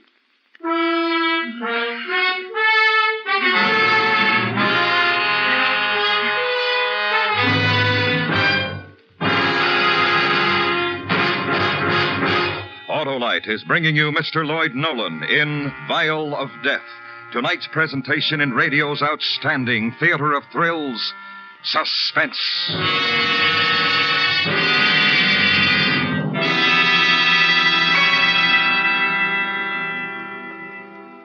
Hey, Harlow. My friend Slim corralled himself a whole herd of wonder workers. He did, Sheriff? Yep, he got a set of them Autolite resistor spark plugs. Says they're the finest thing since Texas joined the Union. Well, they sure are, Sheriff. The greatest advance in spark plugs for automotive use in 25 years. That built-in exclusive Autolite 10,000 ohm resistor makes possible such outstanding advantages as double spark plug life, smoother engine performance, and quick starts. And the Autolite resistor spark plug is only one of a complete line of world-famous Autolite spark plugs, ignition engineered for every use. So lasso yourself a whole set of them Autolite resistor spark plugs, partners. They're available at your nearest Autolite spark plug dealers. To locate him quickly, call Western Union by number and ask for Operator 25. And remember, from bumper to tail light, you're always right with Autolite. And now, Autolite brings back to our Hollywood soundstage Mr. Lloyd Nolan in Elliot Lewis's production of Vial of Death, a dramatic report well calculated to keep you in suspense.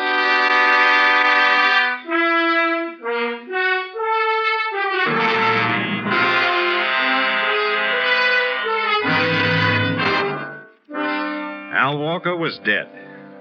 Not knowing what the stolen vial contained, he had opened it and exposed himself to disease. Then he'd thrown it away. This is what faced us in our city that night. An epidemic of cholera. Professor Froelich, Ruby, and myself left the hospital. We crossed a sleeping city to the address found in Al Walker's wallet, 8200 Carl Street. It was an apartment house. We woke the landlady, and she led us into Al Walker's room. We searched. I always said that Al Walker was a good-for-nothing. He never worked, he loafed, drank. You're certain he was here about 7 o'clock? Positive. I heard him come in and go out. No vial, no satchel. Nothing but dirty laundry. Well, what did he do? Steal them things? Where do we go from here, Lieutenant? I guess we'll have to go back and start with that bar. You know, you better quarantine this place and get the health department out here. What's that? Anyone who came in contact with Al Walker will have to be vaccinated. Well, what was the matter with him? He was, sick. Yeah, very bad? Bad enough to kill him. Al's dead? That's right. And you say anyone who was near him might catch what he had? If they aren't vaccinated right away, they might. Well, then, Mrs. There's something you haven't told us. Well, I don't want to cause anybody no trouble, but when Al was here earlier tonight, he stopped in to see Mrs. Pierce. They were friends. Where does Mrs. Pierce live? In 306, the end of the hall. I wasn't snooping. It's just that I like to know what's going on in my place, that's all. Okay. Now, you better get back to bed, lady. Bed? Who can sleep with a thing like this in the house? What will the tenants say? What time is it, Lieutenant? 3 a.m. Here it is. Daylight in a few hours. There's much time. I know.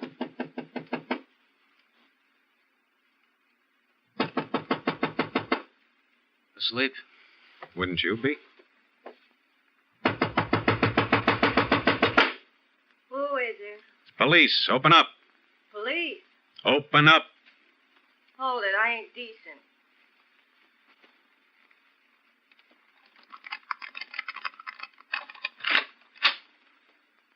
What do you want? You Mrs. Pierce? Yeah, why? Do you know Al Walker? Al Walker? Yeah.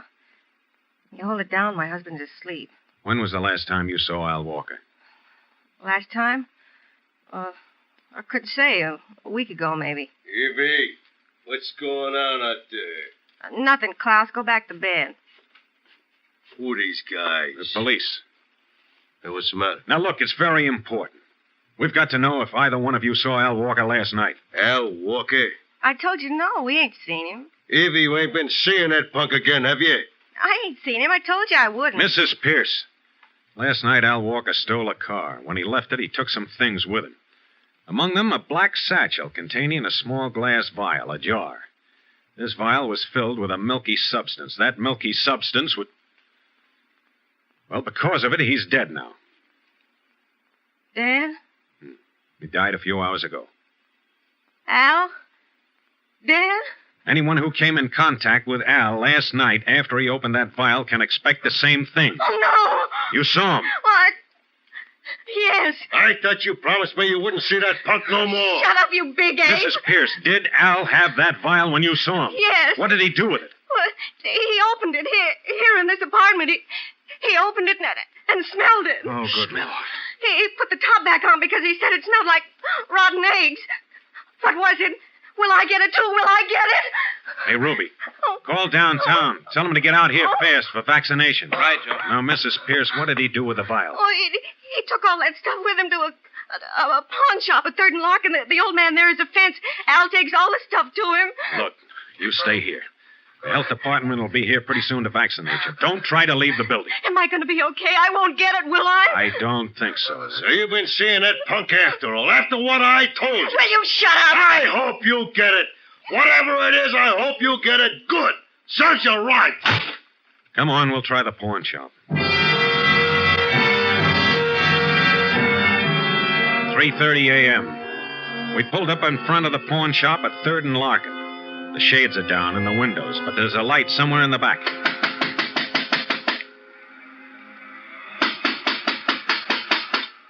Someone's coming. Yeah, he's up late, eh?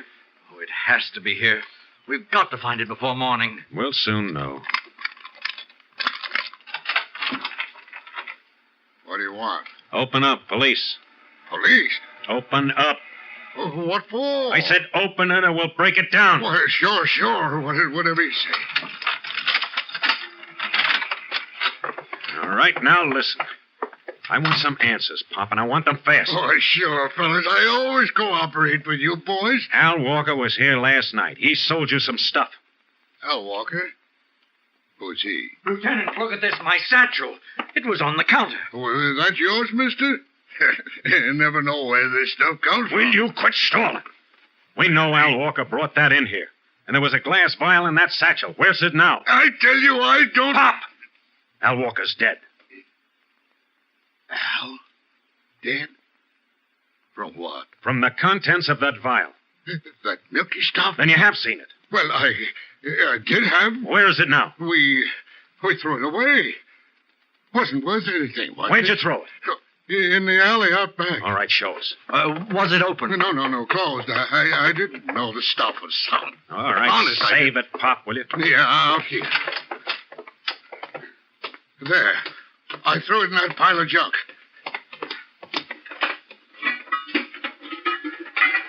I don't see it.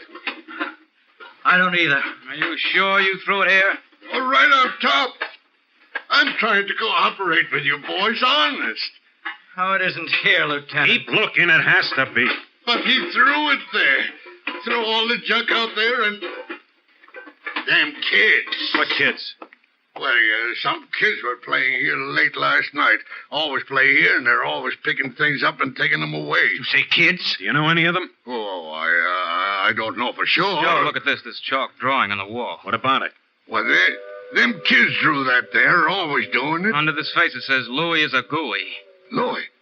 Sure, I know Louis. He was one of them. He lives over there, in one of them apartment buildings. Which one? I don't know which one. I seen him go that way sometimes. It's nearly 4 o'clock, Lieutenant.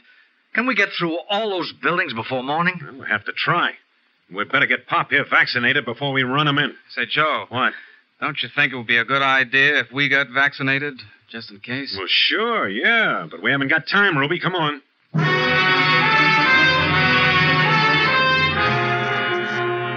It was a big block covered with big apartment houses. An additional 60 men were called in, and we started checking from apartment to apartment asking for a kid named Louis and the glass vial. The people half asleep must have thought we were crazy. What they thought wasn't important. What they would wake up to in the morning was 5 o'clock, 6. It got light out. Then 6:30 and 7. It was a bright, beautiful, sunny morning. A few people began to appear along the streets. Buses and streetcars were running. The city was waking up. And still, we hadn't found Louis or the glass vial of cholera bacteria. We still had dozens of apartments to go through. If we don't find it pretty soon, Lieutenant, we've got to let the city know about it. Warn them to watch for the vial. Oh, not yet. Another hour, maybe. Here's the next one. Okay. Bacon. Yeah? Smells good. Yeah? Police. Police? What's wrong? Do you have a child here named Louis? No Louis here. Why? Well, do you know of a boy by that name in the building? No, all my boys are good children. They done nothing wrong. Mama, Sybil's got my jar, and she won't give it to Tommy, me. don't bother me now. Well, make Sybil give me my jar. Lieutenant? Yeah.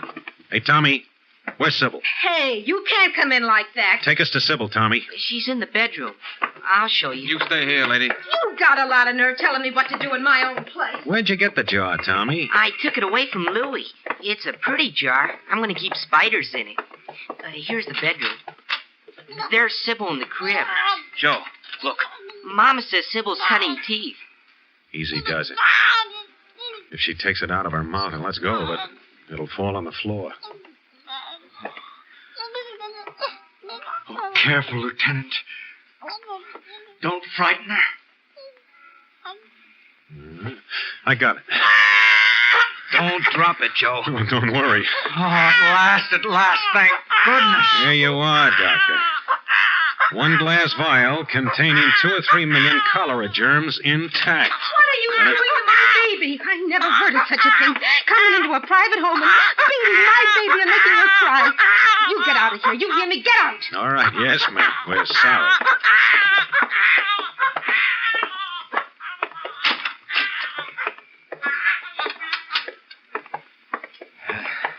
If the people in this city only knew what you boys... But they won't know, Professor.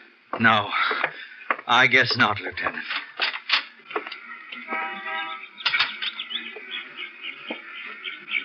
Well, Joe? Beautiful morning, Ruby. Yeah. It's gonna be a nice day. Yep. You know, Ruby, instead of going to bed this morning, I think I'll have breakfast with my family. Then I'm gonna take my kids to the zoo.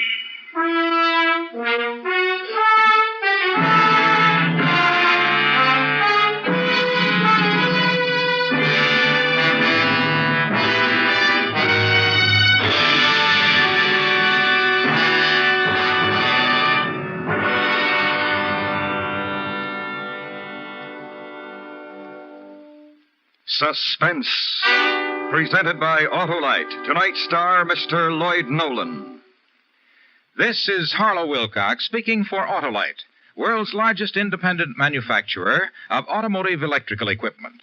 Autolite is proud to serve the greatest names in the industry. They are members of the Autolite family, as well as are the 98,000 Autolite distributors and dealers in the United States, and thousands more in Canada and throughout the world.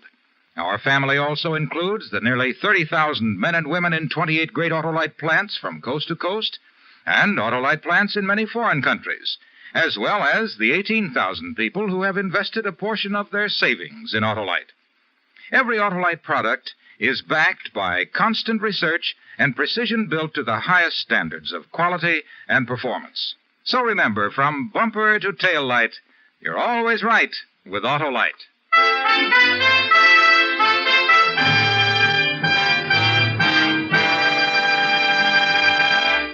Next week, a new and terrifying tale in the suspense tradition. The story of a man who overhears a murder plot and is discovered in his hiding place by the murderers. It's called Pigeon in the Cage. Our star, Mr. Dick Hames. That's next week on Suspense.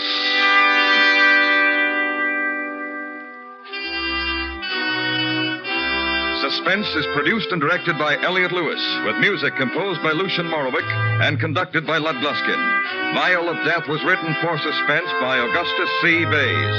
Featured in the cast were Joseph Kearns, Jerry Hausner, James McCallion, Truda Marson, Martha Wentworth, Charlotte Lawrence, Joseph Granby, Naomi Stevens, Clayton Post, and Jeffrey Silver.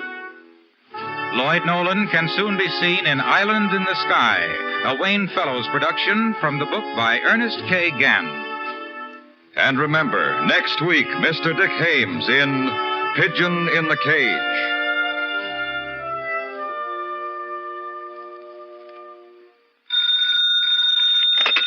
You can buy Autolite resistor or standard type spark plugs, Autolite electrical parts, and Autolite Stay Full batteries at your neighborhood Autolite dealers. Switch to Autolite. Good night. This is the CBS Radio Network.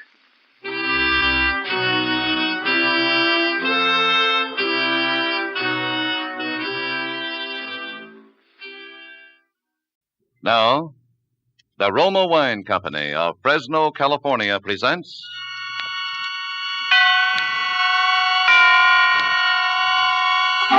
Suspense.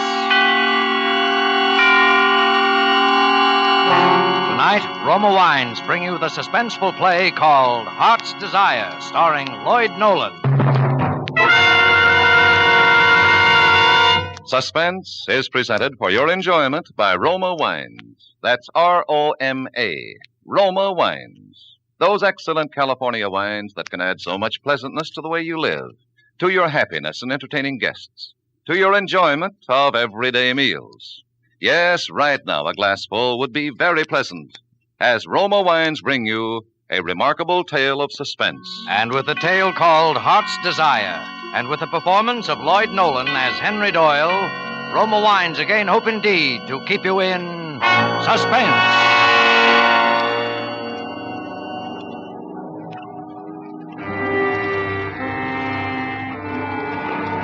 A New York City dock, jutting out into the Hudson River. A place deserted now this night because the hour is late, until a man is seen moving down the dock towards the river, moving with a curiously groping, stumbling, aimless walk. And then there is a woman moving out of the shadows, a woman who is a little overdressed, with a little too much makeup, sidling over to where the man must cross her path. Hello there. What? I said hello. What's your name? Lucille. What's your last name? Say, you're a fast worker, What's huh? your last name? Tell me. Stop, you're hurting me. Tell me. Carmichael, Lucille, Carmichael. Oh, no. What's the idea? No. That hurt. Oh, I'm sorry. What's the matter with you, anyway? Hey, you in trouble? No, yes. What is it? Were you looking for somebody? Is somebody lost? Yes, I'm looking for someone. Someone you love? Love, yes. Someone that's my whole life. You want to tell me about it? It helps sometimes. What? Well, you don't have to if you don't want to. Yes, they say that a man can remember his whole life if he's drowning and... You didn't come here to... No, I came down here. I don't know why to think, to remember. But if I do tell you, maybe it'll come back like the drowning man. If I could start from the beginning, the very beginning. What was the beginning? My childhood. My father and mother were immigrants. Very poor people. I was hungry ever since I could remember. My mother was a scrub woman in a big office building. Sometimes she'd take me with her at night.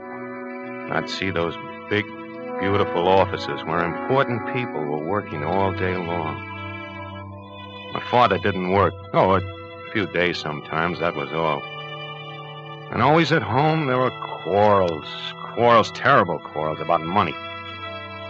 First, it used to make me sick with misery. My mother and father fighting, I couldn't stand it. And I'd run out and go and walk on the streets, walk through the fashionable neighborhoods, watch the fine people, gaze through the great shop windows at all the beautiful things there were to buy. And above all, I'd come down to the docks near where I lived and watch all the gay and happy people sailing on the great ocean liners to wonderful, distant places.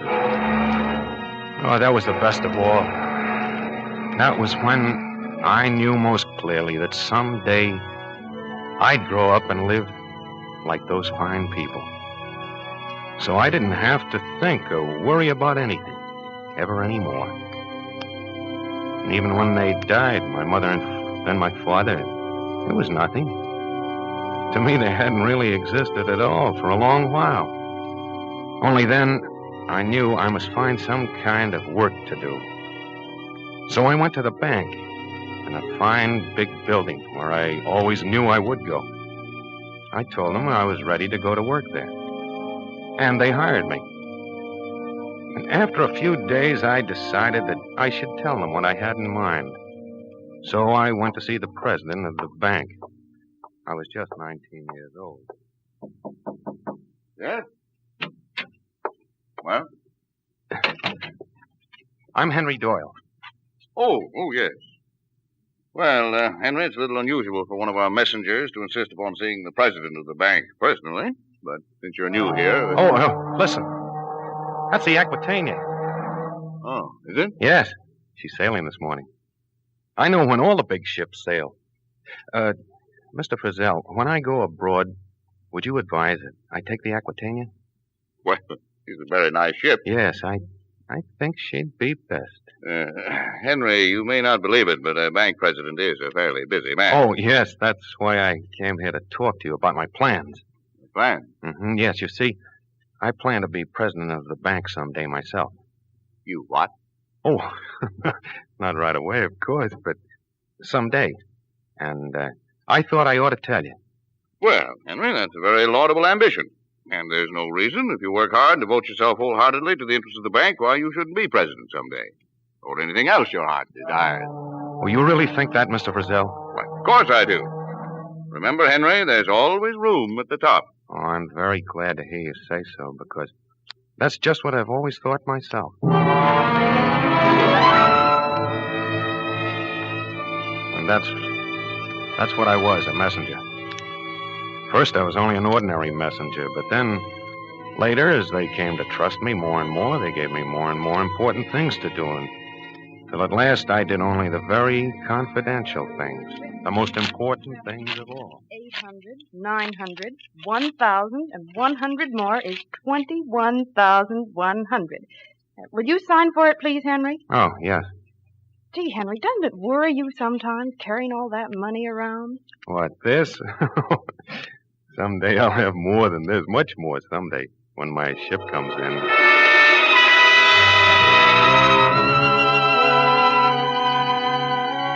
And so I was happy. All day long I saw only the kind of people, my kind of people, the fine, important people that I admired. The kind that someday I was going to be. Oh, I was happy. Until something happened. Something that happened in a single day and that changed my whole life, changed everything. Huh? Henry Doyle, sir. Oh, yes, Henry. Come in. Thank you. I think you know everyone here, don't you, Henry? Oh, yes. Yes, I do. How do you do? And, Henry, the reason I've sent for you is because we have an old custom here of trying to show our appreciation to those members of our little family whom we feel have given loyal and devoted service to the 42nd Street Bank. And so it gives me great pleasure to present you with this gold watch bearing your name. in token of your splendid and outstanding record since the day you joined us, 20 years ago today. What? Well, take it, Henry. 20 years. Yes. And in all that 20 years, gentlemen, Henry never once was absent and never once was late. Henry, congratulations. What about a speech? Bashful, eh, Henry? Well, Henry, what do you say? 20 years. 20 years. 20 years. $900, 1,001, and 2, 51,200. Will you sign for it, please, Henry? Yes. Say, what's the matter with you today, Henry? You act like you're walking around in a dream. What? I said you act like you're walking around in a dream. For 20 years I've been walking around in a dream. For 20 years. That day, for the first time in 20 years, I did not go directly to the place the bank had sent me. Instead, I wandered through the city to look again at the things I'd dreamed of in my childhood. The beautiful store windows, the elegant, well-dressed people, and the great ocean liners waiting to sail for enchanted, far-off places. Things that I knew now could never be for me. Because suddenly I'd grown up. I was a man. A man going into middle age, and the childhood dream had passed me by. These things I thought, and many other things, quite different things. And then that afternoon, I was sitting in a little park, and wondering what was the best thing to do next. And then I saw a policeman coming toward me, and all at once I knew it would be very simple. Officer. Officer. Yeah? I want to be arrested. You what? Yes, I do. You see, I'm a messenger for the 42nd Street Bank. So what? I've just lost $50,000.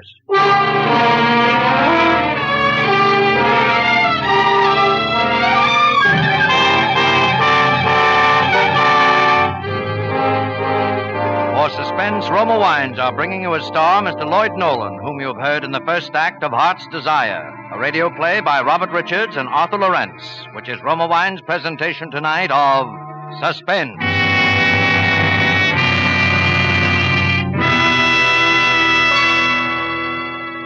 Between the acts of Suspense, this is Truman Bradley for Roma Wines. The name Elsa Maxwell stands for gracious hospitality. And here is a timely suggestion from Miss Maxwell. Planning even a simple dinner nowadays calls for real imagination. But there is a simple, inexpensive way to dress up ordinary foods and make them tempting. Dine by candlelight, if possible. And most important, serve golden Roma sauterne, well chilled, with the meal. The soft light and the bright golden glory of delicate Roma sauterne greatly heightens your pleasure. That is truly an appealing idea. And as Miss Maxwell suggests, delicious Roma California Sauterne, a wine grower's masterpiece, is the subtle note that tones up the occasion. You'll enjoy its freshness of bouquet and the superbly delicate flavor. And like all Roma wines, it possesses unvarying goodness, the goodness of selected grapes, picked at their best in California's choicest vineyards, brought to fullest flavor by the ancient skill of Roma's famed winery. Serve Roma wines regularly. They are quite inexpensive. Remember, more Americans enjoy Roma than any other wine. R-O-M-A, Roma wines. And now Roma Wines bring back to our soundstage Mr. Lloyd Nolan, who in the character of Henry Doyle continues a narrative well calculated to keep you in suspense.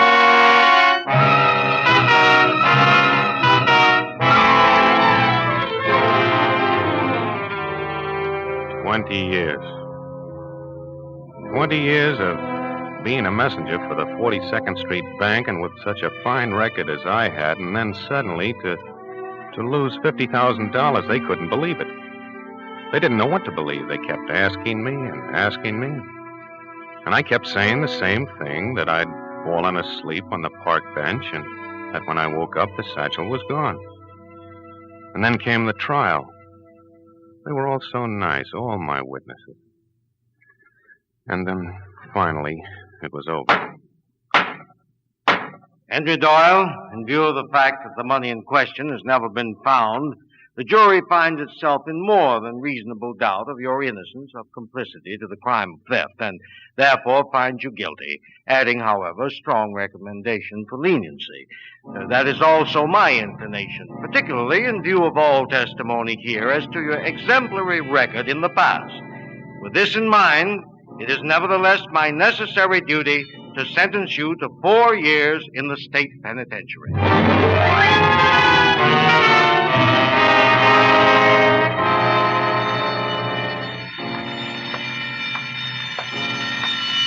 Lights out in 15 minutes. Lights out. 15 minutes. Lights out. Lights out. Sleep. How can you sleep behind bars? Oh, I like it when it's time to go to sleep. Yeah? Yeah. Don't you sleep kind of restless, Henry? Oh, no. I sleep very well. Hey, Henry, I don't think you ever told me what you're in here for. For losing some money. Yeah? How much? $50,000. And you just lost it, huh? Yeah. What'd they give you? 4 years. Gee, that's tough. And I'll be out in another year myself. Oh, I don't mind. You don't? No, 4 years isn't long to wait. Why should I mind? No, I didn't mind. Because almost every night I'd dream. I'd dream of the things that I'd done that day when I left the bank for the last time.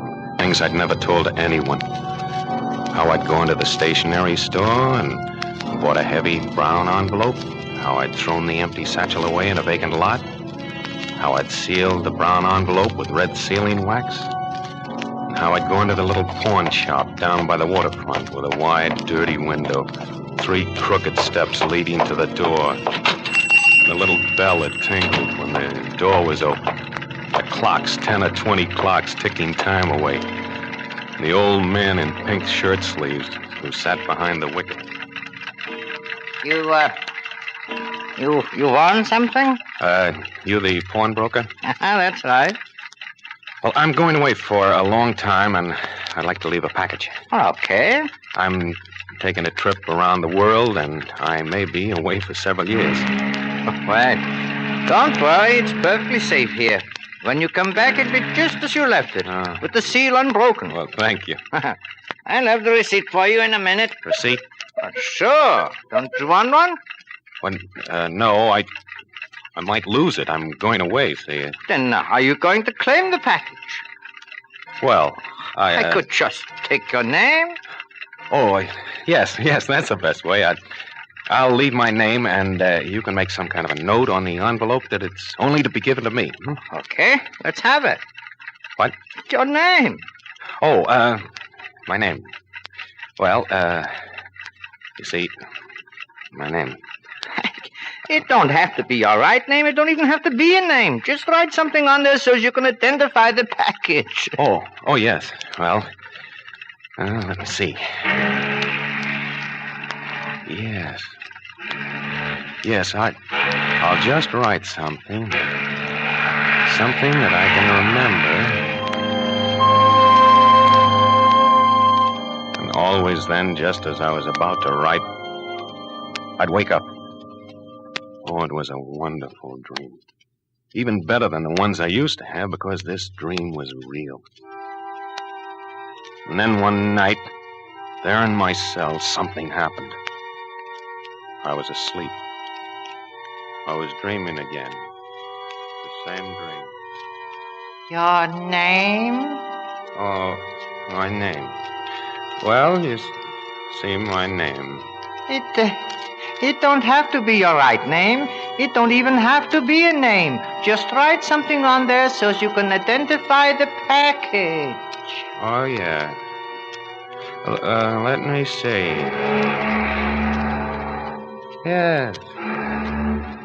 Yes, I'll just write something. All right.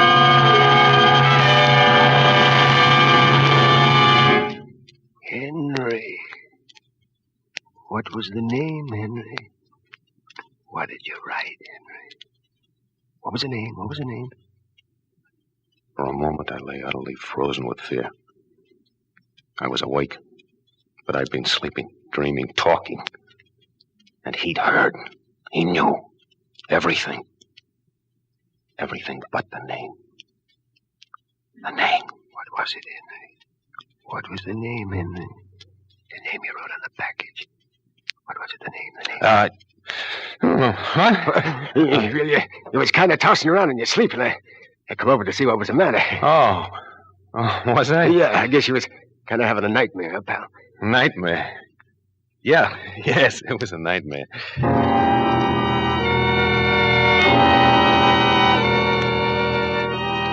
a while, I was afraid even to sleep.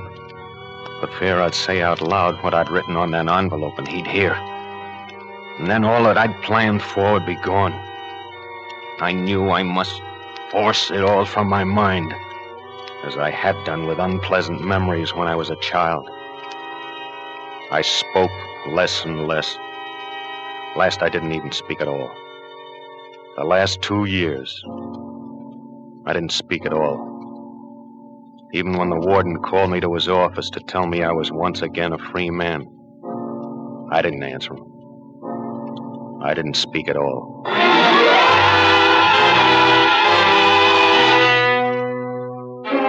I was free. At last, free of everything. I could hardly wait for the train to carry me back to New York. And then the pawn shop. Yes, the same dirty window, the same crooked steps, same tinkling bell, all those clocks ticking time. The clocks, my dream was about to come true. And then my heart almost stopped beating. That man behind the iron wicket. It wasn't the same man. Okay, what'll you have? You're not the pawnbroker. No. But he's an old man. He wore pink shirt sleeves and... He's dead. What? You're talking about my father. He died 3 years ago. Dad? Oh, but you're his son. Yeah. Then you're carrying on the business. Yeah. Look, I left the package here 4 years ago. I told your father that... Got the receipt? No, I didn't take one. Now, look, but we don't... I tell you, I didn't take one. See, I was going away on a dangerous trip. I was afraid I'd lose it. So your father said it would be enough to give him a name. He wrote a note on the package. What was the package like? Well, it was a brown envelope, but so big and sealed with red wax. Oh, yeah, I remember seeing that. Hold on a minute. Oh, good. Your father said I wouldn't have any trouble. He said I'd just have to mention the name, you know? Yeah, that's what it says here on the envelope. Oh, that's good. Can I have it, please? Sure, just give me the name. Of course. The name is...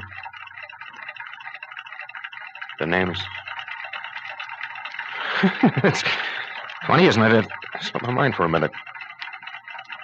Isn't that silly? I just can't remember it for a minute. You sure this is your envelope? Well, of course it is. I told you what it looked like, didn't I?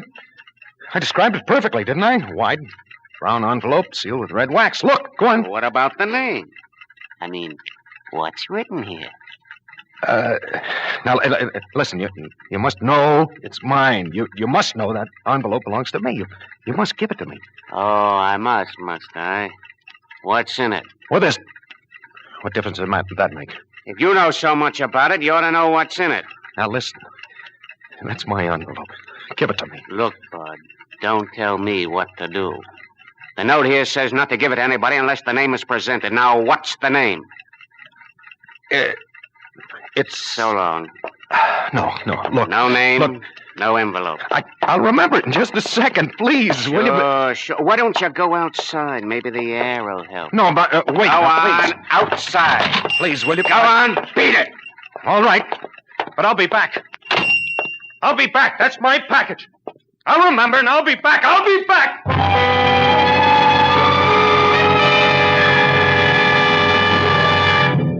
I wandered through the streets. I beat my head with my fist, trying to remember. While I was in prison, I'd forgotten it. I'd made myself forget it. Now I couldn't remember. Names raced through my mind, but none of them were right. I began running, looking at names in the street, on the shops, anywhere I could see them.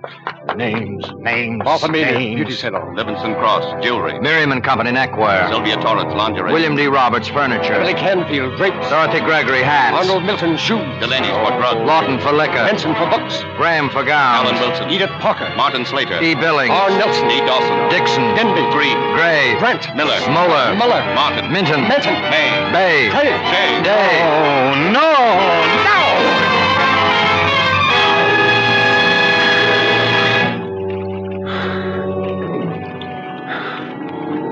And what'd you say your name was? Lucille. Lucille Carmichael. No, I can't remember. Gee, Henry, I feel sorry for you. Honest. You've been swell, but it's no use. Try again, Henry. Try to think back. I can't. You've got to. Maybe it wasn't a name at all, see? Hey, what were you thinking about when you wrote on the package? I don't. You must have been thinking about something. I was thinking about everything I'd always wanted to do, the things I was going to buy, places I was going to go. That was it mostly, the places I was going to go. All over the world, just wandering. Everywhere I wanted.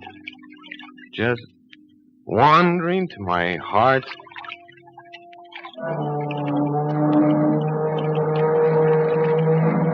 Henry. What is it? Henry? To my heart. My heart's desire. That's it. Heart's desire. That's what I wrote on the package. I remember. I can get it. My money, $50,000. Henry, wait! Wait. Why? I'm going to get my money. You can't get it tonight. It's too late. Oh, I'll wake him up. Then he'll be suspicious. I don't care. It's mine. Henry, wait. Now, be calm for a minute. Oh, how can I be calm? Just sit down here beside me. For a minute, come on. I don't Look down at the water. That'll help you to get calm. See? The water is so calm. I don't want to look at the water. I want to go Henry, to... What? Can you swim? No, I can't. What's the difference? What are you doing? No! I remember. Heart's desire! Heart's desire!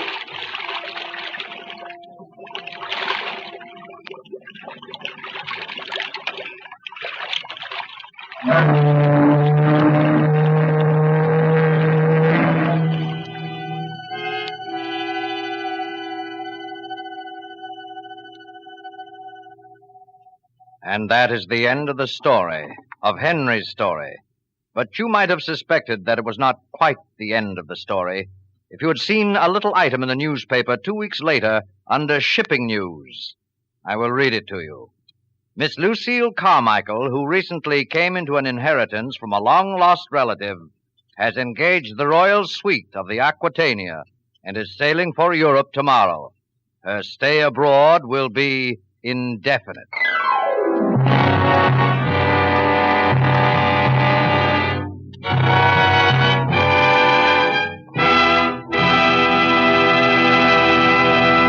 And so closes Heart's Desire, in which Roma Wines have brought you Mr. Lloyd Nolan as star of tonight's study in Suspense. Before Mr. Nolan returns to the microphone, let me say a word for Roma Wines, the sponsor of Suspense. Genuine cordiality and simplicity have made Miss Elsa Maxwell's hospitality famous the world over. She often says, "There's no better or simpler hospitality way than a glass of distinguished Roma wine. I suggest Roma Tokay, a delightful wine for any time or any place. Serve with coffee or dessert as a delightful finishing touch to your meals. Or set out Roma California Tokay with fruit or nuts or any snack when friends drop in. That's a worthwhile suggestion. Try Roma Tokay, a velvety, flame-bright wine, moderately sweet, light, yet delightfully rich in flavor. You can always depend on Roma wines to be delicious, always unvaryingly fine in quality. And the next time you use vermouth, sweet or dry, use Roma vermouth. Zestful, herb-flavored, blended and mellowed, with all the traditional skill of Roma wineries. Yet it's surprisingly low-priced. So try Roma vermouth soon. This is Lloyd Nolan, back from a watery grave just long enough to tell you how much I've enjoyed working on this most admirable program, Suspense. Mr. Spear has asked me to pass along to you the word that next Thursday, your stars will be two of Hollywood's favorite people, Miss Nancy Kelly and Mr. Helmut Dantine. I'll be listening. I know you will, too. Good night. Suspense is produced, edited, and directed by William Spear. Lloyd Nolan will soon be seen in the picture Captain Eddie, produced by 20th Century Fox, who are now celebrating their 30th anniversary. Don't forget, next Thursday, same time, Nancy Kelly and Helmut Dantine will be your stars of Suspense. Presented by Roma Wines, R-O-M-A, made in California for enjoyment throughout the world. This is CBS, the Columbia Broadcasting System.